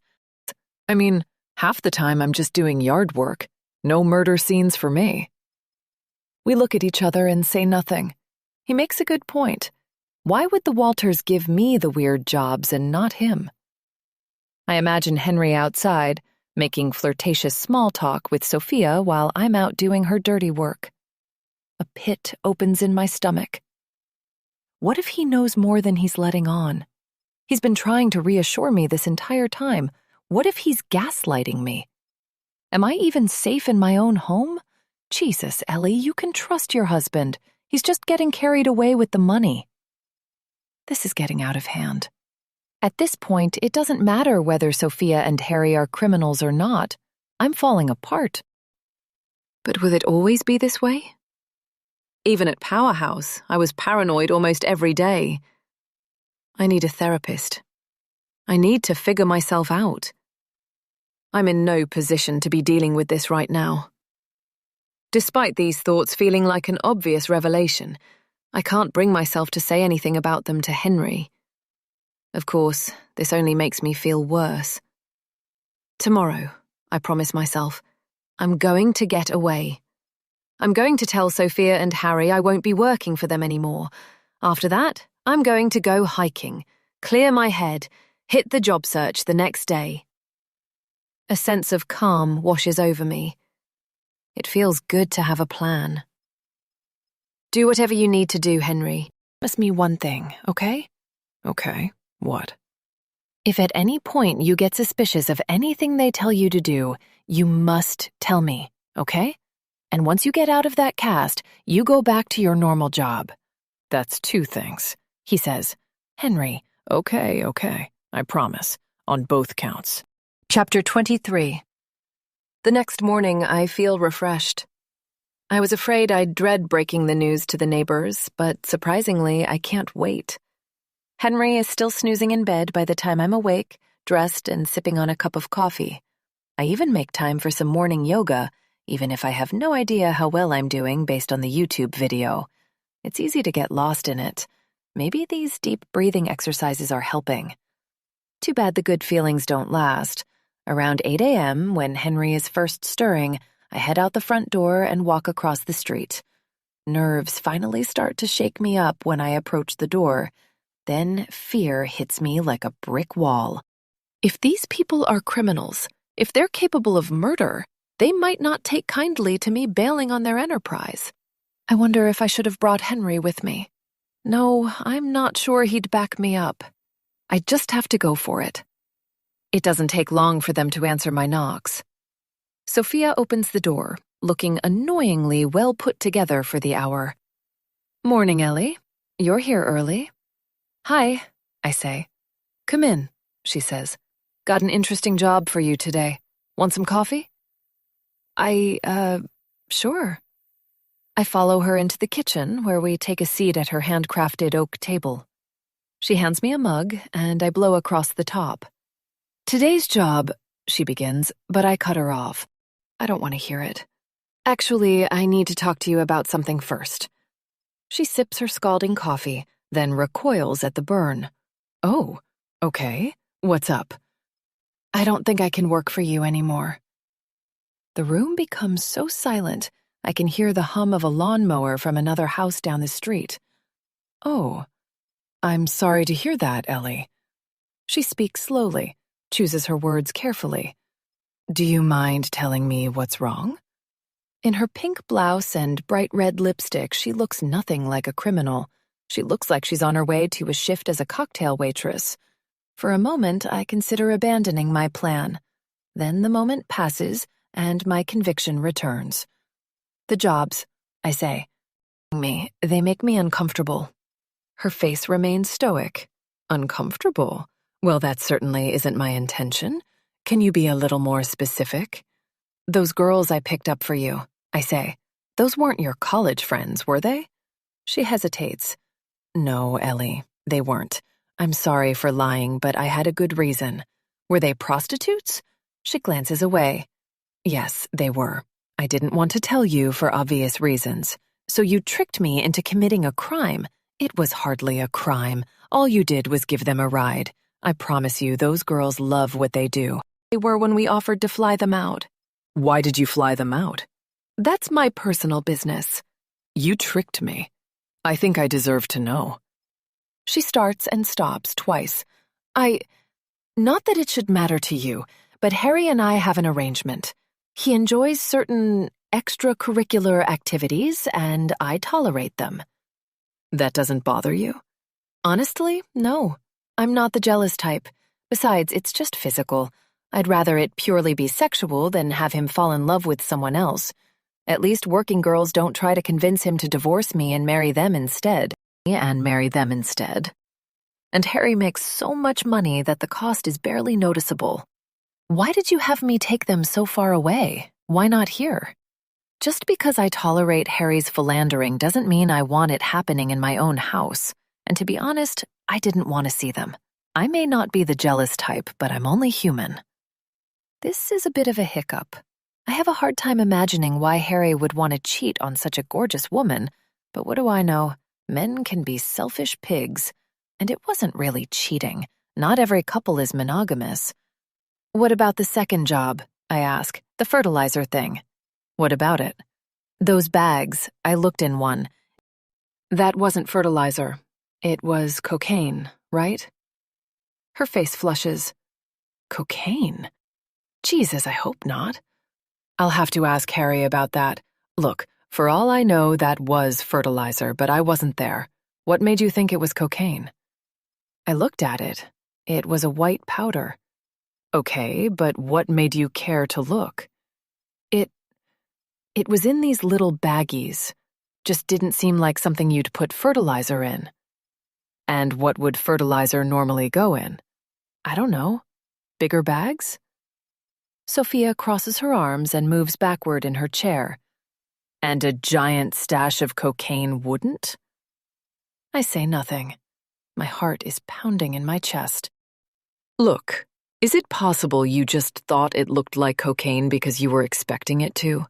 I don't know what fertilizer looks like, but it very easily could be a white powder, right? My tongue feels like it's made of rubber. And I suppose you thought that pig's blood was human blood, right? Kate, she thought it was too. She takes a long sip of her coffee and looks away. I think you're right, Ellie. I think it's best if you don't work for us anymore. I don't appreciate these accusations, and frankly, I think you might need some kind of psychiatric help. I don't think these assumptions are normal. I especially don't appreciate you putting these thoughts into Kate's head. Her life has been difficult enough already. My hand begins to tremble, so I put my coffee cup down. You don't know me. You're right, she says. I clearly don't. I think you should leave, Ellie. For once, we are completely on the same page. I get up and head for the door. And Ellie, she says. I turn. Let's make this a clean break, shall we? I'm not interested in answering any police questions about these imaginary crimes we've been committing. Besides, if you're right, and we're a couple of crazed maniacs, you'd get in plenty of trouble too. Maybe just as much as we would. I leave without responding. Chapter 24. I don't feel like talking to Henry when I get home, but luckily he's in the shower. I don't feel like talking to anyone. The only thing I feel like doing is going far, far away. I text Henry and tell him I'm going for a day trip to the Wichita Mountains. Before the water stops running, I've packed a bag full of water bottles and snacks, thrown on my hiking boots, and I'm in my car heading west. An hour and a half later, I've reached the wildlife preserve, and I can already feel my mind trying to settle. The craggy piles of boulders and the roaming bison give me something beautiful to look at. But my mind still wanders. I don't know whether I'm crazy or not. Any crazy person know they're crazy? Sophia almost had me convinced. But why bring up the police at all? Was that fear I heard in her voice? A threat? Maybe she didn't want me going to the cops because of the cocaine, nothing more. Or maybe she has something much bigger to hide, like whoever's blood was in that barn. Regardless, I have no desire to be around her or Harry ever again. I find a trailhead and get out. For the next 3 hours, I hike across boulder fields and around mountainsides. It's been 5 years since I've come out here, and I've forgotten how stunning it is, even at the tail end of winter. Unfortunately, I can't get lost in it like I used to. It won't leave my mind. I wonder if whatever crazy job I was supposed to do today was pushed on him instead. I wonder if he'd tell me. My plan was to stay until late afternoon, but it's no use. With all this empty space out here, there's nothing to distract me. I head back for the trailhead a little after 2 o'clock, then make my way home. Once I'm close to the city, I'm overcome with the urge to delay my return. I don't want to look at the neighbor's house yet. I don't want to talk to Henry about why I'm delusional. Instead, I pop into a movie theater along the highway. The clerk asks me what I'm there to see, and I tell him that I don't care. Whatever is next. He gives me a ticket to the latest Marvel movie, and I take my seat. For over 2 hours, I stare at the flashing lights and colors, trying to get lost in a universe I don't understand. When it's over, the sun is setting, and it's finally time to go and face the music. It's dark by the time I reach my street. There's no sign of the neighbors, which is a relief. The driveway is empty, and their lights are off. Despite my earlier hesitation, I'm suddenly overwhelmed with a desire to see Henry. I want nothing more than to curl up on the couch with him and watch some dumb movie I barely have to pay attention to zone out and fall asleep in his arms. And go inside, but the lights are off and there's no sign of my husband. It's dead quiet. Goosebumps rise across my arms. There's a feeling of wrongness, of occupation and isolation all at once. Henry? I call into the darkness. Nothing. I flip the light on, illuminating our dining and living room, both empty, each beat-up pillow and the half-empty water glass undisturbed, the wooden chairs at the table casually askew, like always. The lived-in qualities only make my heart race faster. Henry, I call out again. Are you home? I know he isn't, but I can't help myself. Carefully, I walk through the rooms of the house, very aware of the soft thuds my footsteps make. Floorboards creak and moan, as if to warn me that I'm making a terrible mistake. I trudge onward, refusing to give in to the staggering temptation to run out of the house. When I reach the bedroom door, I freeze. A glow of sodium orange peeks in through the parted window shades, illuminating a form on my bed. For a moment, I only stare. I want to make sure my eyes aren't deceiving me. Henry is lying still beneath the covers. I can barely make out the arc of his chest. His toes make a point beneath the sheet. But Henry would have heard me calling. He's always been a light sleeper. And he has to be sleeping. I refuse to consider an alternative. I try to keep the thought from my mind. Decide to try one more time. Henry? Is that you? Nothing. No movement. Tears form, blurring my vision. I refuse to believe what I'm seeing. It can't be Henry. It must just be the way we left the pillows. I'm paranoid. I'm crazy, remember? My perceptions can't be trusted. Hand trembling, I reach for the light switch, but I'm too terrified to flick it on. Once it's on, there's no more doubt, no more speculation. I won't be able to tell myself I'm just being paranoid when I see my husband's lifeless body on the bed. They wouldn't do that, though, right? Why kill Henry? What good would that do anyone? It can't be him. Stop asking so many questions. I'm just tormenting myself. Do it. Tear off this Band-Aid and flip on the light. I gulp and flip the switch. I scream, because my suspicions were right. Almost right, anyway. There's a body in my bed, and it's a man. But it isn't my husband. Chapter 25. I don't know how long I stand in the doorway, not moving, not breathing. It isn't until I feel a burning sensation in my lungs that I remember I'm physically there, that I haven't dissociated from my body and I'm not watching this from the seat of a movie theater. Then the air comes gasping out in big heaves. This can't be real. I'm misinterpreting reality somehow. It's Hoskins. My legs feel like they're made of jelly. I take 2 steps toward him, but I don't know why. I shouldn't touch him, right? He's obviously dead. But I must do something. Until I touch him and make sure my eyes aren't deceiving me, he exists in some other plane of reality. I'm just hallucinating. Pull back the covers to reveal more of his body.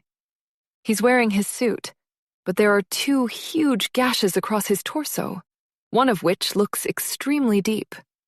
His blood is mostly dried, but he doesn't look like he's been dead long. There's another gash along his neck, and I wonder if that was the final blow. My thoughts are racing at 1,000,000 miles per hour, and I have to slow them down if I'm going to process this. It's Sophia and Harry. It must be. Who else? But why?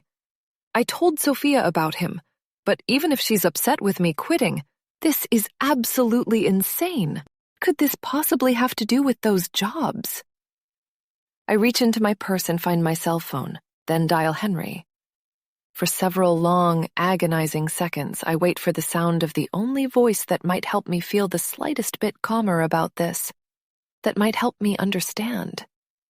As far as I know, Henry was home all day. Hi, you've reached Henry Walker of Walker Lands. Fuck. I hang up and immediately dial again. 2 more times, nothing. I try once more, and it goes straight to voicemail. His phone has either died, or somebody turned it off. He charges his phone every night, and there's no way the battery would drain that quickly. Henry, where are you? I say the words quietly, lips trembling, as if I'm afraid Hoskins will hear me. With a muffled scream, I throw my phone across the room, where it hits the wall and tumbles to the ground. I sit on the floor, burying my face into my knees. I cry, starting with tiny sniffles that soon become full-on wails. I need to let this all out. After what feels like hours, the sobs fade away and I'm left a little steadier. But I still have no idea what to do. His eyes are open. He's staring blankly at the ceiling. Horrifying though it is, I look at him again. That's when I notice the piece of paper sticking out of his suit pocket. Palms sweating, I pull it out and unfold it. It's a printed-out screenshot of a text log, one that features my name and phone number, even though I have no memory of the conversation. My heart pounds like rapid thunder while I read. Ellie, can I come over tonight? Reply, I don't think that's a good idea. Sheila leaves town tomorrow. Maybe then. Ellie, you're not just going to fuck those call girls again, are you? Come on, I treat you better than they do. Reply, we talked about this. It's business, okay? Ellie, I don't understand why you need them when I'm right here. Let the Johns tell you if there are any problems. I'll take care of you. Reply, it isn't that simple. You know that. I do so much for you and your stupid business. Can you imagine if Henry found out? Reply, I know you do, baby. I'll make it up to you. Ellie, I could ruin you. You know that, right? All it would take is one call to the cops. Reply, Ellie, please don't. Ellie, then let me come over tonight. Reply, what about your husband? Ellie, he's clueless. He can barely walk right now. I'll just tell him I needed to run some errands. Come on, I need you. Reply, I'll get a hotel room after she goes to sleep, okay? Send you the number when I get there. Ellie, see you then. I'm gonna blow your mind. I nearly throw up in my mouth. Parallel dimension. One where nothing makes sense anymore. The thought of doing that with Hoskins is unbearable. Nobody could think this was real, right? I don't know why Sophia and Harry would want to frame me, but the police have ways of tracking this stuff, right? They'd know it didn't come from my phone or his. Then, if it's even possible, my heart sinks deeper. I run to where my phone clattered to the floor and pick it up, scrolling back through the messages. Nothing. If the messages were ever there, someone must have deleted them. How did they pull this off? I look at the timestamps on the printed out sheet again. They're all between 2:30 and 2:40 p.m. Right around the time Sophia borrowed my phone to test her charger. Oh God, this is bad. She must have deleted them afterward. But who was on the other end? Surely it wasn't Hoskins. Sophia's voice echoes through my mind. I'm not interested in answering any police questions about these imaginary crimes we've been committing. Besides, if you're right, and we're a couple of crazed maniacs, you'd be an accessory. It's far worse than that. I won't just be an accessory. I'll very obviously be the killer. I feel around in Hoskins' pocket for his phone, but it's nowhere to be found. When the police find it, I'm toast. I can't talk to anyone. To anyone. I'm toast. I can't talk to anyone. If I accuse Sophia and Harry, it'll be no use. I'll sound like a lunatic ranting about how my neighbors, who have no apparent connection to Hoskins at all, were the ones responsible. No, officer. I know I have a crystal clear motivation, but I swear it was my neighbors. Was that Hoskins' blood in that room? Did I already clean up after this murder? If so, my DNA is at the crime scene. I'm so screwed. This is it. I'm done. I'm going to prison. Whoa, Ellie. Slow your brain down. Breathe nice and deep. Close your eyes. Once my thoughts stop spinning, my mind flashes back to the man at the restaurant who was taking a photo of me with Rachel and Mandy, to the car that followed us into that church parking lot. My God, they were planning all of this. They set me up perfectly. For now, I don't think there's anything I can do but try to hide the body and figure this out. I can't even answer the basic questions, namely, why? Hoskins was an asshole, sure. I know that better than anyone. But why kill him? Why go through so much trouble to pin it on me? For that matter, why reveal the texts to me? And maybe the biggest question of all, where is my husband? If I keep trying to logic my way through this, maybe I can hold back the wall of panic, at least for a few moments. I close my eyes and rack my brain for possibilities. I want to look for him, but where can I go? Henry can't walk or drive, but somebody might have picked him up. But he would have told me where he was going, who he was with. I could call some of his friends, maybe his mom. But the last thing I want is for more people to know something crazy is going on. Knowing his mom, she'd want to call the cops immediately. Besides, if he were safe somewhere with someone we trust, he'd be answering his phone. Oh God, I have to do this on my own. I gulp and look around again.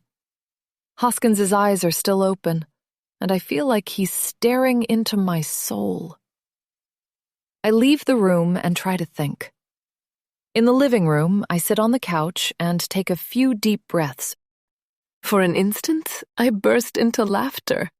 It catches me off guard and leaves me feeling more disturbed than ever. It's due to a small revelation. I guess I'm not just paranoid after all. Thanks, Mom. You were right. The absurdity of this statement makes me laugh again.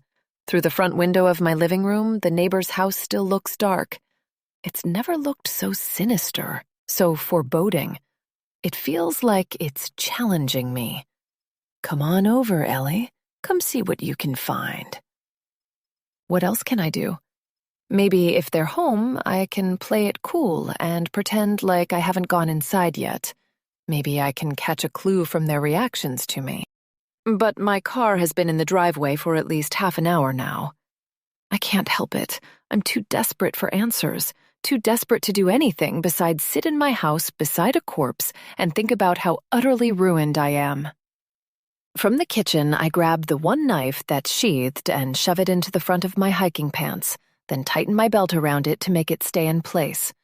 When I head outside, I'm struck with a bitterly cold wind. Strange, considering how warm it was earlier. I shiver while I cross the street.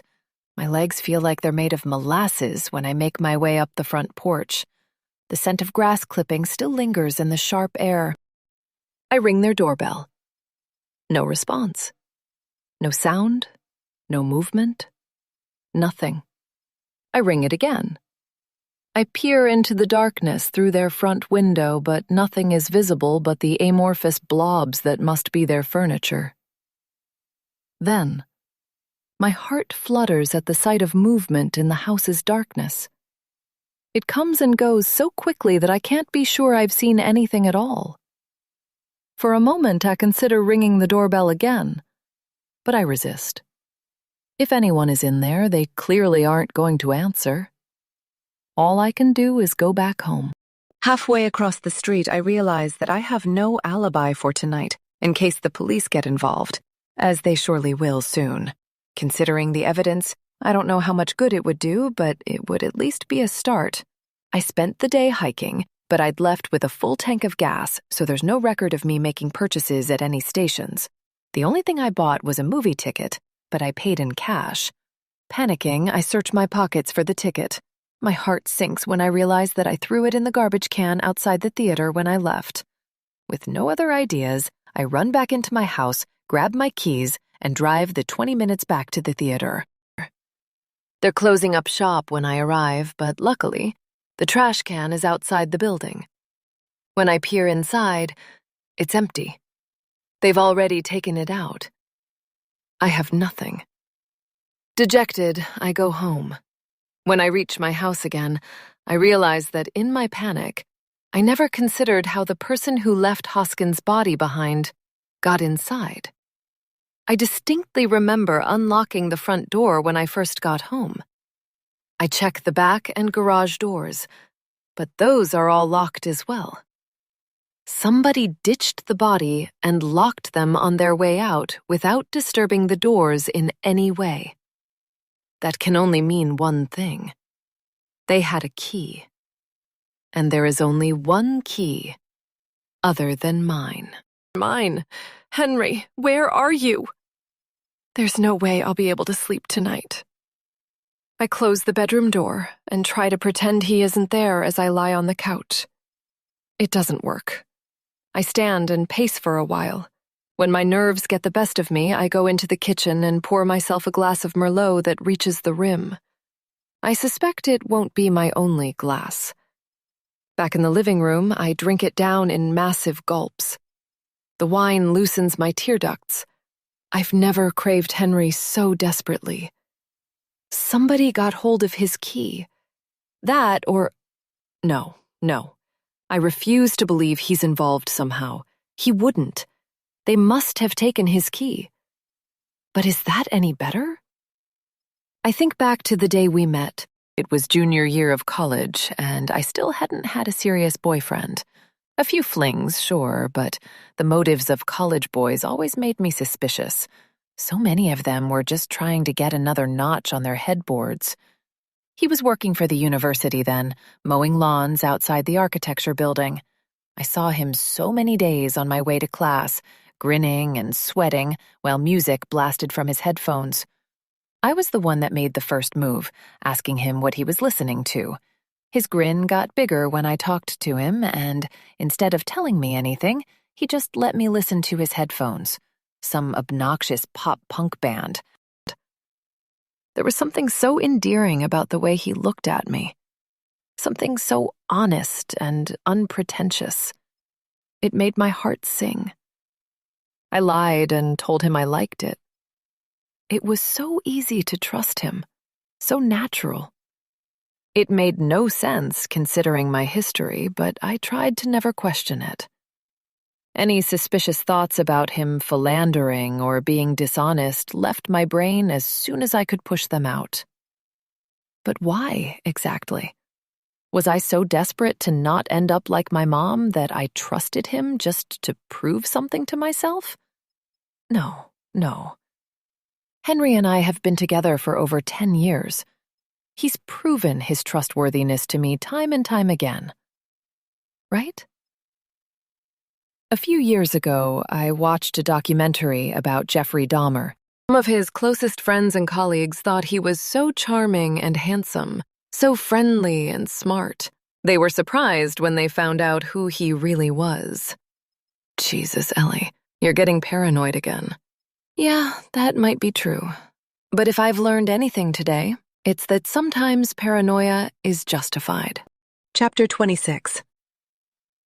When I wake up on the couch, several moments go by when I'm too sleepy and hungover to remember my husband is missing and there's a dead body in my bedroom.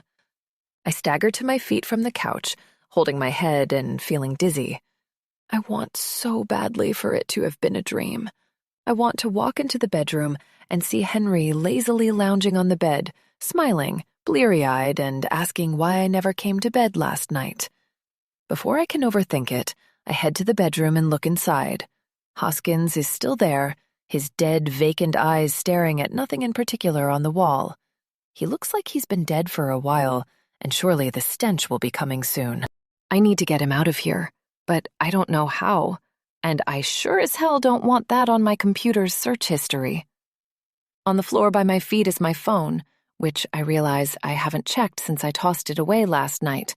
The battery is low, but there are no missed calls. Of course not. There is, however, one new text message from Hannah. Hey, I forget, do you just have a peanut allergy or is it all nuts? Susan wants to know for a recipe she's working on. Damn, I completely forgot our plans. They seemed so important a few days ago. A part of me wants to call her and tell her everything, but I can't put her in that position, not with how guilty I look. If she gets involved, I'm putting her in danger too, and I can't do that. Not yet, anyway. I respond. Just peanuts. Everything else is fine. Back in the living room, I check to see if Sophia and Harry have returned. There's still no sign of cars, and I see no movement inside from this far away. A part of me wants to go investigate again, but I know it'll do me no good. I don't want to be near the place. Panic is coming on again. Palms sweating, gut clenching. Sobs are coming. Hysteria, misery, despair. God, how I need Henry right now. Push it back, Ellie. Do something. Anything. I center myself, channel the emerging hyperventilation into steady breaths. What I need to do first is get John Hoskins's corpse out of my house. This is going to be difficult. I grab my car keys from the dining room table and head outside. I back my car into the garage, then close the door behind me. There are some old tarps wadded up in the corner from a past camping trip, so I drag them inside behind me. Once I'm closer to Hoskins's body, the smell becomes apparent. It isn't a full-on death stench, but it's more pungent than it was last night. I wonder how long it's been since he died. If that was his murder scene we were cleaning up, it's been 2 days. Also possible he was frozen or kept somewhere cold for some of that time. Maybe I should do a quick web search to find out how long bodies take to start smelling, but I don't want to risk it. That search engine history would be a hell of a piece of evidence. Before I try to move Hoskins, I grab a large garbage bag from the kitchen and stuff the top sheet and duvet inside. Then I lay the tarp down on the side of the bed he's not occupying. The odor is getting to me, so I try to breathe shallowly through my mouth and continue. He's heavy, even more than I was expecting considering how thin he is. I shove with everything I've got to roll him onto the tarp, flesh mixed with the acrid scent of decomposition nearly makes me vomit. Once he's where he needs to be, I wrap the rest of the tarp around him. It keeps flopping open, so I go back to the garage and fumble around until I find a few bungee cords. Once he's tied up, I drag him off the bed, and he hits the floor head first with a sickening thud. It takes all my strength, both will and muscle, to drag him through the hallway and out to the garage. Getting him up into the back of my SUV is even harder. By the time he's enclosed in the back seat, I'm exhausted, muscles aching, breath heavy. For a moment, I'm overwhelmed and want to break down again. But I fight through it. It isn't going to help anything. I go back inside, grab another trash bag, and stuff all the remaining sheets into it. The 2 bags go into the back of the SUV next to Hoskins. When the back door of the car is shut, I replace the sheets on the bed. If I knew how whoever left him here got in, I could check for blood or residue on the path between that door and the bed. Unfortunately, I don't, so I'm forced to check every inch of every possible route. It would be a relief to find anything, a hair to pick up, a blood drop to wipe down. But there's nothing. Things suggesting John Hoskins's corpse has been anywhere in my house other than the bed. It doesn't make sense. How and why would anyone be so careful if they were trying to frame me? That overwhelming feeling starts to flood in again, and I push it away as quickly as I can. Time to go. I grab my keys, open the garage door, and head out. As I pull out into my driveway, I notice a big shovel hanging on the side wall of the garage. I get out, run in, grab it, and throw it into the back seat before driving off. The day is bright and sunny, the grass taunting me as the emerging green color suggests an early spring. Cul-de-sac, 2 college-aged guys are playing basketball in a driveway. Across the street, an old couple sun themselves on the front lawn. It is, by all accounts but mine, a beautiful day. Once I'm exiting my neighborhood, my short-sightedness hits me like a brick wall. Where the hell am I going? I was so eager to leave that I didn't think it through. Out of town is a safe bet. Safer, anyway. There are countless spots in rural Oklahoma where no people tread for years at a time. I just need to find a spot where I can dig a reasonably sized hole and ditch Hoskins. Northeast, why not? I get on the turnpike and start heading toward Tulsa. About an hour later, I turn on a random exit, not even looking close enough to note the name of it. I don't want to know where I'm going. I just want to go there. At every opportunity, I take smaller and more rural roads. Every few minutes, I look over my shoulder, but nobody appears to be following me. Soon, I'm on a 2-lane road, then a dirt path. I keep going until I hit a dead end. I have no idea why it comes this far, but there's no sign of civilization out here, just a wall of trees to one side and a wide-open field to the other. In the far distance, on a hill, a small herd of cattle stand around lazily. This must be the far end of someone's property. Despite how remote it seems, I'm eager to get this over and done with as quickly as possible. You never know who might show up. I grab the shovel from the back, head into the woods, and find a spot between trees about 30 feet in that's large enough to accommodate Hoskins. I get to work. Within a few minutes, I realize how difficult this is going to be. The dry dirt surface is almost as hard as rock, and I run low on steam by the time I've made it a few inches down. This is going to take all day. I don't have much of an appetite, but I can already feel the need for food and water setting in. There's a couple of water bottles in the car, but nothing to eat. Me harder, and soon the hole is a foot deep, then 2, then 3. At least I don't have to make it very wide. The soil is getting softer as I get deeper, which helps, but there are several moments when I consider giving up. But I can't. Hoskins isn't going anywhere unless I put him there. Finally, once dusk is beginning to set in, the hole reaches the proverbial 6 feet. Maybe it's closer to 4 or 5, but I can't go on any longer, and it looks like he'll fit. I've been digging for nearly 8 hours. The water bottles are drained, and I've never been so hungry in my life. Thank God for Pilates. A year ago, I never could have made this happen. With what little strength I have left, I drag Hoskins's body from the car to the hole and start filling in the dirt on top of him. I stuff the bloody sheets in with him. It's easier than digging, but my muscles are so sore that the process is agonizing. I pat down the grave and look at my work. It's passable. Somebody might notice how lumpy and fresh it looks, but only if they cared enough to stroll through here and investigate. It doesn't seem likely. If nothing else, it will at least buy me enough time to figure out what's going on. Dusk is setting in. The Oklahoma sky casts soothing hues of red and pink into the sky. Back behind the wheel of my car, a mild sense of relief washes over me. At least I no longer have a dead man's body in my bed. At least Hoskins is buried. I'll still be sleeping on the couch tonight, but I'll be alone in the house. I can't wait to collapse as soon as I get home. That relief is short-lived, however, because I'm blinded by headlights coming down the road behind me. My heart is pounding 100 miles per hour when the car comes to a rolling stop 10 feet behind my car. I'm drenched in sweat, covered in dirt, and I have absolutely no business being here. I'm going to have to come up with an excuse quickly. And what if it's the police? A door opens, and a man in an oversized trucker hat steps out. He's wearing overalls and smoking a cigarette, which he stomps out on the ground as he approaches. At least he isn't a cop. I roll down my window and put on my best innocent face. He speaks with a rural accent. "Hey there, Missy. You lost?" Deep breath. "Yeah, God, so lost. You live around here?" "Yup," he says. "Up over that there hill. You're on the edge of my property." I'm too afraid to look him in the eyes, but there's something familiar about him. When I steal a glance, his hat is pulled too low for me to be sure if I've seen him before.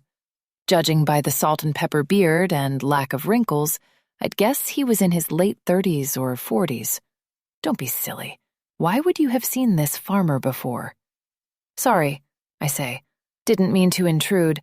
I was out visiting a friend near Tahlequah and tried to take a shortcut back to the main highway.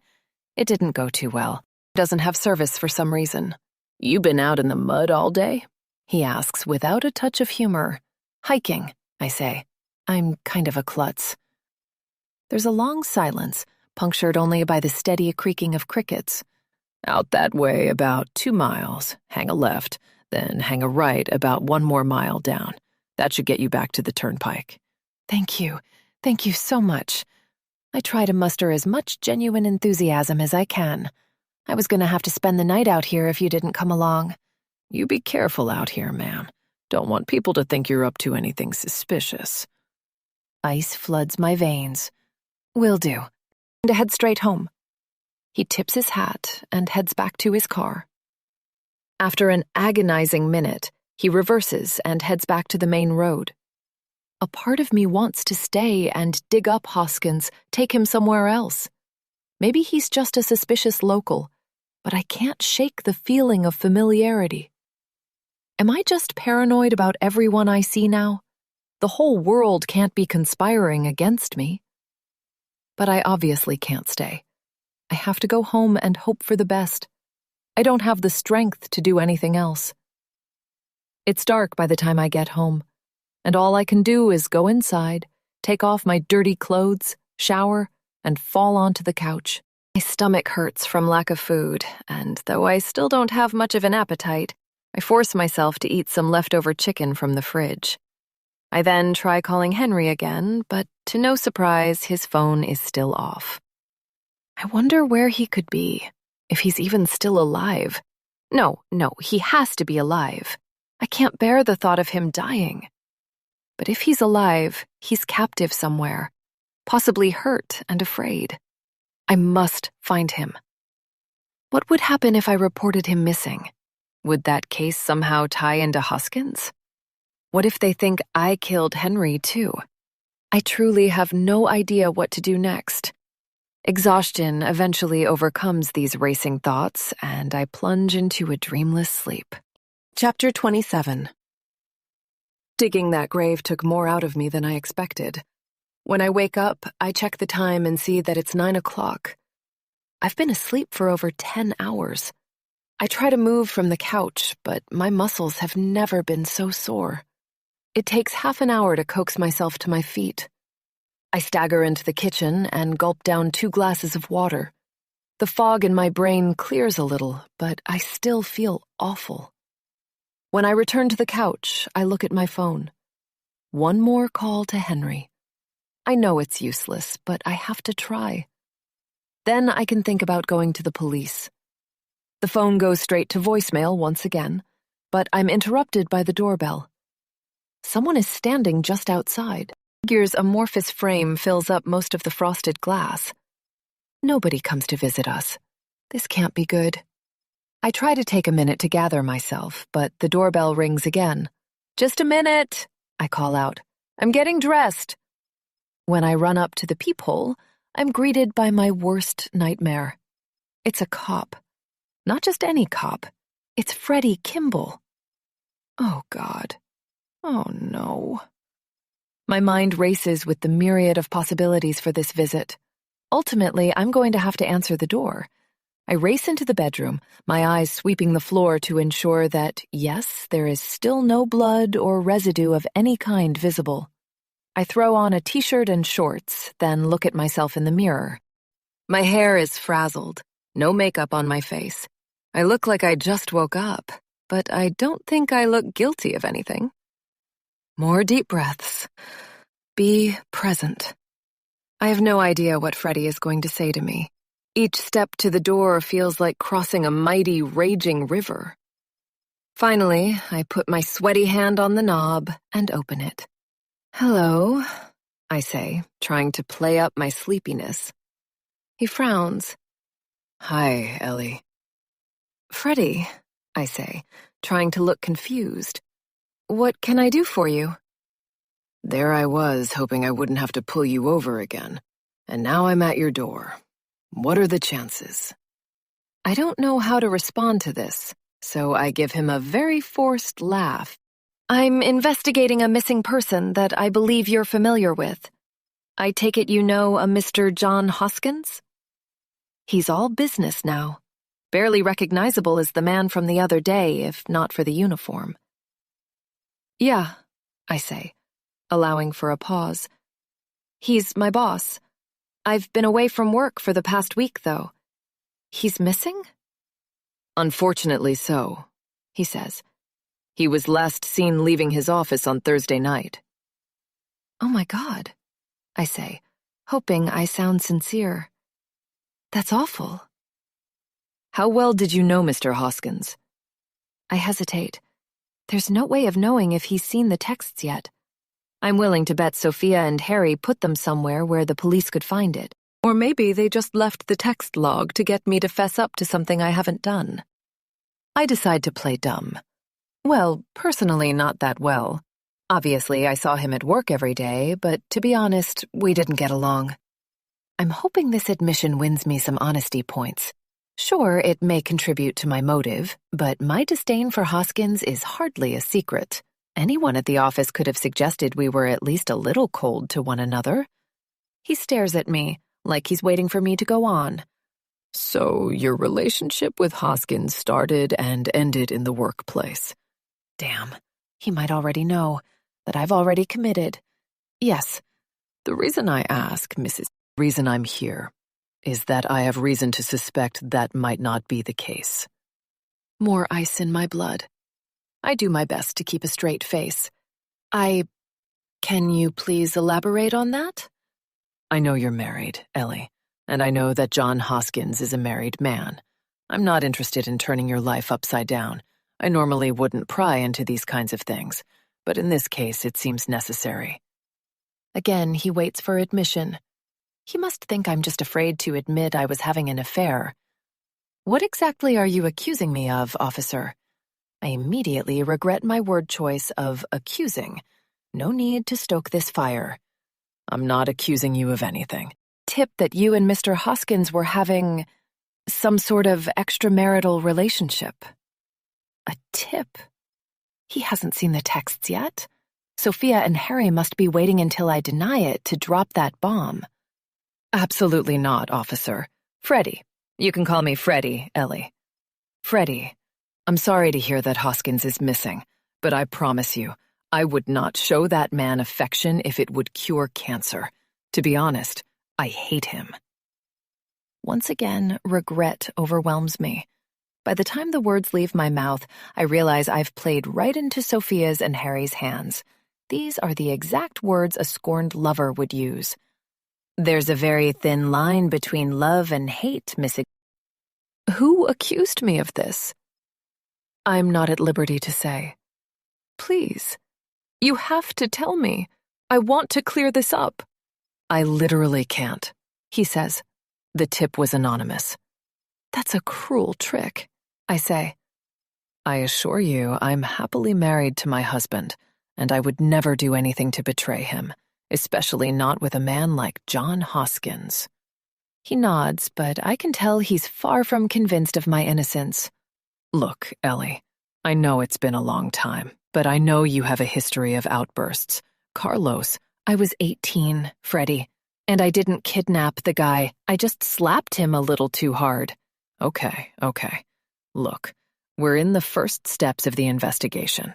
To talk to you and see if there's any information you could help me with. Do you know of anyone else who might have had a bad relationship with Mr. Hoskins? God, how I wish I did. Freddie and I want to solve the same mystery, even if we can't work together on it.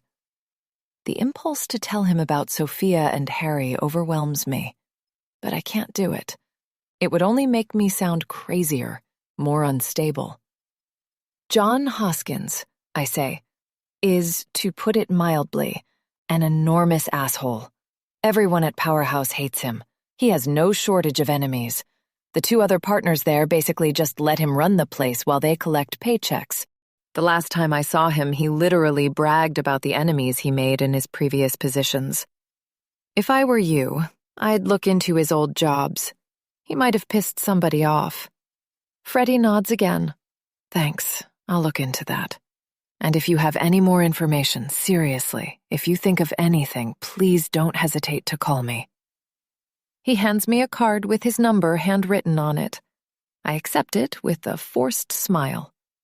Sure, I say. I'll let you know. Thanks, Freddie. Freddie turns and heads for his car, and I close the door and go back to the couch. I should be feeling relieved, even though someone lied and said I was having sex with the most repulsive man I've ever met. But I'm far from relieved. Any minute now, the cops are going to find his phone. Then I don't want to know what happens next. If I'm going to figure this out, I need to keep their plan straight in my mind. Frame me as a scorned, neglected lover on the side. We had a work romance he cut short. I've been helping him somehow with his business. He's been seeing other women, and in a jealous rage, I murdered him and hid the body in some shallow grave outside town. Then, more panic. His business. Was he really running a crime ring on the side? Was he running drugs and escorts? I have no doubt that Hoskins dealt heavily with those two vices as a customer. Hell, I've heard him loudly discussing them at work. It wouldn't be out of the question for him to try his hand as an entrepreneur. In fact, it makes a lot of sense. But God, who are Sophia and Harry, and what do they care? Then it hits me. My own words. He literally bragged about all the enemies he made in his previous positions. Try to put myself back in the chair in Hoskins' office a week ago, thinking of what he'd said specifically. How do you think I worked my way to the top of 3 firms? How do you think I landed this position here? I weed out weakness, Ellie. It's what makes me great at what I do. I've made plenty of enemies. It hardly keeps me up at night. It must be one of Hoskins's old colleagues getting revenge. Maybe he stole someone's job, got them fired, then ditched the position when he got bored. That's a hell of an insult. Maybe he framed someone for something so he could rise to the top. I wouldn't put much past him. It would have to be someone seriously rich to piece this together. Someone with a lot of resources. Maybe someone who could afford to pay people $5,000 a week to do seemingly pointless tasks. Maybe Sophia was opposed. That's why she was arguing with Harry in the driveway that first day when we moved in. Still, it didn't stop her from fabricating texts on my phone. And who was on the other end, working John's phone? Harry was with us. For the first time, I start to feel like I might have a tiny grasp on what's going on here. But I'll need more than a grasp if I'm going to figure out how to expose this mess. The thoughts begin to settle, and, overwhelmed, I lie on the couch and let out another round of heaving sobs. With my eyes closed, the thick weighted blanket feels a little bit like Henry. Chapter 28. One piece of the puzzle still leaves me totally baffled. The first job. As it all churns in my mind, I pace the living room, which leaves me more stressed than before. The third cup of coffee probably wasn't the best idea. Fetching that glass art was the only task I've done for Sophia and Harry that wasn't obviously illegal in retrospect. I've watched documentaries in the past about how fine art gets used for money laundering, but I have a hard time believing that was the intent. It isn't the art sale itself that's illegal in those cases. It's the deal going on behind the scenes. It wouldn't do much good in framing me. It's as good a place to start as any, and the man's address should still be in my GPS history. Before I leave, though, I do another web search for Harry Walters, just in case. If the guy works in finance, which I doubt, he'll surely have some kind of website, LinkedIn profile, something. The search still comes up dry. There are no shortages of Harry Walters in the world, from car dealers and accountants to athletes and insurance brokers. But none are the man I'm looking for.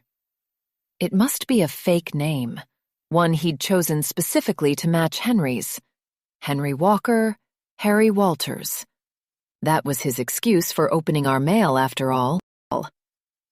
With nothing more to guide me, I flip through my GPS history until I find the old man's address, then hit the road. No children are out playing today, no smiling elderly couples sunning themselves. It isn't for the outdoors' lack of trying. Flowers peek at me through their beds as if wondering why they're alone in all this pleasant sunshine. When I crank my air conditioning, the icy chill against my skin feels far more suited to the occasion. Soon I arrive at the old man's house, just as plain as I remember it. It feels like the journey took no time at all, and I wonder if I was under the spell of highway hypnosis. The house doesn't look occupied, but it didn't last time either. The man has a car. He likely keeps it locked up in his garage. I pull into his driveway and make my way past the neglected flower bed where the same mass of pansies lies wilted like they haven't been watered in weeks. I ring the doorbell and wait. A full minute later, the door swings open and the sour-faced man squints at me. "I don't want any," he says, his words slurring. He starts to shut the door. "Wait, I'm not here to sell you anything." "What then?" "I was here earlier last week," I say. "I picked up a couple pieces of your art. I just wanted to ask you some questions." He grimaces. "You've got the wrong house." The accusation makes me hesitate, but I'm sure it's him. His beard is unmistakable, and something tells me he's the only one who lives here. "You don't remember me? I came with my husband, and we picked up 2 pieces of glass art. I'm sure it was you." "I'm not an artist." His eyes widen, and I can see vague recognition in them. I glance down to his hand and see a brown liquid in a short glass with ice. It's only 10 o'clock in the morning. No wonder he's struggling to remember me. "Oh, you do remember. I didn't make that stuff," he slurs. "Guy brought it here." "Do you remember his name?" "Didn't give it," he says. "No returns." He starts to shut the door again, but I stop it. "You tell me what happened." He sips his drink, and a little spills out onto the ground beside him. "Why should I help you? I don't know you." "How did the man get you to help him?" It was a stupid question. I already knew why. "Money," he says. 200. I reach into my purse and grab a couple of 20s, then hand them over. He eyes them warily. "Here. All I want to know is how the guy contacted you. Did he come to your house? Liquor store. The man says, tall, bald guy, maybe 50, fancy suit with a shiny watch. Stopped me outside and said he'll give me $200 if I let him leave some sculptures at my house and let someone else come pick him up. You came the next day. I shudder at his description. There's no way it could have been Hoskins, right? Surely there are other men who meet that description. It isn't that specific. Was he really skinny? The man shrugs. I guess. Wasn't fat. Did he follow you over here? He nods. Put those weird-looking things in my living room. Told me not to answer any questions. Loyalty clearly isn't high on the man's list of priorities. What kind of car did he drive? He thinks. I don't remember. Black, I think. Maybe a sedan, I don't know. Can you remember anything else? He shakes his head. That all? Yeah, thanks. He shuts the door in my face as he takes another drink. Paid off. Nothing more. Is there anything money can't buy? Probably not, and my behavior only seems to confirm this. Maybe I should feel ashamed, but I don't. Money is power, and people follow power. I can't be blamed for living in a society that worships the almighty dollar. Could Hoskins have been involved from the beginning? God, that'd be a hell of a curveball. Maybe he got betrayed partway through. Or maybe he and another rich guy were just butting their shiny, bald heads. Fancy watches were par for the course with his type. It would only make sense that others like him might look similar. While I'm out, I have another stop to make. Yukon is in nearly the opposite direction, but I can't help but wonder where I might have dropped Rachel and Mandy. I've been operating on the assumption that Hoskins' was the murder scene I cleaned up, but I can't be sure of it. If I drove those girls to a slaughterhouse, I'll never forgive myself, and I can't deny that the two houses were close, probably no more than a mile between neighborhoods. Following my GPS history again, I arrive at the house where I dropped the girls off around 10:40. There are 2 cars in the driveway, but neither looks familiar. Nerves pulse through me as I head for this door. The old man wasn't threatening, but stories of violent pimps echo in my mind. The last thing I want to do is piss somebody off. My knocks are soft, but I hear footsteps almost immediately. A woman with curly blonde hair opens the door. She's probably mid-40s, wearing a red evening gown that matches her lipstick. Smoke spirals upward from the end of a cigarette, which she smokes from a plastic holder like someone out of a 1930s movie. She's pretty. Could have been a model in her youth. She furrows her brows at me. Who are you? She looks me up and down. Looking for a job? I'm unsure how to take that. No, I dropped some girls off here last week. I was wondering if I could ask you a few questions. Do you know Rachel and Mandy? Sorry, lady. We don't mess with names here. If we do, they're fake. Those are probably the fake names. I'm concerned about what might have happened to them.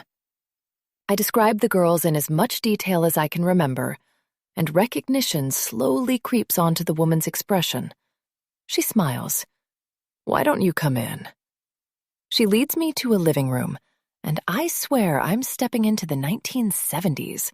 Wood paneling lines the walls, strips of white wallpaper are yellowed by tobacco smoke. There are 2 large couches that look like they're made of red velvet. An orb-shaped yellow lamp casts a sepia glow on everything. I sit on one couch, and the woman sits across from me. Through the walls, I hear the muffled moans of a woman who is either a great actress or truly enthusiastic about her work. We get a lot of girls through here, she says.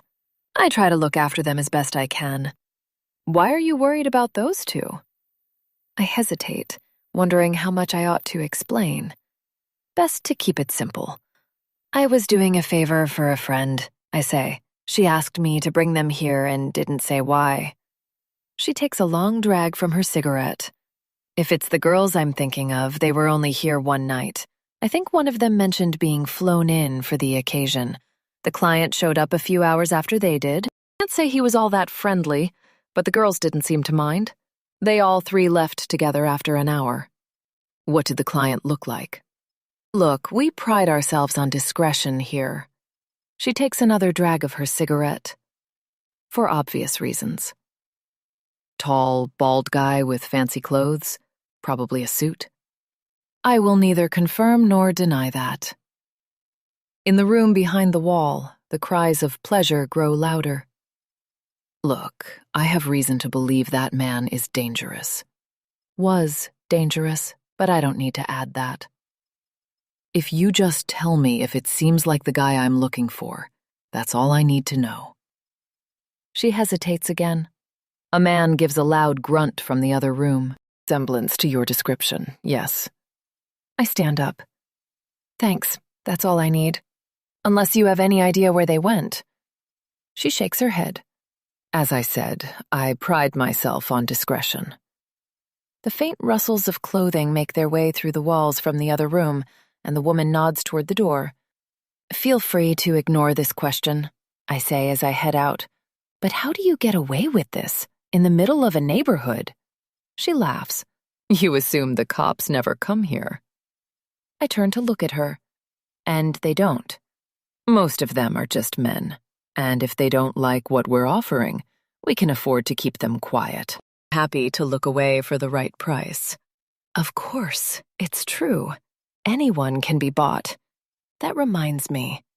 Do you know a girl named Kate? Curly black hair, olive skin, stick thin, always wears a flower necklace? She's a working girl? Yeah, was. Not sure if she is now. Doesn't sound like one of my regulars. If she's still working in this city and she isn't going through me, you'll find her downtown. Downtown? She smirks. I'll write it down for you, sweetie. Chapter 29. I should go look for Kate now. The only other place I could check is all the way across the city, and I'm not eager to go visit that farm just yet. It doesn't seem likely that a bunch of young, rich pot farmers with a mountain of cocaine will want to answer many questions. The person I really want to talk to is Kate anyway, so the area the madam specified is worth a try. Too bad I haven't seen her once since finding the body. Too bad I never once thought to ask her anything else about her life. Where she lives, what she does outside of these weird jobs, anything at all.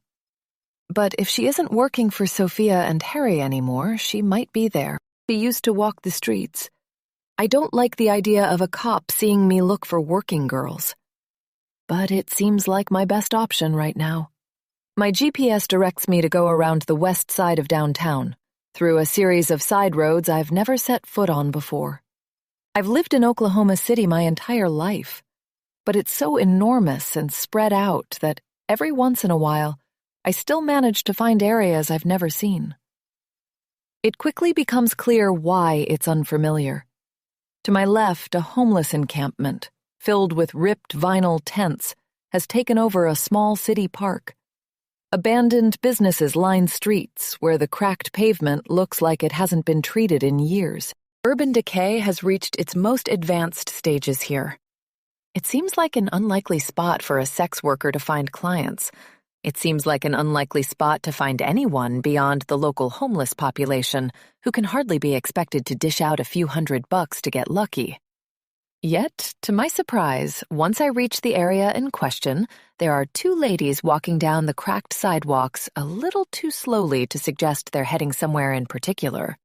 The sunlight has given way to clouds, so both have coats on, but I can tell by their stilettos and traces of fishnets that they're dressed up. A gust of wind blows through, shaking the few nearby trees, sending pieces of garbage swirling in dust devils, and making the two women clutch their hair in hopes of preservation. I pull up slowly, and once I come to a near stop, they both give me big, fake smiles. They're young, depressingly so. A brunette looks like she's barely into her 20s, and her blonde companion likely still can't rent a car. I smile back, but once they see my face, their smiles fade in favor of confused stares. I'm probably not their typical clientele. They look at each other, and the brunette shrugs. They approach my car.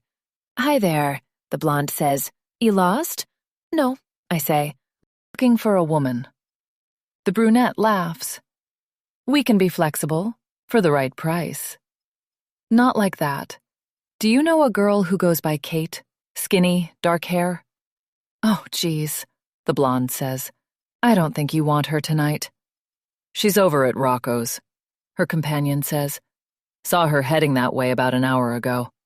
I don't think she's going to be much help to you, though. Trust me, you want one of us. Who's Rocco? I ask, trying to pick my words carefully. Does he handle your money? He's not a pimp, the blonde girl says, if that's what you're asking. Doesn't need to be. With what he's selling, he gets whatever he wants. My heart sinks. Poor Kate. Any chance you could tell me where his place is? Trust me, the brunette says. You don't want to just show up there. Rocco gets trigger-happy when he's strung out. Just what I need. Could one of you go with me then? I ask. I'll pay. $50 just to get me to the door. They look at each other. We don't use, the blonde woman says. Rocco doesn't like anyone who doesn't use. I'll do it, the brunette says. Rocco and I are cool. I run errands for him sometimes. Her friend glares at her. What? He pays good money. And so does she, apparently. $50 for a 5-minute car ride? Fuck it. The blonde girl shakes her head, but her friend gets into my passenger seat. Smells like lavender and cucumbers. What's your name? I ask. Carla. Ellie. I hand her $50, and she stuffs it somewhere in her coat. Hang her right up here. 5 minutes later, we enter a neighborhood that could more accurately be called a trailer park. Immediately, the streets get shoddier, with giant potholes so ubiquitous that I'm swerving in giant S-shaped patterns to avoid them. Tied-up dogs yap and snarl at us, and one man with a giant beard stares at me while he pees into his front yard. Right here, she says. I pull up to a trailer where a giant flag covers the front window and reads, "Only God will judge me." I'm not here to judge. If he makes so much money, I ask, why does he live here? She shrugs. Home is home, I guess. And so much money don't mean the same thing to everybody. We get out, and a light flicks on behind the blinds of Rocco's trailer. The screen door flies open, and a stick-thin, shirtless man sticks his head out. Hey, Rocco, Carla says. Kate still here? Maybe, he says, lighting a cigarette. Who's that? I'm Ellie, I say. I'm just looking for Kate. I need to talk to her. He glances inside. Kate, get up. Somebody's here for you. Get her the hell out, quick. I hear a soft moaning from inside. A moment later, Rocco helps Kate outside. She looks like hell. Her eyes are bloodshot and sunken in, her clothes dirty. She's barely recognizable. She squints at me, wobbling a little. Ellie, what the hell? I approach her. Now she is finally able to stand on her own. Rocco steps aside and goes to chat with Carla in hushed whispers. Hey, Kate, I say. I was wondering if you've seen Sophia or Harry recently. Ugh, she says. Them. At least we're on the same page. Look, I need to find them. If you could just tell me when the last time you saw them was, I'd appreciate it. She slurs her words as she speaks. That bitch Sophia was supposed to pick me up yesterday morning. You're not using again, are you? What do you care? I care, Kate. I'm just drunk if you gotta know, she slurs. Rocco's not gonna get me on that other shit again. I won't let him. Interesting. If Kate was supposed to work yesterday, maybe Sophia and Harry's plan didn't go off without a hitch after all. Maybe they had to make a move early when I quit unexpectedly. The thought gives me a little hope. Kate stumbles, and I reach out to help her. This isn't a good place for her to be drunk, but I can't take her to my house. Even so, I must do something. Come with me, okay? I'm gonna put you up in a motel for the night. She glares. I'm not taking no for an answer. Don't worry, I'll pay. Ugh, fine. I lead her to my car, and she almost trips when she steps in. A Google search shows a motel 2 miles east. The reviews aren't promising, but anything is better than Rocco's trailer. Once we're inside, I set off for the motel. How did you first meet Harry and Sophia? Did Sophia pick you up while you were out walking? She starts to nod off a little, then catches herself. No, their stupid friend did. My pulse quickens. Friend? What did their friend look like? Bald guy, kinda tall, looked rich. You've got to be kidding me. What did he first say to you? She sighs. Said he had good money for me. Shoulda known. I didn't like the way he looked at me. Yet again, it seems that Hoskins's shadow is hanging over everything. Do you remember anything else he said to you? He said he was going to get me out of here. Help me get my own place. Fucking liar. The part of my brain that's struggling to remain focused and methodical breaks a little. All she wanted was a new life. Smart girl. Sharp when she's in her right mind. I wonder what landed her in this line of work to begin with. I wish I could help you more, Kate. She scoffs. Get out of here. You don't want to help nobody but yourself. It isn't true, but what good is a desire to help when I can't do anything? Not now. I like to believe I'd be the type of rich person who would try to make a difference, but I'm not sure that'd be the case. Not that it matters. I shake my head at the thought. I need help right now, too. At least I'm putting her up for the night. Kate, I say, Sophia and Harry are bad, bad people. They screwed me over as much as they did you. Ha, bullshit. You're not getting wasted in a fucking trailer park. They framed me for murder. She freezes, then looks at me. We say nothing for a minute. Wait, what? I nod. We're far from the trailer park now, and the motel sign peeks out from behind some trees. Who? She asks. My boss, I say. Sorry. I pull into the motel parking lot. Through the window, I see a bored-looking front desk worker glancing our way. Kate seems to be sobering a little, but her thoughts still come in sputtering bursts. I don't know if this helps, she says, but the guy, their friend or whatever, I didn't get his name, but I offered him, services. I thought it's what he wanted. He laughed at me, said I didn't have the right equipment for him, and I looked good that night. Wait, he was gay? Thank God, she says. I didn't want to touch him. Could Hoskins have been gay? Surely not. Some of his worst days involved dialogue that was borderline sexual harassment, and as far as I know, only against women. But that could have been a front. Those macho types sometimes overcompensate, and I can't say I've heard him talk about his wife a single time. It isn't necessarily useful information, but intriguing all the same. Maybe he was having an affair with some guy behind his wife's back. Wouldn't break it off with the wife, so the other guy went for revenge. I add it to my list of possibilities. If I could prove Hoskins was gay somehow, it would sure as hell work in my favor for the cops. Women don't usually have affairs with gay men. Here, I say. Inside, I pay in cash for a room for 2 nights. The clerk doesn't ask any questions, so I take the key and head back out to the car. Kate is staring out the window. She turns to look when I offer her the key, but she doesn't take it for a long moment. I watch her battle pride in her mind, taking in another side of a girl I thought I knew, at least a little. I came here expecting her to be in on the situation somehow, but she's just as much of a puppet as I am. I thought I was getting the worse end of the deal, but now I'm not so sure. I only bought this place for 2 nights, I say. Do you have anywhere to go after that? She hangs her head. I almost had enough for an apartment. 1 more week and I could have moved in somewhere. Wait, you said you were working for them for months. What happened to your money?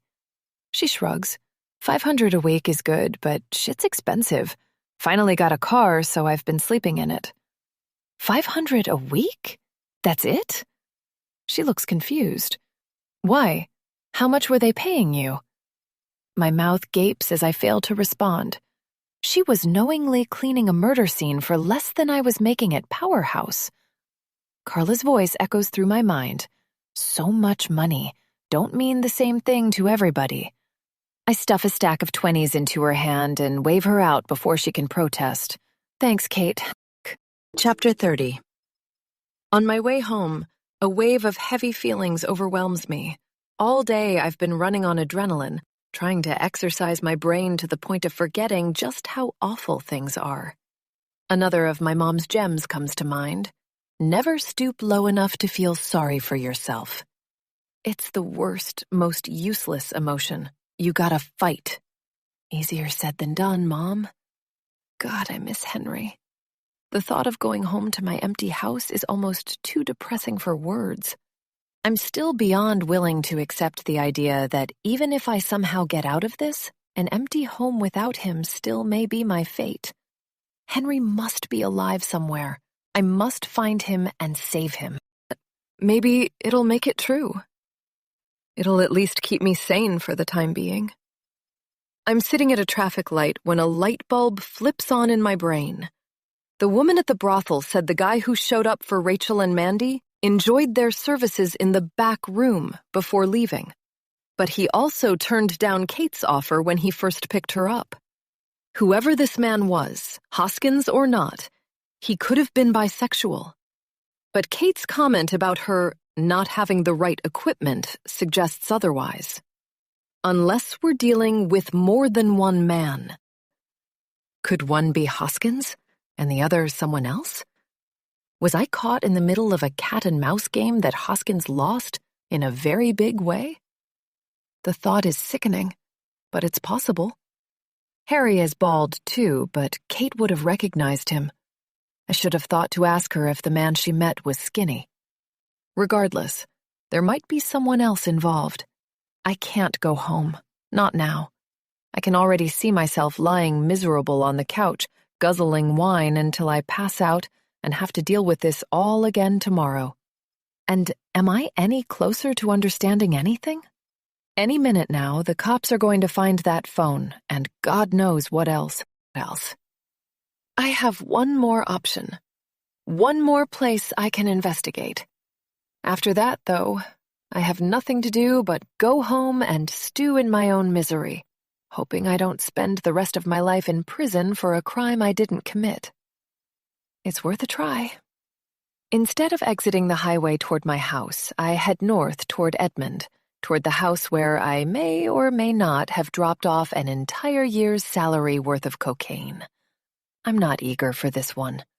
It's easy to convince someone that's broke to help you when you've got a few stacks of 20s lying around, but these guys are far from broke.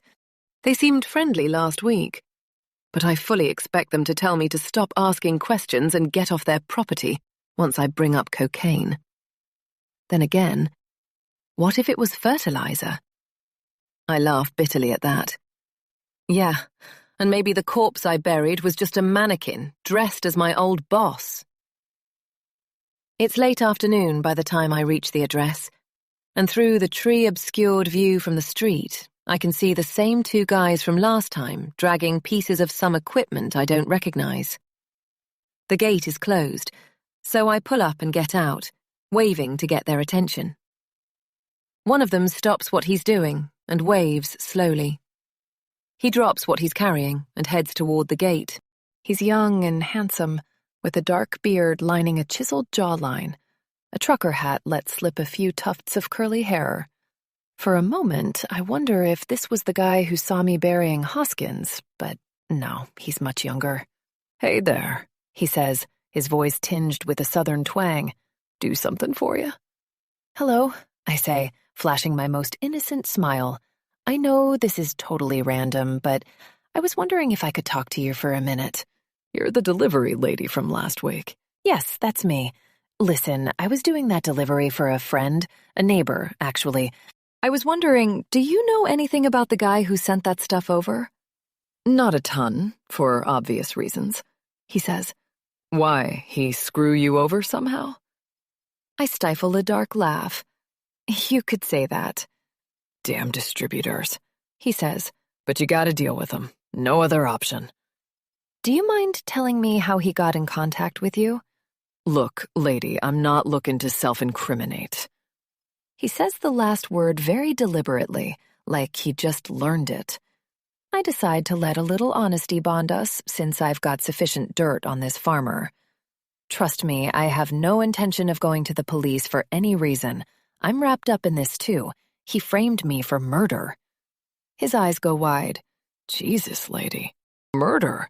I never would have dealt with the guy if I knew he was like that. I'm trying to clear my name, I say. Can you tell me what happened with him?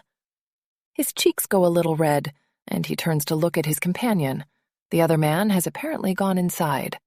Look, Merle probably wouldn't want me talking about this, but we've been, struggling a little. We had to turn to other products, just for a little while, okay? Got no intention of being long-term snow dealers, but times are tough. Too many of those West Coasters crowding things up around here.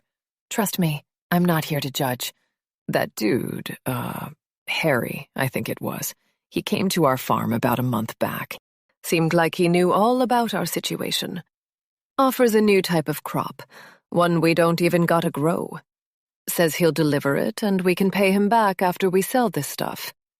It seemed too good to be true, but, I mean, that stuff does sell, right? Maybe the guy just didn't want to get his hands dirty. So we talked about it a while and said okay. And you've been selling it? Can barely keep the stuff in our pockets, honestly. Had no idea how much people wanted it. I feel kinda bad. Weed's medicinal, you know? Harmless at worst, helpful at best. But I don't know about this other stuff. People love it, though. Getting us back on our feet. I assume he's supposed to come back for the money? Guess so.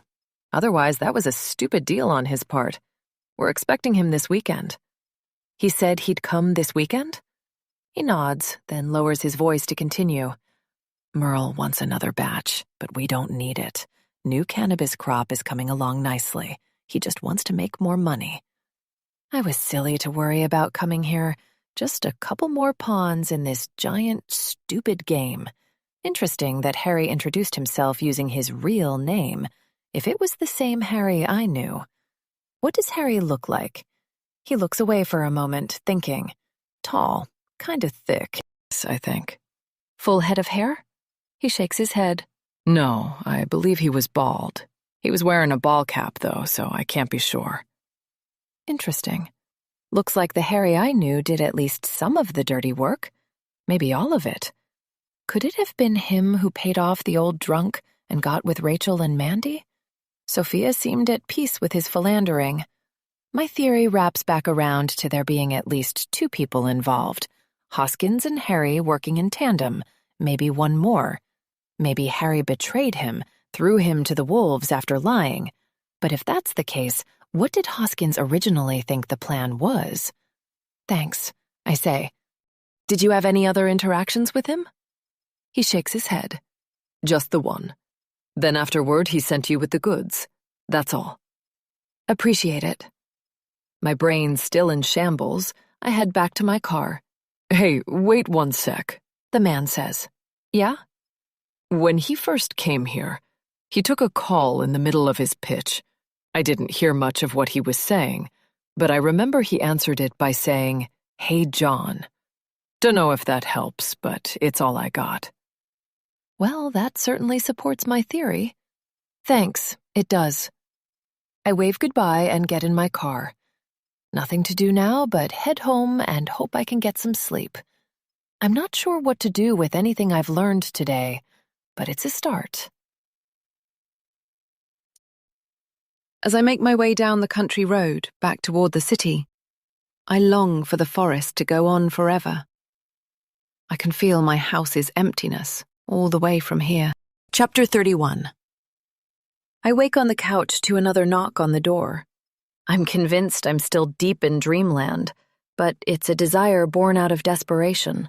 Going home went exactly as I expected, though I managed to avoid wine.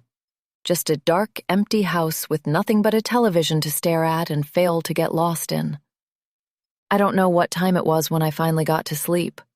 Another knock, this time followed by a ring of the doorbell. God, who is it this time? As I stumble to my feet and make my way to the door, all I hope is that it isn't another visit from... Oh no. Freddie is back, and he doesn't look happy. I collect myself and open the door. His frown intensifies. Morning, Ellie. Hi, I manage to croak.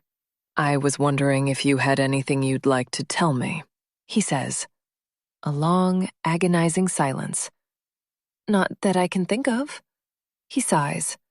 This'll be a lot easier if you cooperate. I'm happy to cooperate, I say. I just don't know how to help. Well, he says, taking his sunglasses off. You could start by telling me why I found your fingerprints all over John Hoskins' house. My gut fills with ice. My eyes bug out, and I know he's interpreting it as a sign of guilt instead of confusion. My fingerprints? I can't even remember how they'd have my prints in their system, let alone how they got in Hoskins' house. House. I don't know how that could have happened. Bit of a mystery then, isn't it? I need to say something, but I've got nothing. Then it hits me. Right when I got done with college, I briefly worked with a firm that did some government contract work. My prints were taken before I started work on a federal building. Have you ever been to John Hoskins's house? Freddie asks. No, I say. Never. Like I said, I could barely stand to see the guy at work. Look, we worked together. I might have touched something he brought home. A wine glass? He asks. Suppose you shared a bottle at work and he took the glasses home with him. No, I've never done that. Well, your fingerprints ended up on that glass somehow, Ellie. And that glass ended up at a missing man's house. We found your prints on some sculptures, too. That's a lot of prints. I just want to know how that might have happened. I'm gaping like a fish when it hits me. The glass art. That was the point. No gloves, no boxes. We just picked up pieces of glass with our bare hands and moved them. That's one way to get fingerprints. One incredibly convoluted, silly way. They must have planted that wine glass I drank from just to seal the deal. Why not just take something from my desk at work? Oddly enough, Mrs. Walker, your husband's fingerprints were found at the house, too. Any idea why that might be the case? Henry's. I barely manage. Yes, your husband's. We found his prints in our system. Guess he got arrested for driving without a license about a decade ago. Look, I want to remind you of something, Ellie. I'm here to solve a disappearance. I know we used to be friends, but that doesn't mean jack right now. You lied to me yesterday morning. Who are you trying to protect? Yourself? Your husband? John Hoskins? I'm not. The anger in my voice surprises me. Idea how our fingerprints got there, but it's some kind of mistake. I would tell you if I knew anything else, but I just don't, okay? I'm digging a hole for myself, but I can't stop. I can't imagine how guilty I must look right now. My heart is pounding. My head is spinning. You want to talk about the text messages? I gulp. The jig is up. Those were faked. Oh, but you do know about them. My mouth gapes, but no words come. I didn't send them, I swear. My neighbors took my phone. Your neighbors? I start to respond, but hesitate. There's no way to explain this that sounds remotely believable. I don't know what happened. He sighs. Is your husband here? I'd like to speak to him. No, I say, struggling to prevent tears from forming. He's out right now.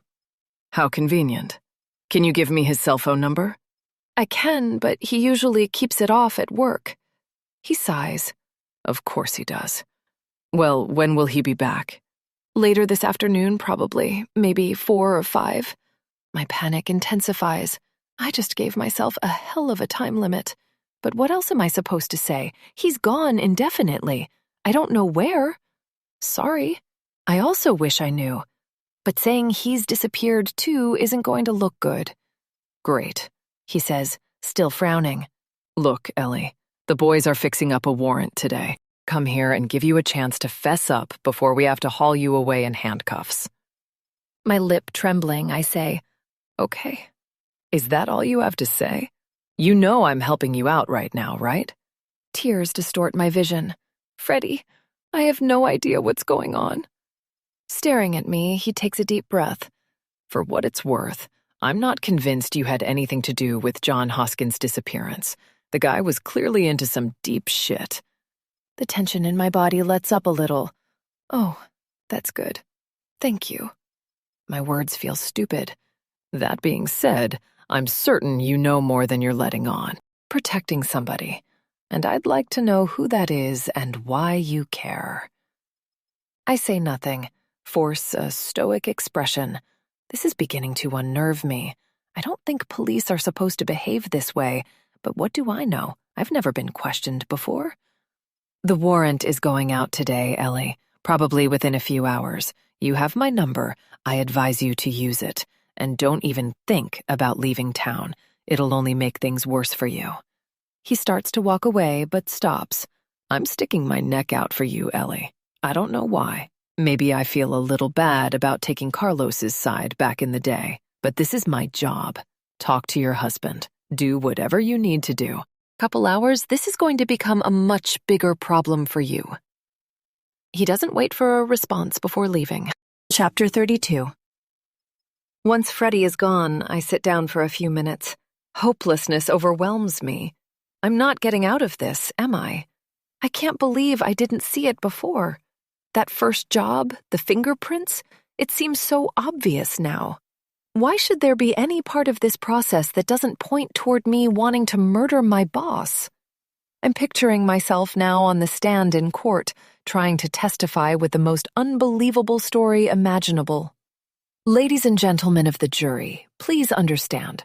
My neighbors, who used fake names and moved in just to frame me, hired me to do random tasks for $5,000 a week. Other people were involved, but they won't testify because the jobs were illegal. Not that kind of illegal. Yes, I guess I committed some crimes, but killing my boss wasn't one of them. One guy might testify if you give him some booze money. He'll tell you that I showed up and picked up some glass sculptures one time. It was all a part of me getting framed. It's a fine start for an insanity plea. Sophia and Harry and whoever else is involved are going to get away with this. Nothing else adds up. Nothing that doesn't put me as the murderer. I'm going to rot in prison for the rest of my life as a villain, suffering for a crime I didn't commit. The tears are coming now, harder than ever before. What in the world right now is to get lost in Henry's arms, and I can't even have that. After a few minutes, I start to get it together. The tears taper off, and I realize that it isn't over yet. There's no point in giving in when I still have a few hours to spare. My mom was right. Feeling sorry for myself is a useless emotion. I'll have a life sentence to serve where I can feel sorry for myself every day if I feel like it. For now, I have to keep fighting because there's nothing else to do. I get up and stare at the Walters house across the street. Still empty, still silent. God, if I just knew where they went, I could confront them. I could buy a gun and wave it in their faces until they give me answers. I could demand to know where my husband is, why they're doing this to me. I could break in. The thought is almost funny at first. I'm apparently guilty of murder, hiding evidence, and drug trafficking. What's a little breaking and entering on top of that? Ma'am, we were going to give you a light sentence for murder, but I'm afraid it's 25 to life now that we know what a monster you truly are. To hell with it. Something is inside that house. Something that might help me figure this situation out. If I get caught, so be it. I'm out of other options. Talk myself out of it, I grab a rubber mallet from the garage. The clock shows 9:30. This is a white-collar neighborhood, and most everyone is at work. Even so, I stroll onto my lawn slowly and glance around. No kids playing, no runners out getting exercise, just a long stretch of deserted suburbia. My pulse quickens when I cross the street, but I refuse to let doubt slow me down. The front seems too conspicuous, so I unlatch the gate that leads to their backyard. There might be an alarm. If so, so be it. I can run back home and pretend I never left. But before I smash my mallet into the handle, I feel compelled to try something else first. I reach out to see if it's unlocked, but I stop just short. A plastic sack sits on their glass patio table, pinned down by a candle. I wrap it around my hand before I try the door. No more fingerprints. It's unlocked. My God, these people left the door unlocked. After all this elaborate planning, No, stop right there, Ellie. This is obviously intentional. I glance into the dining room, staring at the table that now looks ominous and taunting, like it's daring me to keep digging. The white walls look barer than before. No personality, no warmth, nothing that feels real. The refrigerator is undecorated and probably empty, the appliances pristinely clean, like store displays. It looks like a house hastily thrown together in an attempt to look normal. I can't help it, though. I go inside. There isn't much to see, though the place feels extra strange when unoccupied. I don't know what I'm looking for, so I just keep moving from room to room, with my hand still wrapped by the bag, opening drawers and cabinets to reveal nothing. No papers, no dishes, nothing I didn't place there when I unboxed their kitchen. There's wine and tea, mere props to be used to convince Kate and me this was a real house where real people lived. Anything beyond that is pointless. The master bedroom has a bed and nothing else. The bathroom doesn't even have soap or toilet paper. I'm on the verge of giving up when I hear a sound from upstairs that catches me dead in my tracks. It sounds like distant laughter from a lunatic. Or is it sobs? Either way, it's masculine. My palms sweat in the plastic bag as I grab the banister, wondering how to proceed. But I can't go home now. I'm in too deep. No need to surprise him either. Be it Harry or someone else, they don't sound emotionally stable. "Hello?" I call up, my voice lacking confidence. Abruptly, the sound stops. "Harry, is that you? It's Ellie." I try to sound normal, like I might be totally oblivious to whatever is happening. It seems pointless, but I can't stop myself. There's no answer. I take 2 slow steps up the stairs, and the sound resumes. As I climb higher, I become more confident I'm hearing sobs, not laughter. Guttural, heaving sobs that only seem to get worse with each passing second, like my presence is bringing on a fresh new wave of misery. At the top of the stairs, I stop. "Harry? Hello? I need to talk to you." The sobs continue. I peek into the room where the sounds seem to be originating, but I see nothing at first. It isn't until I peek my entire head in that I finally see Harry. His eyes are bright red and shiny, tears falling down his cheeks. Skin is greasy, his clothes dirty and rumpled. He's wearing a t-shirt and shorts, a far cry from the casual business getup I've seen him in before. Lying in a heap on the floor, he doesn't look like the same man who came to our house last week. Beyond him, the room is completely empty. "Harry?" Finally, he stops sobbing. That's when I notice the gleaming pistol at his side. I put my hands up. "Please, don't shoot." His face goes taut and expressionless, a wave of calm washing over him. "I'm not going to shoot you, Ellie. I've already hurt you enough." "Harry, what's going on? Where is my husband?" "I don't know," he says. "I think he took him." "Who? Where's Sophia?" He doesn't answer. "What's going on? I need to know." "You think I know?" he says. "He didn't tell me anything. Nothing that would help you." "Who is he?" "I don't know his name." "Harry, I need you to talk to me. What is happening?" "I'm so sorry, Ellie. I saw the cop. It must look so bad. I don't want you to go to prison. I never meant to ruin your life. I had to do it. I'm so sorry." He sets his pistol down and reaches into his pocket. From it, he pulls a wadded-up piece of paper with a couple dark red stains on the side. When he holds it out, he reveals a hand with bloodied knuckles. I step forward and grab the paper, unfurling it. It's a debt statement, a request for payment. It's a debt statement, a request for payment. The same collector that's been after us, Scissortail Recovery Services. I don't recognize the name on it, but the debt is just shy of $100,000. George Stannis? I read. Who is that? A coward, he says. Nice to finally meet you.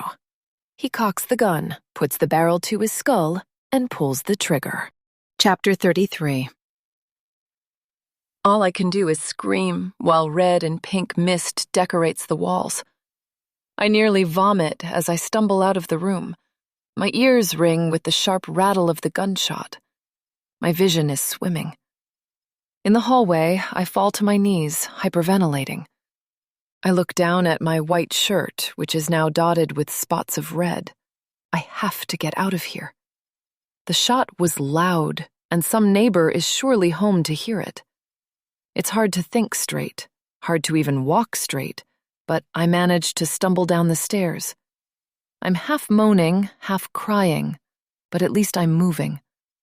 The front door strikes me as a mistake, so I go out the way I came. From there, I pick up the pace, sprinting through the yard.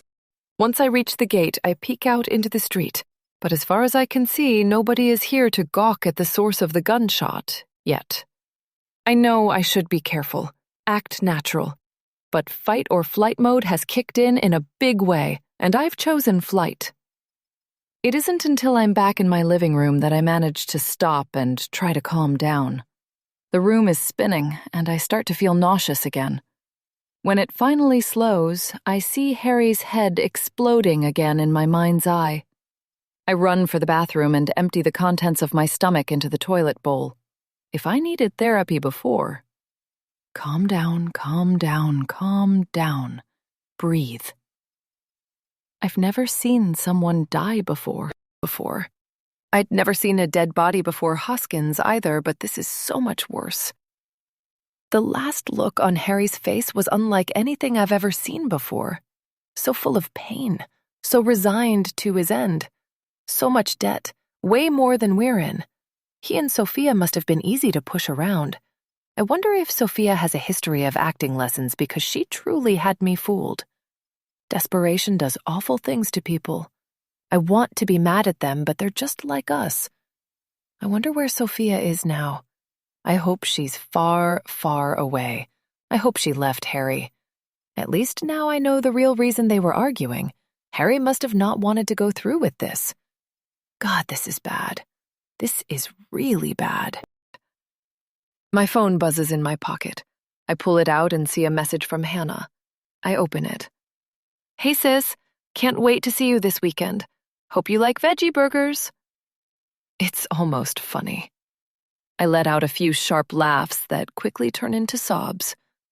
I fantasize for a moment that my life is normal enough to merit a message like this. How many unsuspecting people live on this street, in this neighborhood, blissfully unaware of this mess? It's an absurd thought. For all I know, the house 2 doors down is a meth lab. The kids who always play basketball are human trafficking victims, let out once a day to play so long as they act happy. The old lady down the street is building a bomb to take down the state capitol, in case her candidate loses. This is just one sick iteration of the ugliness humanity has to offer. I can't do this on my own any longer. I need help. I need to feel like I'm not alone in a vast ocean, paddling hopelessly to stay afloat. Instead of responding to her text, I press the call button. While it rings, I'm both terrified and relieved at the idea of spilling this all out. Everything I can spill out, anyway. Hey, she says, her voice as vibrant as an impressionist painting. Hey. A brief pause. What's wrong? Hannah... Why won't the words come? Are you okay? No. Where are you? I'm at home. Hannah, I'm in trouble. I'm in a lot of trouble. I'm coming. I can be there in an hour and a half. Stay on the line with me, okay? I'm grabbing my keys. I'm going to come straight there, but on the way, I need you to tell me everything, okay? Okay, I say, wiping a tear from my eye. But I don't know much. Chapter 34. We don't get off the phone during her drive. I share every detail I can think of, every small, seemingly insignificant event that's occurred in the last 2 weeks. So much of it seems pointless, but she urges me on. It feels good, in a small way, like I'm carrying a little less weight on my shoulders. I have no delusions, though, that I'm any closer to understanding what's going on. Still, Hannah is far more clear-headed than I've ever been, and there's a strong sense of relief in passing along this information to someone who can think about it better than I can. She stays on the line as I change out of my blood-stained clothes, even when I put her on speaker as I shower. The call doesn't end until there's a knock at my door, and I open it to finally see someone other than Freddie Kimball. It feels like I haven't seen my sister in years. Sporting a ponytail and a dark blazer, she looks all business, but the warmth in her eyes suggests otherwise. There's no time to say anything before she embraces me. "Hannah," I say, "I'm so sorry to drag you into this." "No, none of that," she says, pulling away. "You're my sister. I'm here for you." I bite my lip, fighting tears, but she cuts me off before I can say anything. "You told that cop to come back at, what, 4 or 5? I nod. That's when I said Henry would be back from work. He wants me to call before then. But if the warrant goes out sooner, we might have even less time. There's a nervous determination in her eyes, fear tempered with a sense of duty. It's more comforting than I was expecting. We've got 2 or 3 hours then, at least until we need to not be here. But even if the warrant hasn't come out yet, I bet he won't be happy if he shows up to an empty house. "Coffee?" I offer, showing her inside. She nods as she sits on the couch. "Now might not be the time," she says, "but I love what you've done with the place." "Thanks," I say from the kitchen, pouring cups. "Wait, you've been here before, right?" "Not since you were moving in," she says. "Seriously?" I re-enter the living room and put a steaming mug in front of her. "It's been 2 years." She shrugs. "Yeah." "I'm sorry," I say. "I've just been—" "Look, it's okay. I understand your hesitation, but I do love you, Ellie, and I do want to be a part of your life. But I get it. I just keep thinking about— I know. Look, we don't have time for this right now. We need to get thinking." "Yeah. Sorry. I don't know if anything I told you was helpful." "It was," she says. "There must be something, even if it isn't apparent right away. Do you have a pen and paper?" "In the office," I say. I retrieve a notebook and a ballpoint pen. "What did you say Harry's real name was?" It takes a moment to recall. The image of his head erupting is too prominent in my mind. George Stannis. "Did you keep that sheet of paper with his debt on it?" "No," I say. "I dropped it on the way out. It got covered in blood. I really don't want to go back for it." She writes it down. "Did anyone investigate the gunshot?" I shake my head. "Didn't see anyone." God, he's still in there. "Look, if I had to take a wild guess, I'd say whoever is responsible for all this didn't mean for that to happen. Sounds like they were done using him as a pawn and cut him free. Maybe he had nowhere else to go. Some serious dirt on him." She pulls her phone out. "Going to Google his name, see if I can find anything." "George Stannis, Oklahoma City. This him?" She shows me a LinkedIn profile with his familiar face. "Yeah. Pretty bare. No other social media profiles. Looks like he was a manager at Riverwind Casino. Still is, according to this. Wouldn't that pay well? No idea. But if the guy was working at a casino and was over 100,000 in debt, he might have been a gambling addict. For some reason, this revelation feels like a punch to the gut. Getting his payout from Hoskins or whoever else and blowing every dime in one afternoon, only keeping enough to buy a gun. Then he retreats to the only place he ever felt like a somebody and ends it all. I shake the thoughts away. These are pure speculation. "You said you had the same debt collector, right?" "Yeah." "What's the name of the company again?" "Scissortail Recovery Services." She bites her lip as she Googles the name. "Looks fairly normal. Scummy business model to begin with, but nothing out of the ordinary. She looks at me for a long moment. Accident. A couple months ago now. And when did you start getting billed by this company? I think for a moment. Must have been about 3 weeks after Henry got out of the hospital. Mm-hmm, she says, tapping the pen against the notebook. Why? You guys ever been in debt before? No, I say. Neither of us. Not even for car payments or anything. Then I guess you don't know that's really soon to pass off payments to a collector. How does it normally work? Hospitals are private companies, and they want to get paid as soon as they can, right? Normally, they bill your insurance company, but if you aren't covered, they bill you right away, sometimes before you even leave. Then they wait around 3 to 6 months for you to pay. If they think you aren't going to pay, they'll try to make whatever they can by selling the debt to a collection agency at a reduced cost, thinking it's better than nothing. Then that company will start trying to collect, hoping you'll pay them more than they paid for your debt. But 3 weeks is crazy fast. It wouldn't make much sense for a hospital to give up on you paying that quickly. The only reason I can think that they'd do that is if the collection agency made an early offer. A good one, too. The legality is murky, but I wouldn't put it past either party in an exchange like that. Trust me, I work in a hospital. I know how scummy they can be. They bid on my debt? Maybe. While she thinks this over more, I go into the kitchen and grab a billing statement from last week. I look it over thoroughly, but nothing seems suspicious.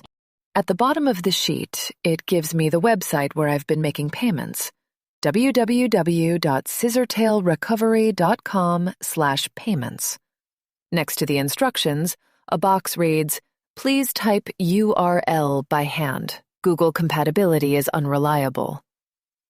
It hadn't seemed strange before, and for all the payments sent so far, I'd followed the instructions. "Hey, Hannah," I say, walking back into the living room.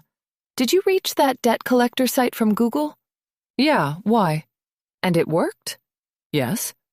"Read the URL to me." Okay. www.scissortailrecoveryservices.com. Oh my God! I laugh at how stupid I've been. It's a fake site. Seriously? With my phone, I type in the URL from the paper. Let me see the real one. She obliges, and I hold the payment portal pages of the two sites side by side. They're almost identical. Maybe they are identical. Good eye. I grin at my discovery, at the feeling of making progress, but the joy is short-lived. Wait, so if they bought our debt early, I say, not eager to continue, that means they've been pulling the strings since the beginning, since we were in the hospital. Or at least since somebody found out you were in debt, they saw an opportunity and ran with it. Why us? People go into medical debt every day. My guess? You were unique. Somebody knew you might have a motive to kill Hoskins. Then they played it up with the whole affair thing to make it look extra real. But Hoskins was involved somehow. Like 3 different people I talked to described him. She sighs. Yeah, that part I'm still unclear on.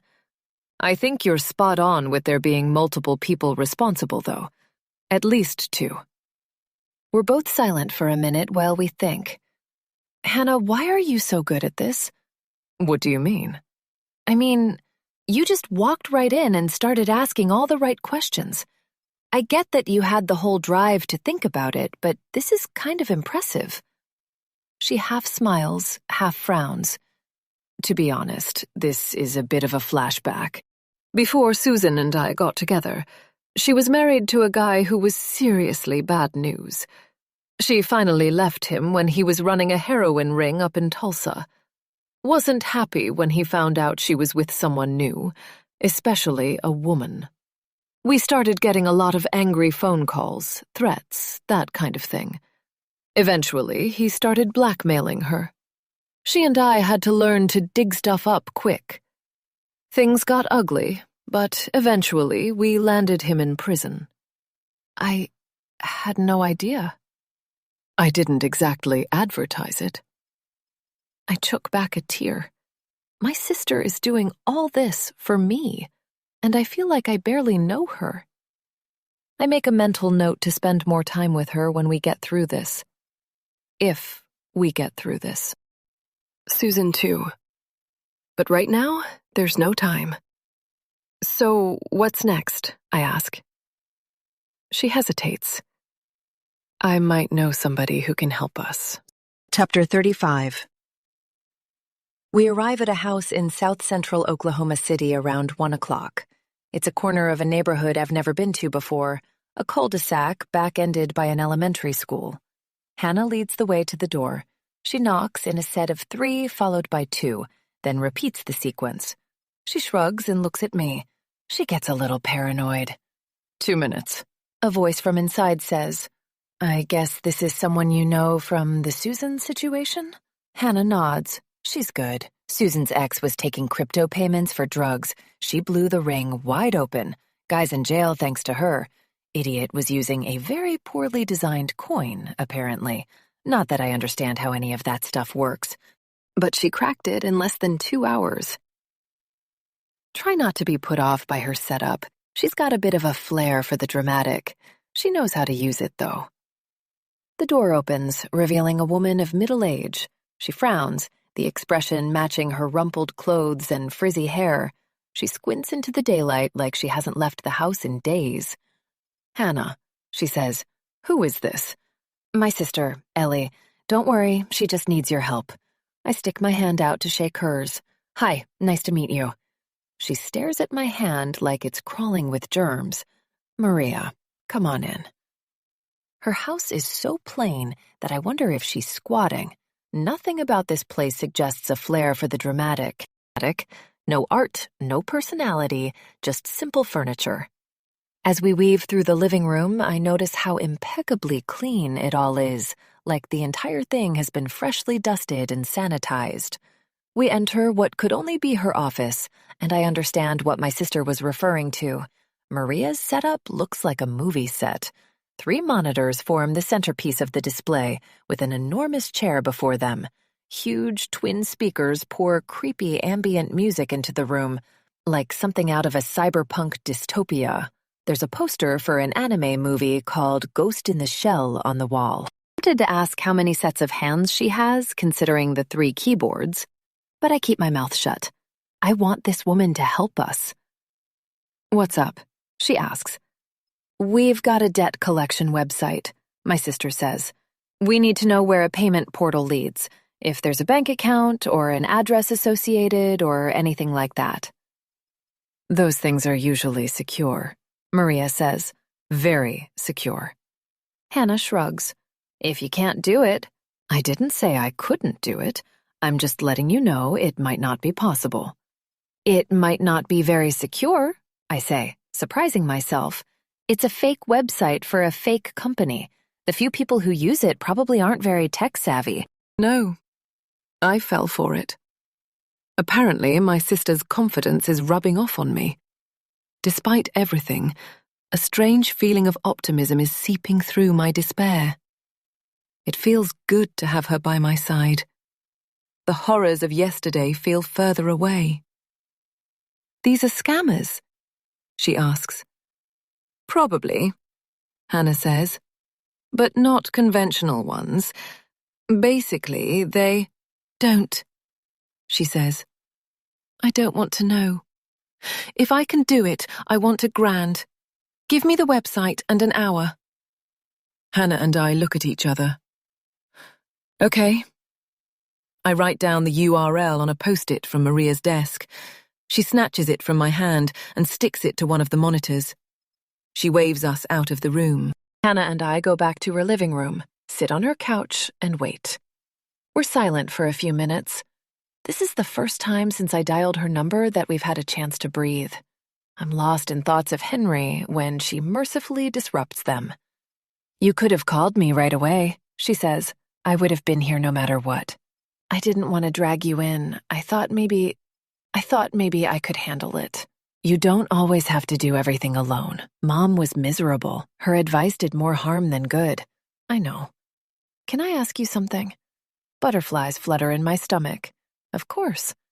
You and Henry, you guys got married super quickly. It surprised me. When I first met Susan, she was asking me out for months before I gave in. I was lucky she was so persistent. My therapist and I talk about it a lot. I guess I just can't help but wonder why you were able to open up to Henry so quickly, especially with how young you two were. I take my time before answering. I've been wondering the same thing, too. To be honest, it was the first thing I thought about when he disappeared. I thought maybe... God, it feels too awful to say now. No judgment here.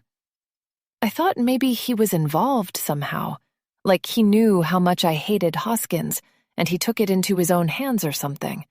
But he would never do that. I was just scared. So anything seemed possible. And he seemed so happy with the job situation. He was already talking about doing it long term.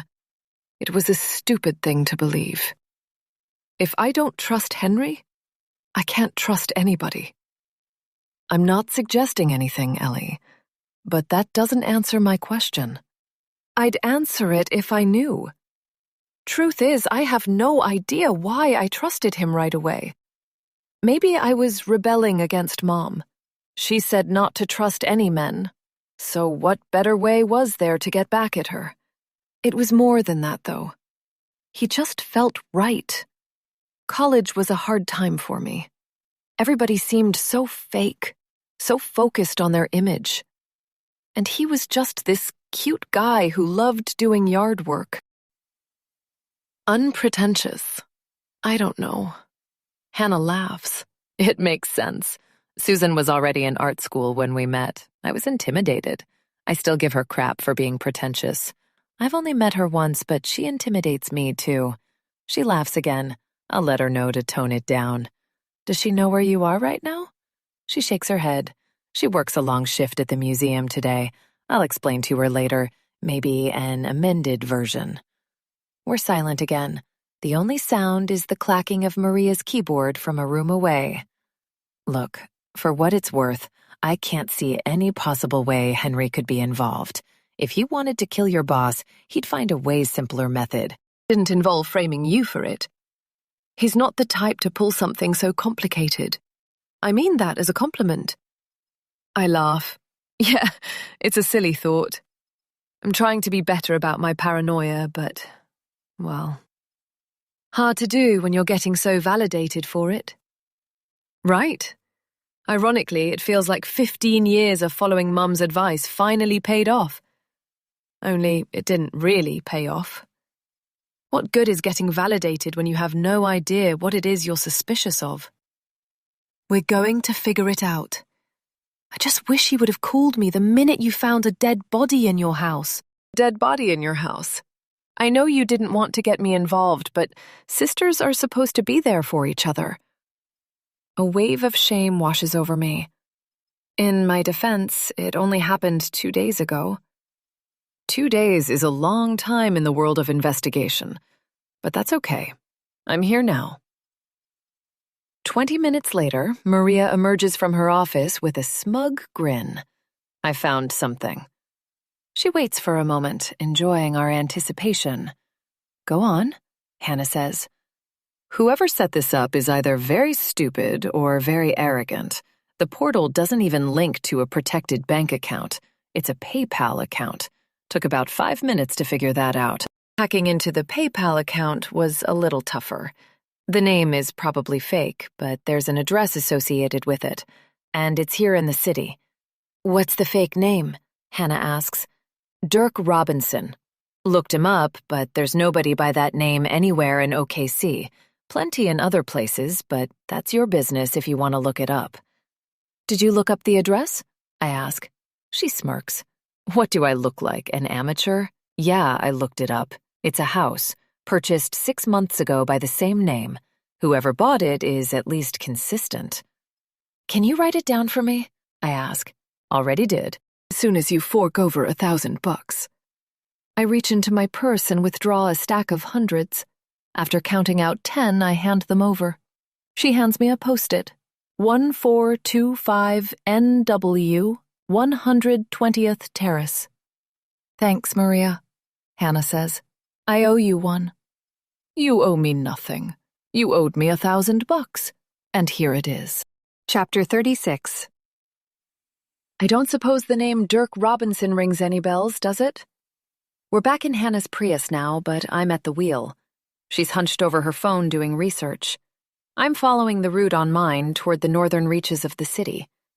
I have no clue what we'll find at this address, but my nerves are jangling. Nope, I say. Didn't Maria already say she looked the name up? Yeah, she says, but she doesn't know why we're looking it up. She just said whoever it was isn't local. Maria doesn't ask a lot of questions. I like that about her. I turn onto the highway. There's probably a lot of Dirk Robinsons out there if you're looking in the whole country. But, she says, are there a lot of Dirk Robinsons with a history of working in architecture? I think you were on to something when you mentioned one of Hoskins' old enemies being behind this. If he's been taking over firms for the last 20 years, he's probably pissed off a lot of people with a lot of power and money. It would all make sense, wouldn't it? A guy wants revenge, finds a vulnerable person who works for Hoskins, frames them for the crime. Somebody probably caught wind of your money trouble, set up that fake debt collection agency, then added the affair nonsense to seal the deal. You don't have a history of being unhinged, not enough to make killing your old boss believable. But if you were having an affair with him that went sour, had to deal with his addiction to drugs and anonymous sex, then it gets a little murkier. It's painful to hear it all spelled out like this, but she's right. It adds up. The only missing piece of the equation is who is responsible. And looks like I might have found him. I force myself to keep my eyes on the road. Wait, really? Yeah, Dirk Robinson, 45, lives in Indianapolis, working at a place called AFM Architecture. Indianapolis, I say. That's where Sophia and Harry said they were from. Not that it means much. Does he have a position listed? No, which suggests to me he probably isn't that high up. But it looks like he was a former partner at a firm called Kylo. Holy shit, I say. I swear I've heard Hoskins mention that place before. Looks like we might be on the right track then. My body feels suddenly lighter, like I'm being lifted out of my seat. Tears form, but they're happy tears. For the first time since I saw Hoskins's dead body, I finally feel like I know what's happening to me. The lightness suddenly becomes rage. Dirk Robinson. A man I've never even met. A man who wanted revenge so badly he was willing to ruin the life and reputation of a total stranger for it. I hope he's home, and I wish I had a weapon. My knuckles turn white while I squeeze the life out of the steering wheel. Apparently, Hannah can see what I'm feeling. Let's not get carried away, okay? We could easily be wrong. This seems a little too easy. He's probably an arrogant bastard, I say. Probably thought I was too stupid to get this far. She doesn't respond to that. I exit the highway. The GPS tells me I'm only 5 minutes away. Hannah remains on the verge of saying something else, but restrains herself. Neighborhood. It's a generic new construction area where all the houses are matching red brick and have very little personality. It's the kind of neighborhood that's been built repeatedly over the last few decades as our city indefinitely sprawls, losing its soul the further it gets from its heart. The kind of neighborhood I grew up in, that I told myself I'd never live in again. We finally reach the house, and I'm underwhelmed. I don't know what I was expecting, but it's about as nondescript as they come. Those same red bricks, some bushes in need of water in a bed, cheap white shutters. It's the sort of place anyone with a decent salary might live in. But it doesn't look like the sort of place where a man wealthy enough to fund this insanity might live. We wait for a minute. Should we ring the doorbell? I ask. I don't know. If he's in there, he might know what you look like. Maybe I should do it. I'll just pretend I live nearby. Tell him my dog got out or something. I nod and she gets out. We're across the street, and I'm in clear view of the door, so I sink into my seat and peer out through the bottom of the window. She rings the doorbell and waits. Nothing. After a couple of minutes pass, she walks back to the car and gets in. What now? I ask. Guess we wait. A glance at the clock. It's 2:30. For all I know, the warrant could be out already. Still, what can I do but wait? It's the best lead we have, but knowing this doesn't ease my nerves. At least we're in my sister's car, not mine. After about 10 minutes, we start pitching other ideas, talking to the farmers again, calling AFM architecture, trying to track down Sophia, but none of it seems practical or useful. A call to AFM yields only a receptionist's promise to pass a generic message along. I'm starting to get very worried when a sound makes me jolt upright. I look toward the house. The garage door is opening. A nondescript Hyundai hatchback pulls into the driveway, and I'm sure I've seen it before. Several times. Garage, and I turn the car on to pull forward for a better look. I don't recognize the silhouette at first. It's a man, short and thin, with close-cut hair. Then I realize who it is. Of course, it's the last person I expect it to be. Chapter 37. I should be furious. I should jump out of the car, run to the man in the garage, slap him in the face, and demand answers. Instead, I sit silently, overcome by a dull resignation. Hannah turns to me. You know that guy? I respond quietly. Yeah, I do. It's Jeff. My knuckles tighten. I'm caught between rage and despair. I never should have trusted anyone. Why should someone be friendly with no ulterior motive? At this rate, I shouldn't be surprised to find Henry is involved. Hell, why not Hannah, too? Maybe Lacey is the ringleader. What's the value of loyalty these days? A few $1,000s? You say that like I'm supposed to know who Jeff is. I tell her about him, how he stumbled into Powerhouse 6 months ago like a baby deer just learning to stand, Lacey and I taking him under our wing. No wonder he's such a clueless architect. I suspected a bad education, but now I'm suspecting no education at all. You think someone gave him the job just to mess with you? She asks. Maybe Hoskins or this Dirk Robinson guy? I sigh. At this point, nothing is too ridiculous to believe. Maybe Jeff's behind the entire thing. We're silent while she adds everything up in her mind. You don't know that. Put him up to it, blackmailed him, paid him off, whatever. Those ideas aren't much better. Guess not. Who's in charge of hiring at Powerhouse? Melissa Stevens, HR manager. The partners sign off on new hires, though. She loves Jeff, but she's kind of clueless. He probably could have landed the job on those doe eyes alone. She shrugs. You gonna confront him? Maybe you should try again. He won't recognize you. And say what? You already know who it is. I stroke my chin. Good point. Maybe I can guilt him into spilling his guts. After a deep breath, I get out of the car and make my way across the lawn. With every step, I get angrier. Everything I've done for this kid, after sticking my neck out. I ring the doorbell and stand to the side of the peephole. To my left, the curtains flash open and closed. Then there's only silence. The idiot has no idea I watched him go into the house. Maybe he's planning an escape. If so, he won't get far without his car.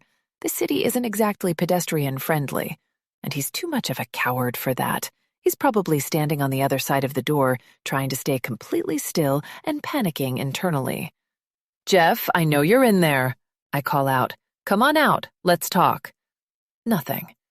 Jeff, I think you owe me an explanation. Give me something here. I'm going to prison. You may have been bullshitting me, but I know you don't think I deserve this. You know I didn't kill Hoskins. I just want to find my husband and clear my name. Help me out, okay? Still nothing. Okay, you don't want to help? That's fine, but you can at least show your face, you spineless asshole. Own up to the fact that you've been trying to ruin my life. Look me in the eyes before I spend the rest of my life in prison. That's the least you can do. That does the trick. Slowly, Jeff turns the lock and opens the door. Despite my insistence, he can't meet my eyes. Instead, he looks at the ground, defeated. Give him the mercy of speaking first, not unless he looks at me. A few seconds go by. His face scrunches up, fighting tears. He's in agony. Good. Finally, he looks at me. I'm sorry, Ellie. Sorry for what, Jeff? He bites his lip. You know for what. I want to hear you say it. I never wanted to do this. I like you, Ellie, I really do, but I didn't have a choice. Tell me why you came to work at Powerhouse. I was supposed to meet you, make friends, make sure you were the right person for this. I saw how much you hated Hoskins, how much you wanted that promotion. Then I found out about your debt. Are you the one who bought it? He's taken aback. You think I could afford that? No, I just set up the site. I was a web designer at my last job. I blush, feeling the stupidity of my question. And you did the PayPal in his name? Who is Dirk Robinson, Jeff? He runs his hand over his mouth. It's a fake name. Someone from Hoskins's old firm. How did he rope you into this? His lower lip trembles. He starts to cry. I had no choice. You don't get it. What do you mean? Who put you up to it? His eyes dart around the entryway. I can't tell you. Why not? Maybe we can stop this, I say. It isn't too late. Jeff's sobs get louder. He's losing control of himself. He covers his face with his hands. He touched me in the parking lot after work. I can't say who or he'll kill me. I thought he was just some jogger. First, we just flirted. Then he offered me a job. It was so much money, Ellie, and he was so charming. He said all I had to do was go work at this other place for a while, then I'd be set for life. Just had to do a few favors. I hated my job, you know? When I told you about the old place I used to work, I wasn't kidding. I just lied about what I did there. And I know he was older, but Ellie, he wanted me. Somehow he knew. Things got physical. He took photos of us together. I thought he was just kinky, but he was getting blackmail evidence. I'm such an idiot.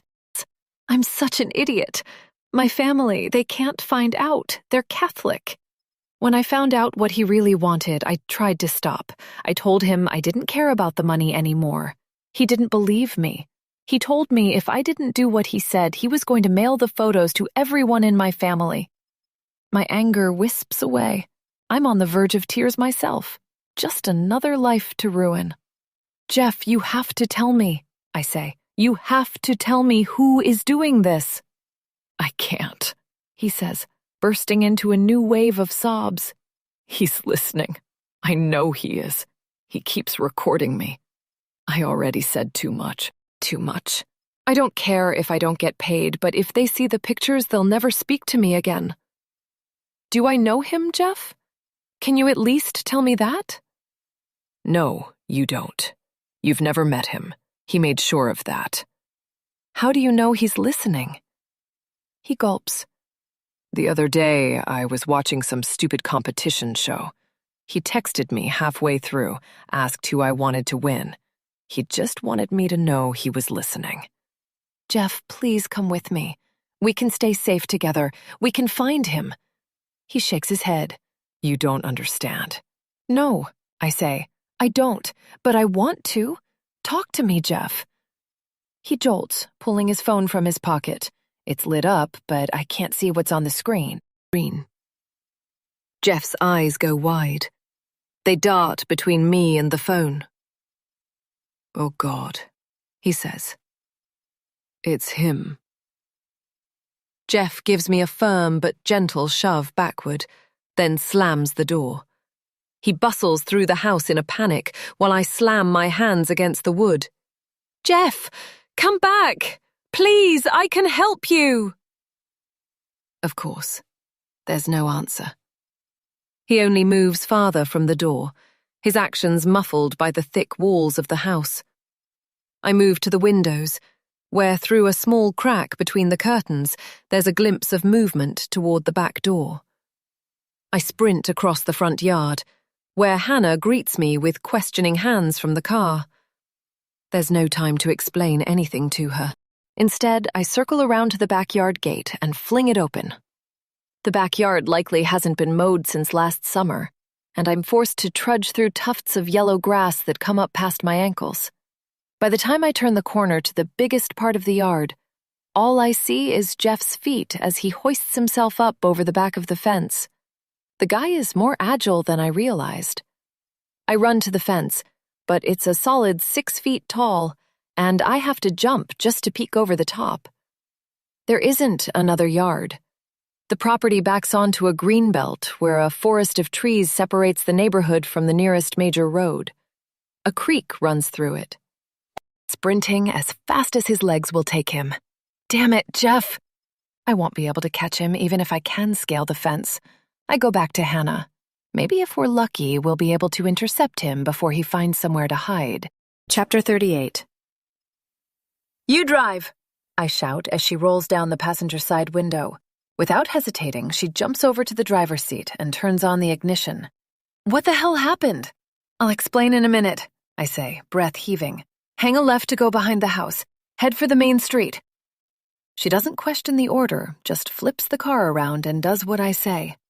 I'm grateful that she doesn't press me. There's something to be said about sisterhood. To our right are more neighborhood fences. To the left, the woody expanse that contains Jeff. We're a quarter-mile from the major street. How do I open your sunroof? I ask. She responds by pressing a button on her dashboard. The overhead glass moves at an agonizingly slow speed. Once it's open, I peek my head out the top and look. Don't crash, okay? Wasn't planning on it. At first, I see only trees with faint traces of a distant shopping center visible in the gaps between them. Then, a blur of motion. He's running right through the densest part. Suddenly, the movement stops. I retreat into the car. He's hiding, I say. I see where. Pull over. You sure he's going to talk? She says. No, I'm not. But unless you've got a better idea, I'm going for him. He's our only lead. She pulls to a stop, and I get out. Get out. I wish I was wearing running shoes, maybe some shorts and a tank top, but I wouldn't have guessed I'd need them today. These worn-down flats and jeans are going to have to do. I start by sprinting, but slow down once I get close. Don't want him to panic and flee. I crouch as I continue onward. If he doesn't see me, maybe he'll think I'm a cat or something. He's between two bushes, and I can just see his shoes sticking out to the left of one. Once I'm close enough for him to easily hear me, I speak up, trying to stay calm and soothing. Jeff, please don't run. Just listen to me for 1 second, okay? He doesn't respond, but he doesn't run either. Shoo from view as if it's going to make a difference. Surely he doesn't have cameras or anything out here. I'm begging you, Jeff. Tell me who's behind this. Slowly, he gets to his feet. His red eyes are streaked with tears. I told the police you were having an affair with Hoskins. He chokes out. I took those photos of you, with those prostitutes, and at the church with all the cocaine. He has them. I'm so sorry. That night in the diner, I knew the guy looked familiar, but I never would have guessed. Who, Jeff? His eyes dart around wildly. Okay, I lied. It's Dirk Robinson. That's his real name. He's the guy behind all this. He's the one who killed Hoskins. Why? He shrugged. Revenge or something.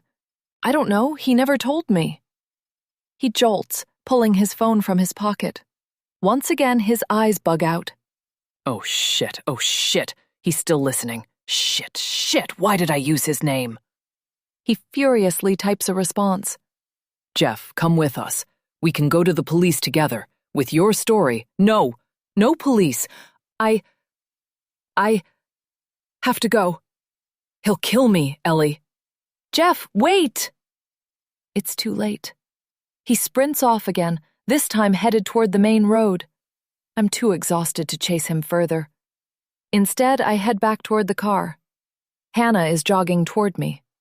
I walk until we meet in the middle. You going to chase him again? I shake my head. What did he tell you? We were right, I say. It's Dirk Robinson. As we walk back toward the car, I fill her in on the rest of what Jeff told me. She listens with rapt attention. Jesus, poor kid. At least it adds up. Dirk Robinson must be gay. That explains why he turned down Kate. We get in, her in the driver's seat again. Someone still got with Mandy and Rachel, though, I say. Could have been Harry. George. Maybe, I reply, shuddering. Robinson would have put him up to it, though. I don't see it. Hoskins, then? Before he got killed? I sigh. Yeah, maybe. But it still doesn't make much sense. First of all, why would he work with Robinson? Second of all, what did he think he was framing me for? She bites her lip. Yeah, I don't think it was Hoskins. What about the other two partners? Doubt it. They were the only two people who actually liked Hoskins. They're going to be totally screwed without him. Plus, they don't fit the description everyone keeps giving. Look, the only reason we thought it might be Hoskins is because people keep describing him. But it isn't like Hoskins is the only tall, bald sociopath with fancy clothes and jewelry. Maybe Robinson teamed up with another one of Hoskins' old enemies. He's got plenty to go around. It takes a lot of money to pull this off. Maybe more than Robinson had alone. Guess only one person had to deal with Jeff, Hannah says. No reason to show all their cards to him. I glance at the clock, which reads 4 o'clock. Any minute now, the police are going to set out for my arrest, if they haven't already. And we have no idea where to go from here. My sister and I sit in silence for a moment. Hannah squints and stares at me. Ellie, who hit Henry's car? The question catches me off guard. I don't know. Somebody with a truck? Henry never saw him in person. He was too hurt at the time. Why? She starts to say something, then stops. Well, come on, you can't just say something like that and not follow up. Well, it's just... It seems like the deeper we dig, the more we realize this whole thing was set up from the start. No coincidences, no luck. I mean, Jeff got a job at your firm 6 months ago just to prepare for this. Your neighbors bought that house just to set you up. Maybe there's even more. I know you said you guys were struggling a little bit thanks to Henry's mom's place, but if it wasn't for the accident... A light bulb clicks on in my brain. We would have been fine. Henry was just starting to make more money. It was winter, too, right before the best season for landscaping. If I hadn't gotten the promotion, it would have sucked, but it wouldn't have been the end of the world. I doubt I would have taken those jobs. She shrugs. Maybe the accomplice is the guy that hit Henry.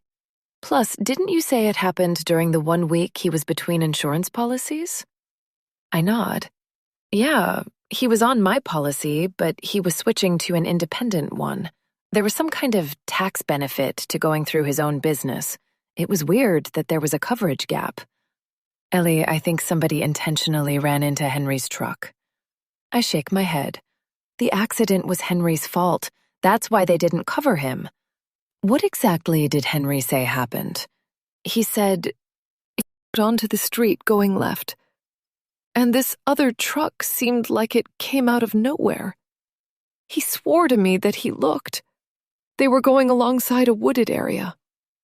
What if the other car was hiding behind the trees, then drove out at the last second? It would have just looked like Henry wasn't paying attention. Ice runs through my veins. I feel like a fool. How could I not have considered this before? It was the first piece of the puzzle, and I've been ignoring it this whole time. Do you remember the name of the driver's insurance company? I pull my phone out. I can look it up. I should still have emails from them.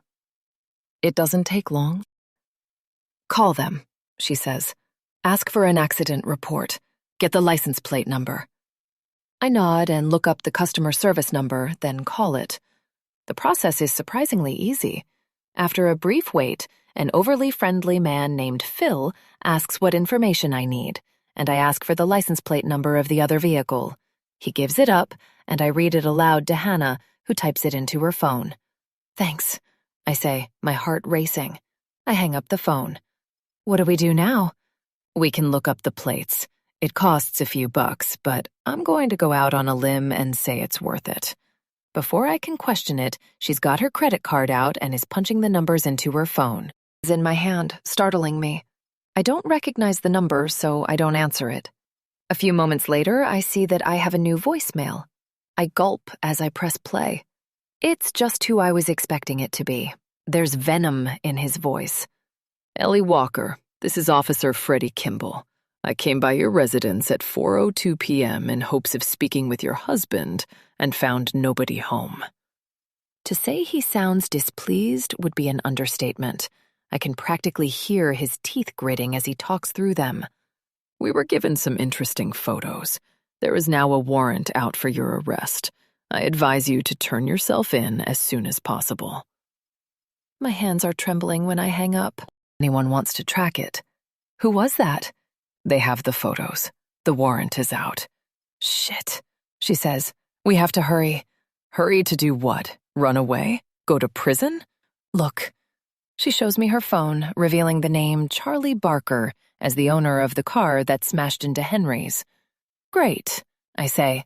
"Another name I don't recognize." "It's something," she says. "Look, he has a Facebook. Any chance you recognize him?" She shows me the photo of a smiling man, baby-faced, but probably in his 40s. His profile is so bare that it might as well not exist. It takes me a moment to recognize the face, but when I do, I gasp. "What?" Hannah asks. "Who is it?" "It's one of the loan sharks. The guys who beat up Henry." "Whoa, did he mention where he met him?" I think on that. Somewhere online, I think. Then it dawns on me. I recognize the man from somewhere else, too. He's the farmer, the one who approached me after I was done burying Hoskins. Oh, God, Hannah. What? Tears fill my eyes. They know where I buried the body. Chapter 39. I'm getting tunnel vision. The walls of reality closing in on me. In a few hours, I'll be in jail. It doesn't matter what I've learned. It isn't enough. Hyperventilation takes over, leaves me a huddled, quivering mass in the passenger seat. "It's going to be okay, Ellie," Hannah says, but there's doubt in her voice. "We just have to think. Breathe for me, okay?" I try to clear my mind, try to put myself in my yoga mindset, but there are too many racing thoughts to escape from. The police are going to arrest me. The people behind this know where the body is. There's no way out. Eventually, I start breathing normally again, but I'm not done panicking. What if I never see Henry again? Hannah uses her most soothing voice, talking slowly. "Look, Jeff has been talking to this Dirk Robinson guy for months, and you've known him the whole time. Try to remember any time he might have said something, anything about his private life. Nothing is too insignificant, okay?" Deep breaths. Think, think, think. Anything to shift my mind away from my impending doom. Jeff has always been so quiet, though, so hesitant to talk about himself. It makes sense now, but I'd always just thought he was shy. That, and apparently deep in the closet. My mind suddenly flashes back to the conversation we'd had at the Thai restaurant last week. Jesus, was that last week? It feels like a lifetime ago. He mentioned his girlfriend, how she had a place up near Lake Arcadia. I pressed him about her, and Lacey was clearly uncomfortable. They both were. I thought it was just a crush, but what if she was trying to keep him from revealing something? I relay all this to Hannah, who listens intently. "How long has Lacey worked at Powerhouse?" she asks. "I don't know, maybe 3 years? Do you trust her?" I'm an idiot if I trust anyone at this point. You can trust me. I force a smile. "You're not trying to frame me for murder, right?" "If I was," she says, "I like to think I would have chosen a better plan." We stew in silence, both thinking the situation over. "Do you know where Lacey lives?" I shake my head. "The general area, but not the house. She'd be at work anyway." Well, what about Lake Arcadia? There's only a handful of neighborhoods across Route 66. I guess maybe the girlfriend Jeff was referring to was Robinson. Hell of a slip-up, though. Not if, deep down, Jeff didn't want to keep it from you. What other choice do I have? It's the only lead we have. Okay, let's go to Lake Arcadia. We take off. Reach the highway exit toward the north side of Lake Arcadia 15 minutes later. It's at the northeast end of Lake Arcadia, OKC's sprawl, but I have no doubt that within a few years it'll stretch even further. I still expect every police car along the way to pull us over. Being in Hannah's car is less and less reassuring. I can't help but think they'll make the connection quickly, but maybe I'm just being paranoid. The thought makes me laugh out loud. I really need to stop gaslighting myself. What's so funny? Hannah asks. I shake my head. Nothing. Once we're riding along the stretch of Route 66 that separates the lake from the nearby neighborhoods, I check the GPS map on my phone to see what kind of space we're looking at. Damn, the neighborhoods go on for miles around here. The houses are super spread apart. Guess people like their space. Why else move out here? We're barely in the city. There's a sign to our right for Lake Arcadia State Park. Following it is another sign for a cemetery, and it points left into a neighborhood. This seems like as good a place as any. We turn in, and for a moment, I can't help but admire the neighborhood's beauty. The trees are old and enormous, their spring leaves glowing bright green over sweeping grasses. To our right, two curious donkeys approach their outer fence when we drive by their owner's house. It's rural Oklahoma, just a few minutes' drive from suburbia, the ideal place for privacy without leaving city resources. Not a bad place to headquarter a criminal operation. Not so different from the area where we'd delivered all that cocaine. I just wish I knew what we were looking for, Hannah says. Any of these houses could be the one. I look at the GPS map again. I definitely remember Jeff saying the place was right by the lake. I'm going to guess that means within 2 miles or so. But I don't know exactly what we're looking for. Anything weird, I guess. Just keep driving. Ellie. I turn to my sister, whose cheeks have gone pink. Yeah?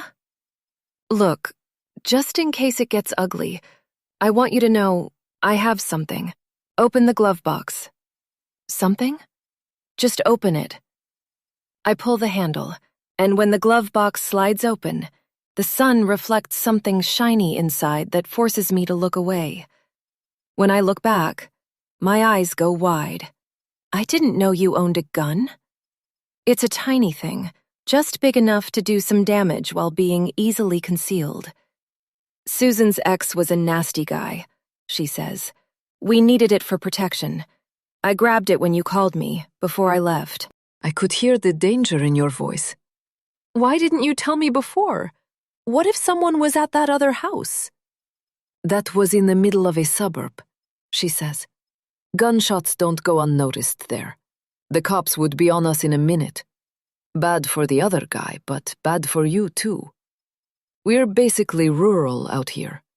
People have different attitudes about guns and cops.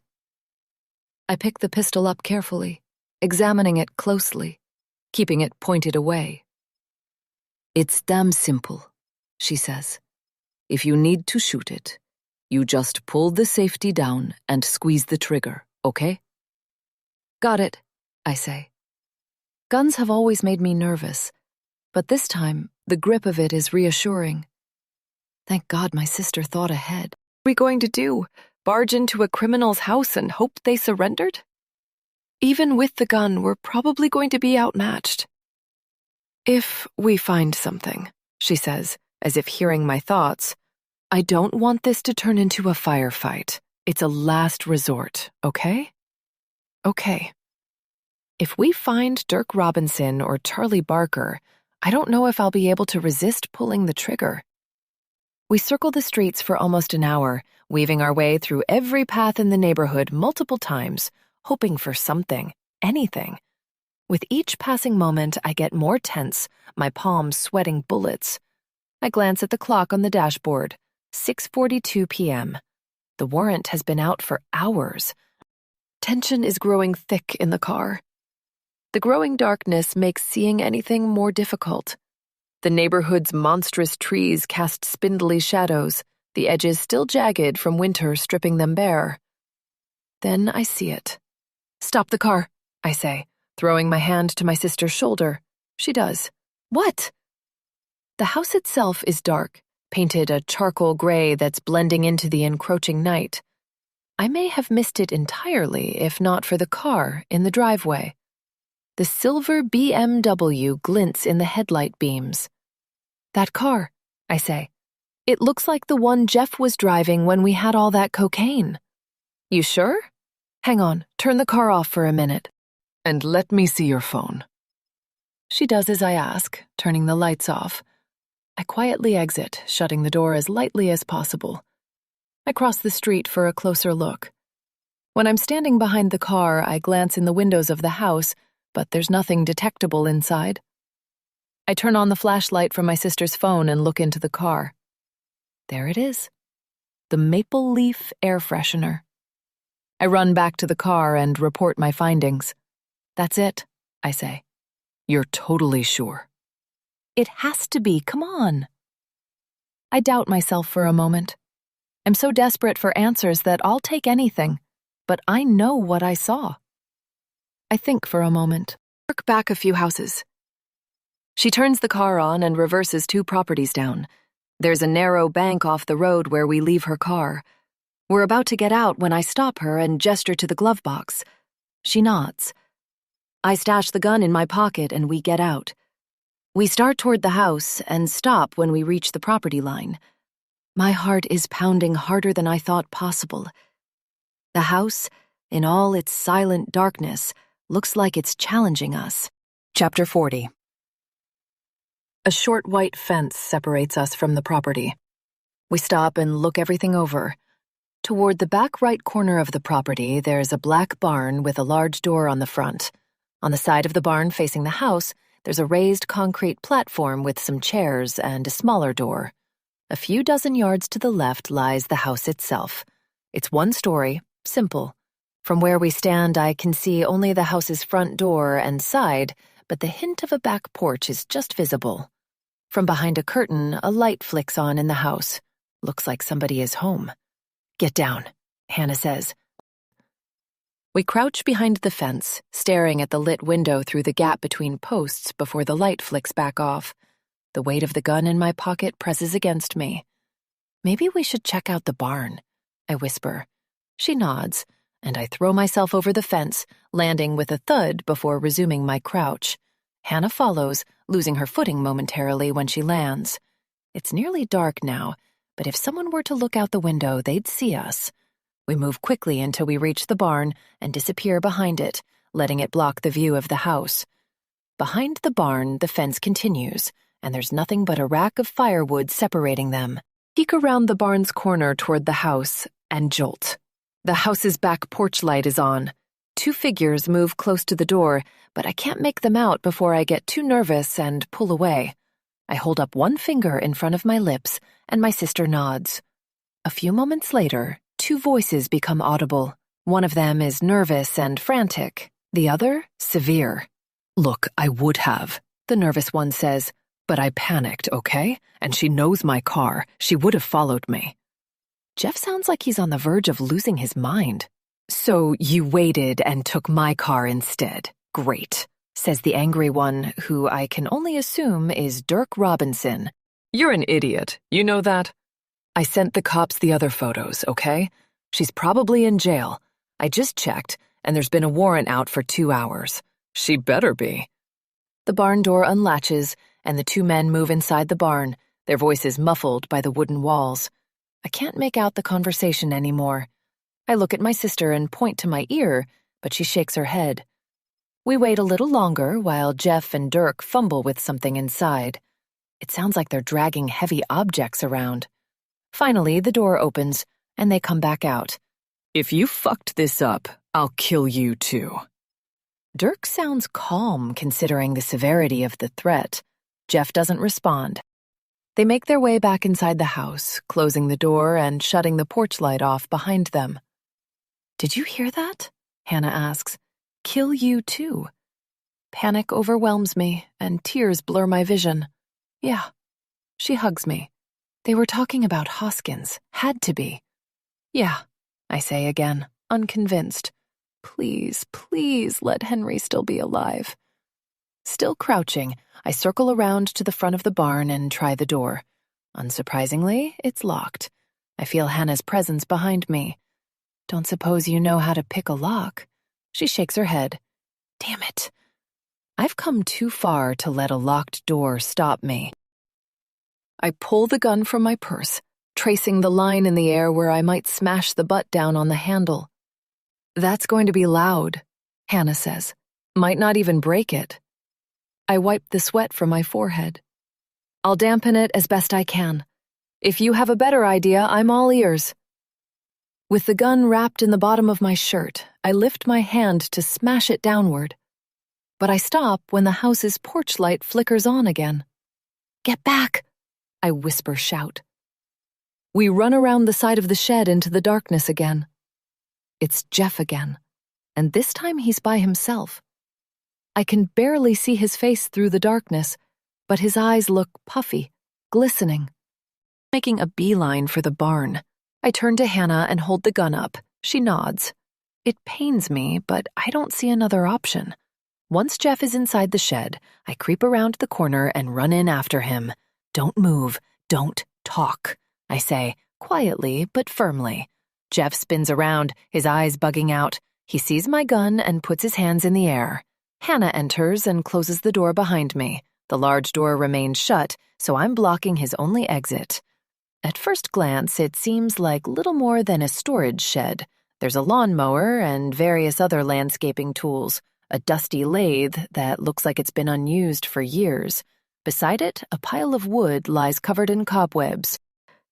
Jeff's eyes are darting to a corner of the shed where a gigantic tarp covers a flat, raised area the width of a car, though it only comes up to my knees. "What are you looking at?" Defeat haunts his eyes. He looks like he knows he's about to die, or something worse. Keeping my gun on him is painful. He doesn't respond. "I'll put the gun down if you promise to stay quiet." He nods, so I lower it. "What's over there?" He bites his lip. "Just look. You're going to anyway." I nod to Hannah, then lock my eyes on Jeff. He may be a victim too, but that doesn't mean I trust him to help us. She lifts the tarp. "Oh my God." I look where she's standing and gasp. Beside the cast-aside tarp lie countless stacks of bills.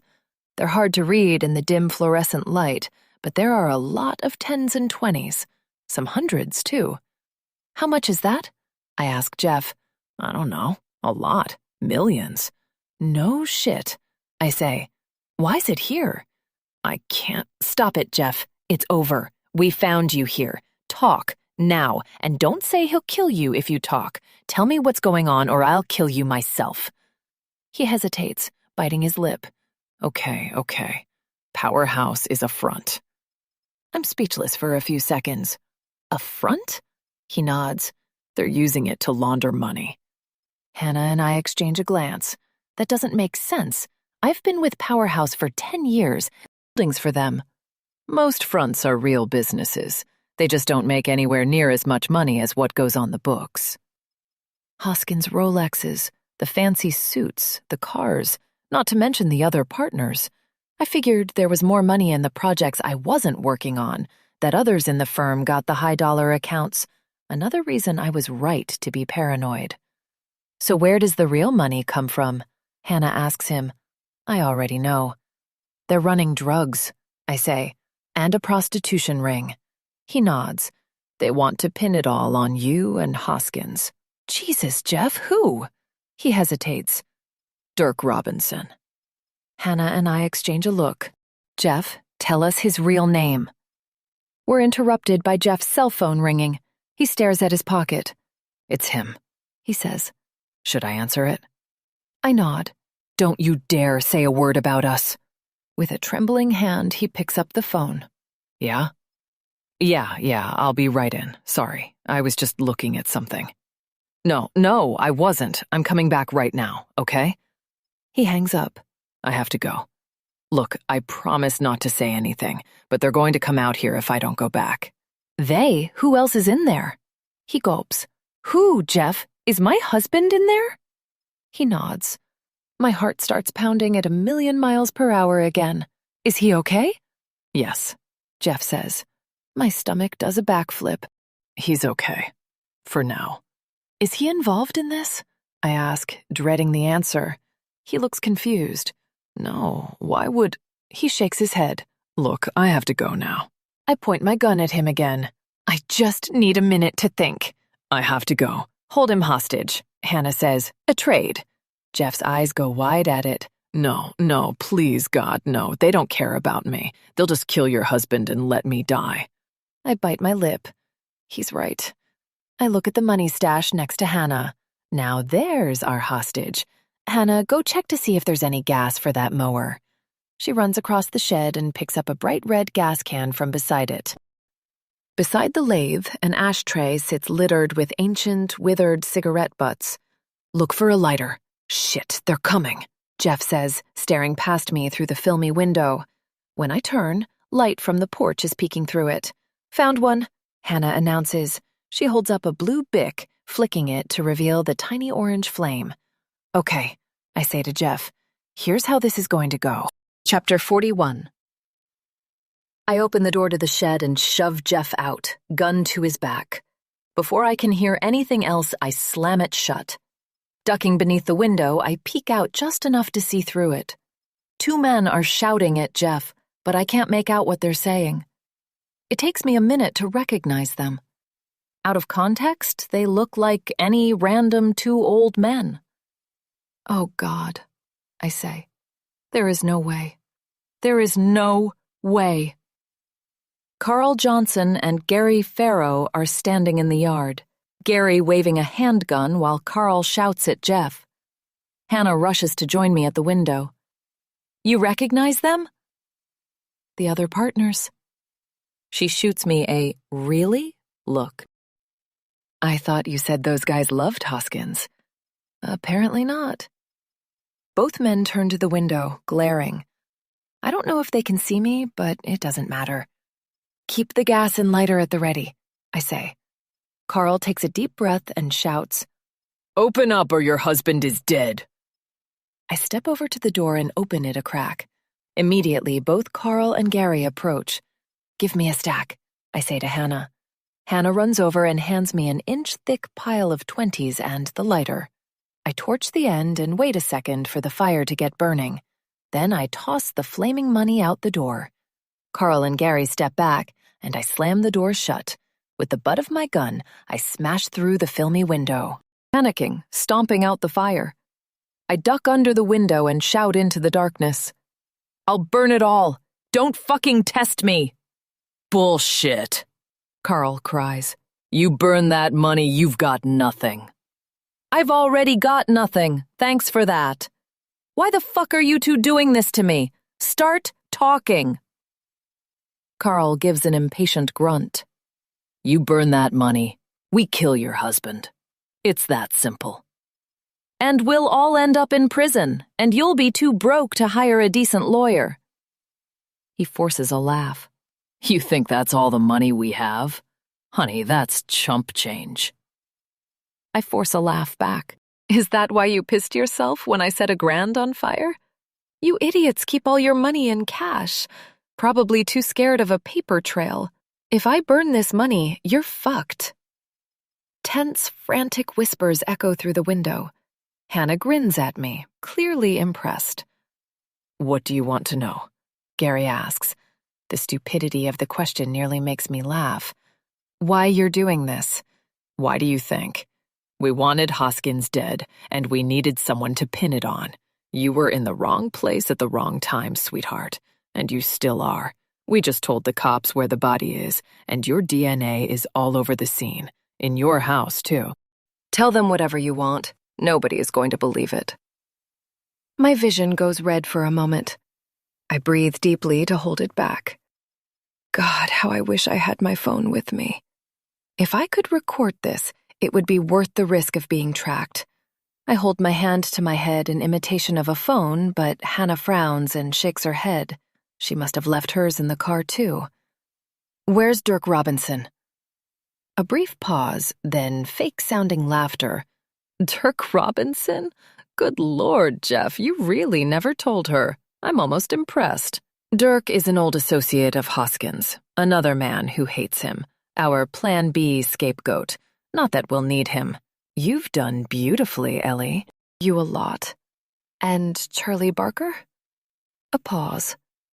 There is no Charlie Barker. My gut tells me otherwise. Which one of you is sleeping with Jeff? They bicker back and forth for a moment. There's a loud thud and whimper that can only be one of them punching Jeff. I wince. Me, Gary says, his voice small, ashamed. Your wife's not going to be too happy, is she, Gary? No response. How come I have 3 different witnesses saying you guys looked like Hoskins? God damn it. Carl sighs. We've got bald caps, John's suits. Where's my husband? Henry is inside safe. Carl says, well, not entirely safe. I'd have to beat a little sense into him. Send him in. Now, really, Carl says, do you honestly believe we'd do that? Give me another stack, I say to Hannah, the gas can too. She obliges, and I dip the money into the gas before lighting it and throwing it out through the cracked door again. Bring him here. For every minute that my husband is not in this shed, I'm burning another stack.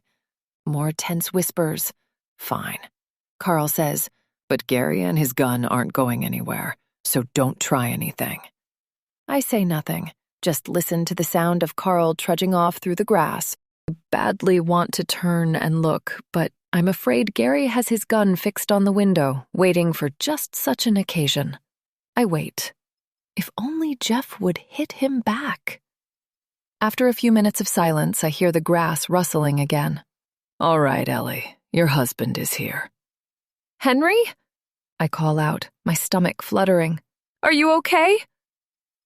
A sluggish moment passes before a familiar voice responds. Yeah, Ellie, I'm okay. He sounds drunk, tired, or hurt, barely responsive. But it's him. There's no mistaking it. My heart swells, but I must stay focused.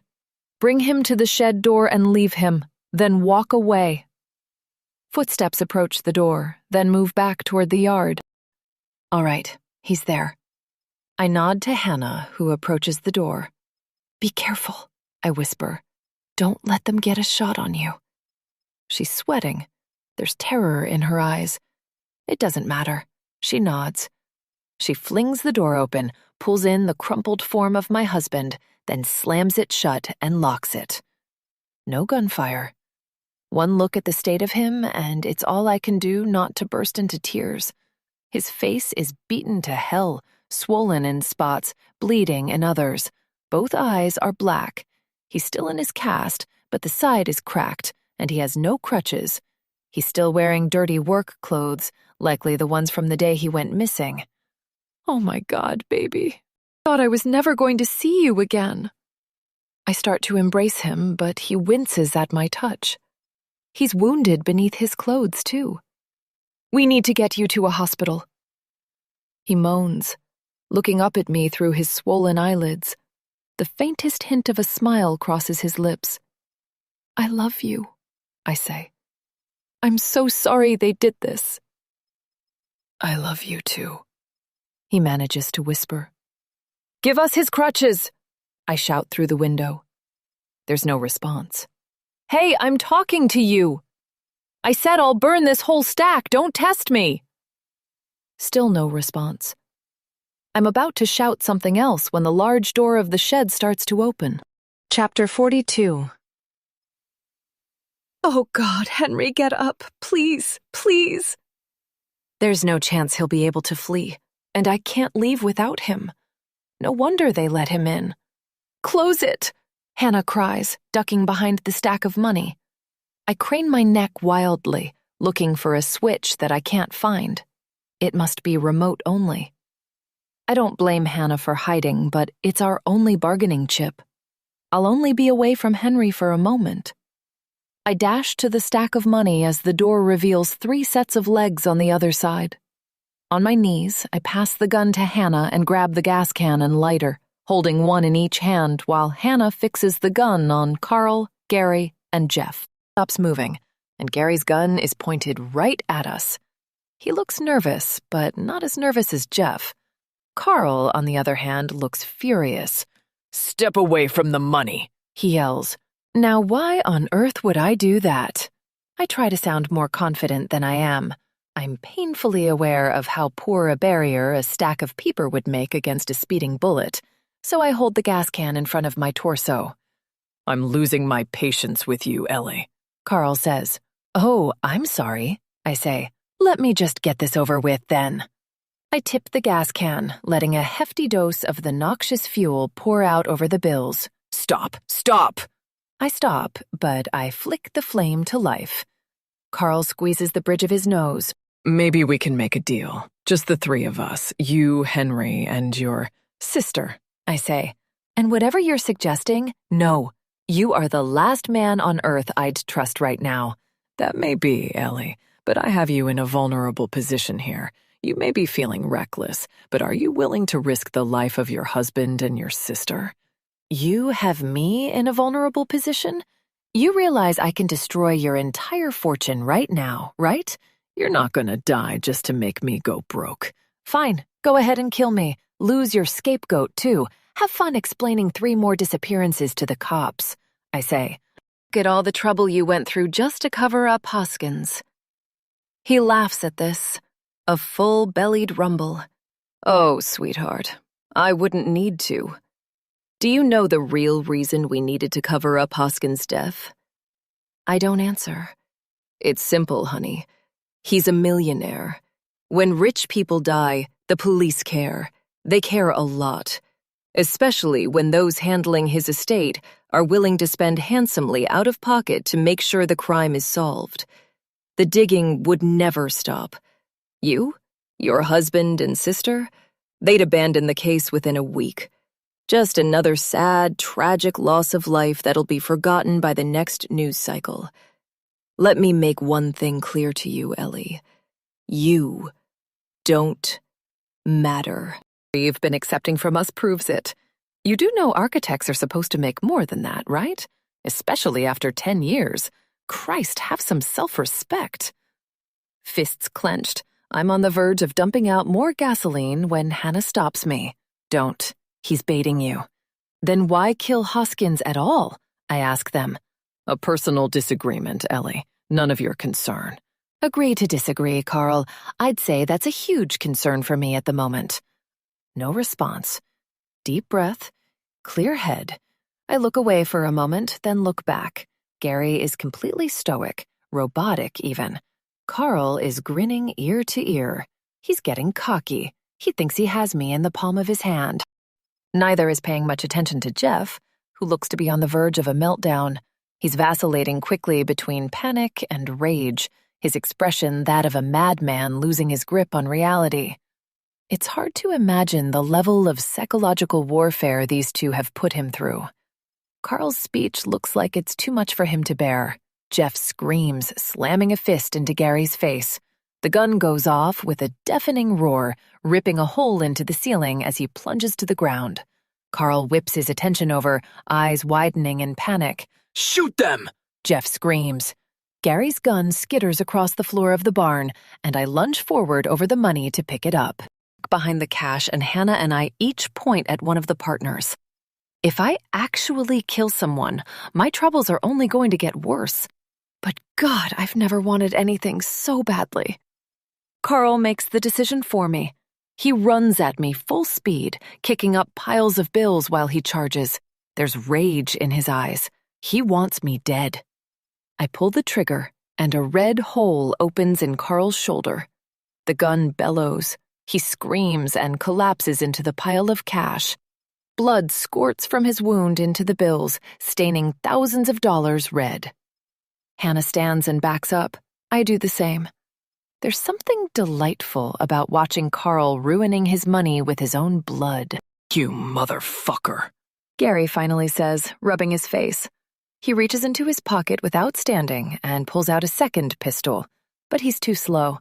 Jeff kicks him in the head hard, and he drops the second gun.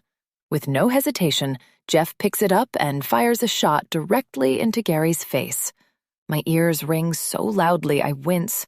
I'm looking at a man I've never met before. This isn't the timid guy from Powerhouse. It isn't the frightened victim who ran away from me twice. Jeff is an angel of vengeance, a force of nature, and all I want to do is get out of the way and take cover. He looks at the man still moaning and bleeding on the pile of money. He lifts his gun and fires again, rips through Carl's torso, several $1,000s, and reaches the gas can on the other side. A blinding fire erupts, engulfing Carl and his fortune in flames. The man screams in agony. Hannah and I jerk backward. "Come on!" Hannah cries. I look behind me, and she's hunched over Henry. I join her, and together we bring him to his feet. The fire is already making me sweat, no doubt spreading to the old, dry firewood lining the walls. We stagger through the doorway, collapsing in the grass a dozen feet away. My mind is reeling, trying to make sense of all this. I don't understand if I've just vindicated myself, or if I'm more screwed than ever. I'm also terrified of Jeff. Approaches us, though. He's resumed his old look of nervous terror. Oh, shit, he says. Oh, God, I killed them. They deserved it, I say, panting and coughing on smoke. I turn to Henry. You okay, babe? He's still woozy, but he nods. He needs a hospital, quickly. We have to go, I say. But when I look toward the front of the house, I'm shocked to see headlights flooding the driveway. Someone isn't coming. They're leaving. I don't get a close look, but a sedan is backing out of the garage. Jeff, I choke out. Who is that? I keep telling you, he says. It's Dirk Robinson. Chapter 43. Should we let him go? Hannah asks. No way, I say. We just killed 2 people. We need a confession. The car turns the corner out of the driveway and heads left, toward the lake. If we don't leave now, there's no way we'll be able to catch him. Hannah, I say, I need you to take Henry to the hospital, okay? I trust you. I want to go with you, but I need to do this. She nods, putting her arm around Henry, who is finally hobbling on his good foot. I suspect adrenaline has something to do with it. You got it. I kiss Henry on the head. I love you, baby. I'll be there as soon as I can, okay? I love you too, he says, voice still hoarse. They hobble off toward her car. I say, you still have the keys to that BMW? Yeah, he says, surprised. Why? What do you mean, why? We're going after him. He gulps, but I grab him by the shoulder and start running. You owe me one. He doesn't protest. We run to the driveway and get into the car. He turns it on, backs up, then pulls onto the main road going toward the lake. You still have that gun? I ask. Yeah. It's still loaded? I think so. I'm not sure. Stop here. He pulls over to the side of the road where Henry and Hannah are still hobbling to her car. I roll down the window. Hannah, I yell, give me that gun. My phone. She doesn't hesitate, just sticks them through the driver's side window. I take them. Jeff recoils at the sight of the gun in front of his face. We drive off. Any idea where he might be going? I don't know, he says, voice shaking. That was his house, but he might have another. Jeff, is this the guy you were actually sleeping with? He nods, but says nothing. Anything he might have told you? Anything at all? I don't trust a single thing that son of a bitch ever said to me. I know, Jeff, but please, think. He said. Yeah? At one point he said if everything hits the fan, he'd pay me off if I didn't rat him out. He said that to all of us, and Carl didn't fess up earlier. When I turn to him, tears are welling up again. He thinks you're still on his side. You're going to let him get away. He nods. I tried to tell him I didn't care about the money anymore.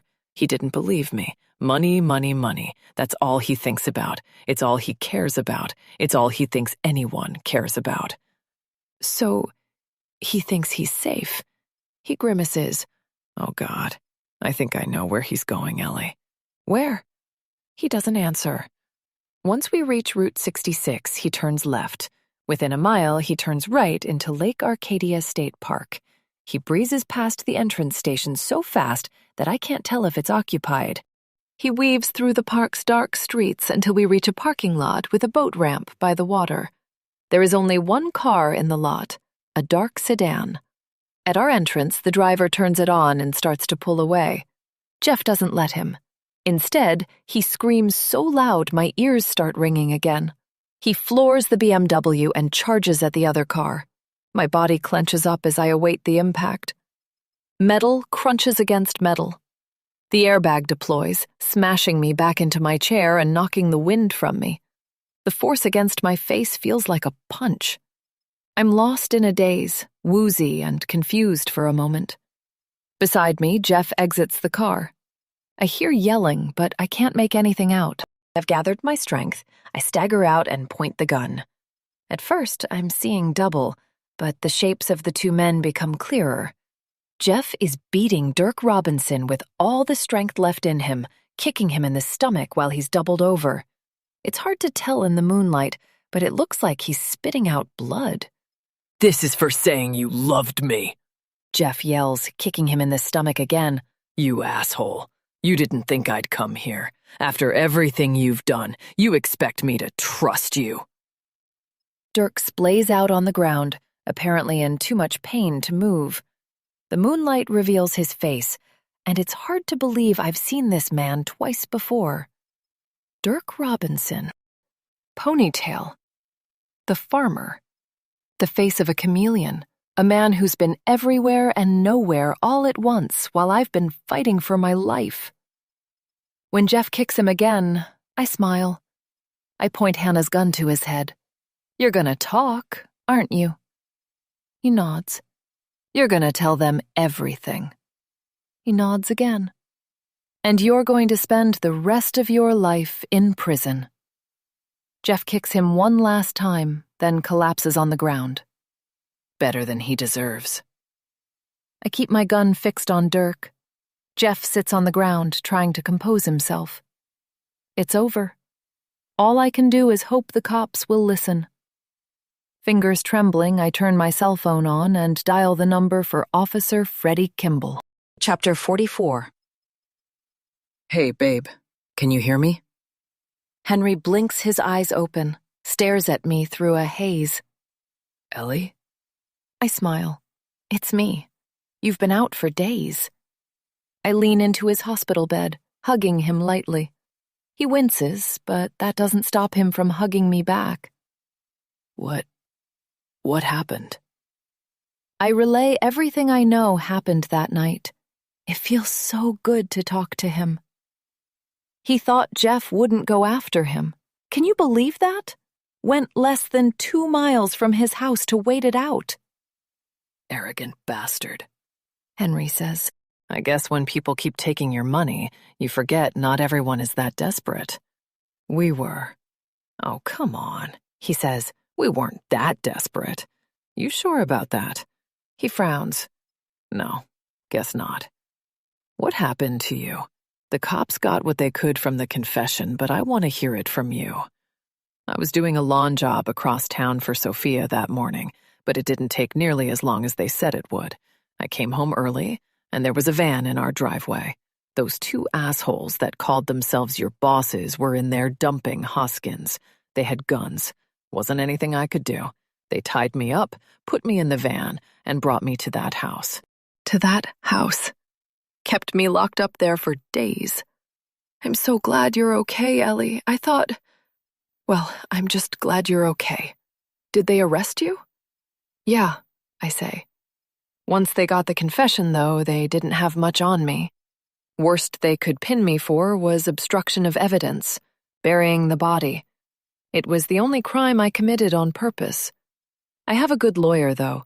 She doesn't think any jury in their right mind would convict me. The cops were apologetic, if anything. You should have seen Freddie's face. He felt terrible. Freddie? The cop who... Never mind. So much of this happened without him. It's hard to believe I was dealing with it alone.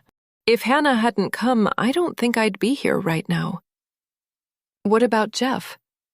I sigh. Unfortunately, Jeff killed 2 people. He'll go on trial for sure, but Hannah and I will be defense witnesses. Considering what they put him through, I have a feeling he'll be all right. Plus, Hannah and I will probably embellish the truth a little. I seem to remember them both explicitly attacking Jeff. He smiles. Poor dude. I'm a little pissed still, but I know it wasn't his fault. Still, if he had come clean earlier, this would have been a lot easier to deal with. I'm surprised this Dirk Robinson guy confessed so easily. I shrug. The jig was up, I guess. Doubt he'll get life. He didn't actually kill anyone. Never even set foot in that barn Kate and I cleaned up. That was Hoskins' blood, by the way. Lucky for him, Gary and Carl did all the dirty work. Or so he says. That, or they hired someone. I think they also brought Kate in for questioning. Still, the dude put an insane amount of effort into framing you. After all that, he's just going to confess? What an idiot. People panic, make stupid decisions. Guy must be nuts to build a house of cards like that. So what's the deal? Powerhouse is a front? I'm confused. I lean back into my chair, trying to sort everything out in my mind. Not everything is clear yet, but this is what I've been able to piece together. Hoskins and Robinson did work together, but they weren't enemies. Not at first. I guess Robinson owns Powerhouse and has since the beginning. He told Hoskins he was running it as a racket and asked him to go work there to run things with Gary and Carl, who were slacking. They got lazy. I was right about that much. A few years went by, and Robinson wanted to shut it down. Bigger fish to fry, not enough profit, or something like that. Hoskins got too big for his britches and started asking for more money. Blackmailed Robinson into keeping it going. Tried to find a way to get rid of him and shut down Powerhouse at the same time. Get a clean break from it. Wait. Jeff was just supposed to find the best person to frame? Are we that unlucky? Pretty much. They set up your car crash. I tell him about the faked affair and the photos. He frowns. Jesus, what a mess. No kidding. What about Harry and Sophia? It hurts to think about, but I describe what I saw in the upstairs room that day. How much money did Robinson blow for this plan? Hundreds of thousands. Maybe millions if you count buying the house. All for nothing. We sit in silence for a few minutes, thinking everything over. I'm just glad we're both okay, Henry says. God, this hospital bill is going to be rough, isn't it? I don't care about the money, I say. We'll figure it out. Hopefully we won't have to pay for this. It's not like it's your fault you got the crap beat out of you. Even so, he says, I'm still hurt. And now you don't have a job. We'll figure it out, I say, smiling. Even if we go back into debt for a while. Even if the worst-case scenario happens and we lose the house. I don't care. I'm just glad we're okay. Alive. Not in jail. We could be poor for the rest of our lives and I'd still be grateful. His eyes water. Me too. We hug again. I'm struggling not to cry.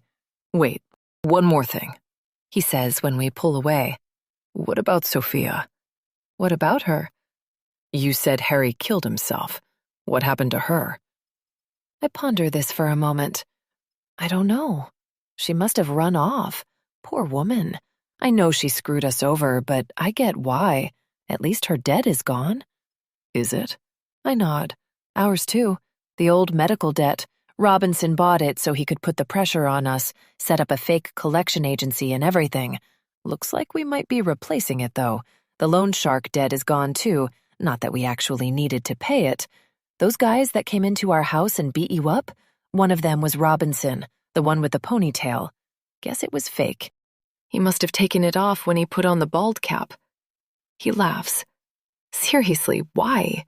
I don't know. Maybe he was getting his kicks from it. No idea who the other guy was. Probably just some guy he hired to look tough next to him. Where did you say you met those guys? His cheeks go red. They emailed me. Guess I'm pretty dumb for falling for that. We were desperate. I get it. He shrugs. Guess maybe we'll be okay after all. Of course we will. And wherever Sophia is, hopefully she's doing okay. She seemed like she could take care of herself. She should be an actress or something. Had me convinced. You played your part well too, baby, Henry says. I don't think I could have done it without Hannah. But you didn't need to, he says. We should go visit her sometime, you know? Tulsa isn't that far. I laugh. I think we're supposed to visit her for dinner tonight, but I bet she'll understand. We hold hands and say nothing for a while. Eventually, Henry gets too tired and drifts off. I sink back into my hospital chair. For the first time in what feels like months, I'm genuinely relaxed. Within minutes, I fall asleep too. Chapter 45. Sophia. Cocktail boy! Excuse me, cocktail boy! The handsome young man carrying a tray is clearly annoyed by me calling out to him, but my drink is empty. What does he expect me to do? Go empty-handed at an all-inclusive resort? I'm barely even buzzed. 3 days in, and I feel like I could spend a lifetime here. This is a place truly worthy of me. And now I could probably afford it. My daily routine suits me. I've been lying beside this Olympic-sized pool for 3 hours, and I'm far from bored. If I'm feeling adventurous, the beach is only a 5-minute walk away. God, I love Cancun. The cocktail boy approaches me. See? Oh, I'll take a Moscow Mule this time. He's put his shirt on since the last time he approached. What a pity. Those muscles were easy on the eyes. Regardless, he nods and heads off. I can't believe how perfectly this all played out. Men can be so stupid. Those idiots running Powerhouse, Curtis and James, was it? I can't remember. I always called them Tweedledee and Tweedledum. Really believed that was all the cash we had on hand. We were going to have to pay them off a little, but they burned their portion and did us the service of being killed before they could cause any more problems. How considerate of them. I'm surprised my brother was willing to go to prison, but I have little doubt we can spring him within a year or two. Full prison sentences are for people who don't have millions of dollars at their disposal. What's a couple years in jail when a lifetime of fortune is waiting for you? He wouldn't admit it, but I think he started to feel bad for manipulating that skinny little boy toy of his. Apparently not bad enough to tell him I was involved, though. Family first, right? I have no problem admitting I got the long end of the stick. The woman called Sophia Walters will go down as the sad, indebted widow of a man who committed suicide over his financial woes.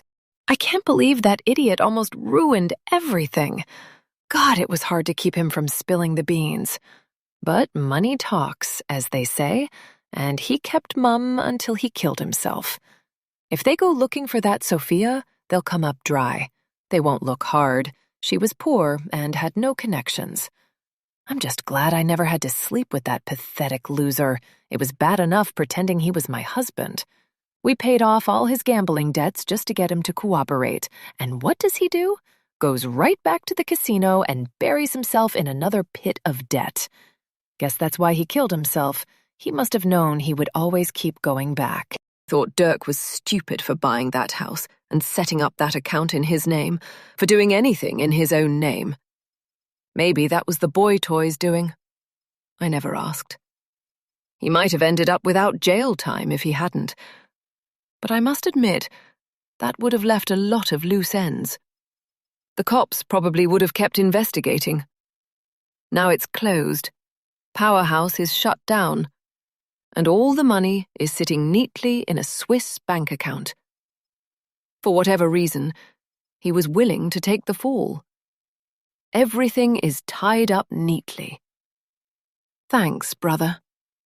Looks like those acting lessons Mum put us up to when we were kids came in handy. I put on a hell of a performance, if I may say so myself.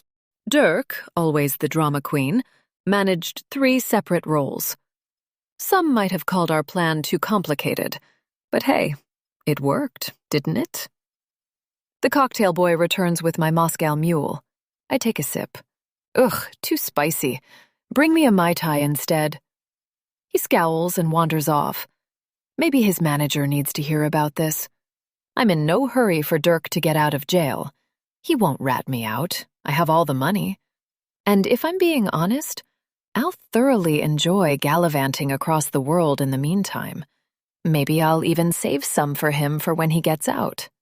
Dirk, Jeff, Tweedledee, and Tweedledum, Henry, Harry, what can I say? Thanks for everything, boys. I fully expected Ellie would end up in prison, but I'm not displeased to see she didn't. She's resourceful. I respect that. Some people say crime doesn't pay, which I find absolutely adorable. But I must admit that following the rules has its place. For some people, it's necessary. After all, I'm very particular about how my cocktails are made. The end.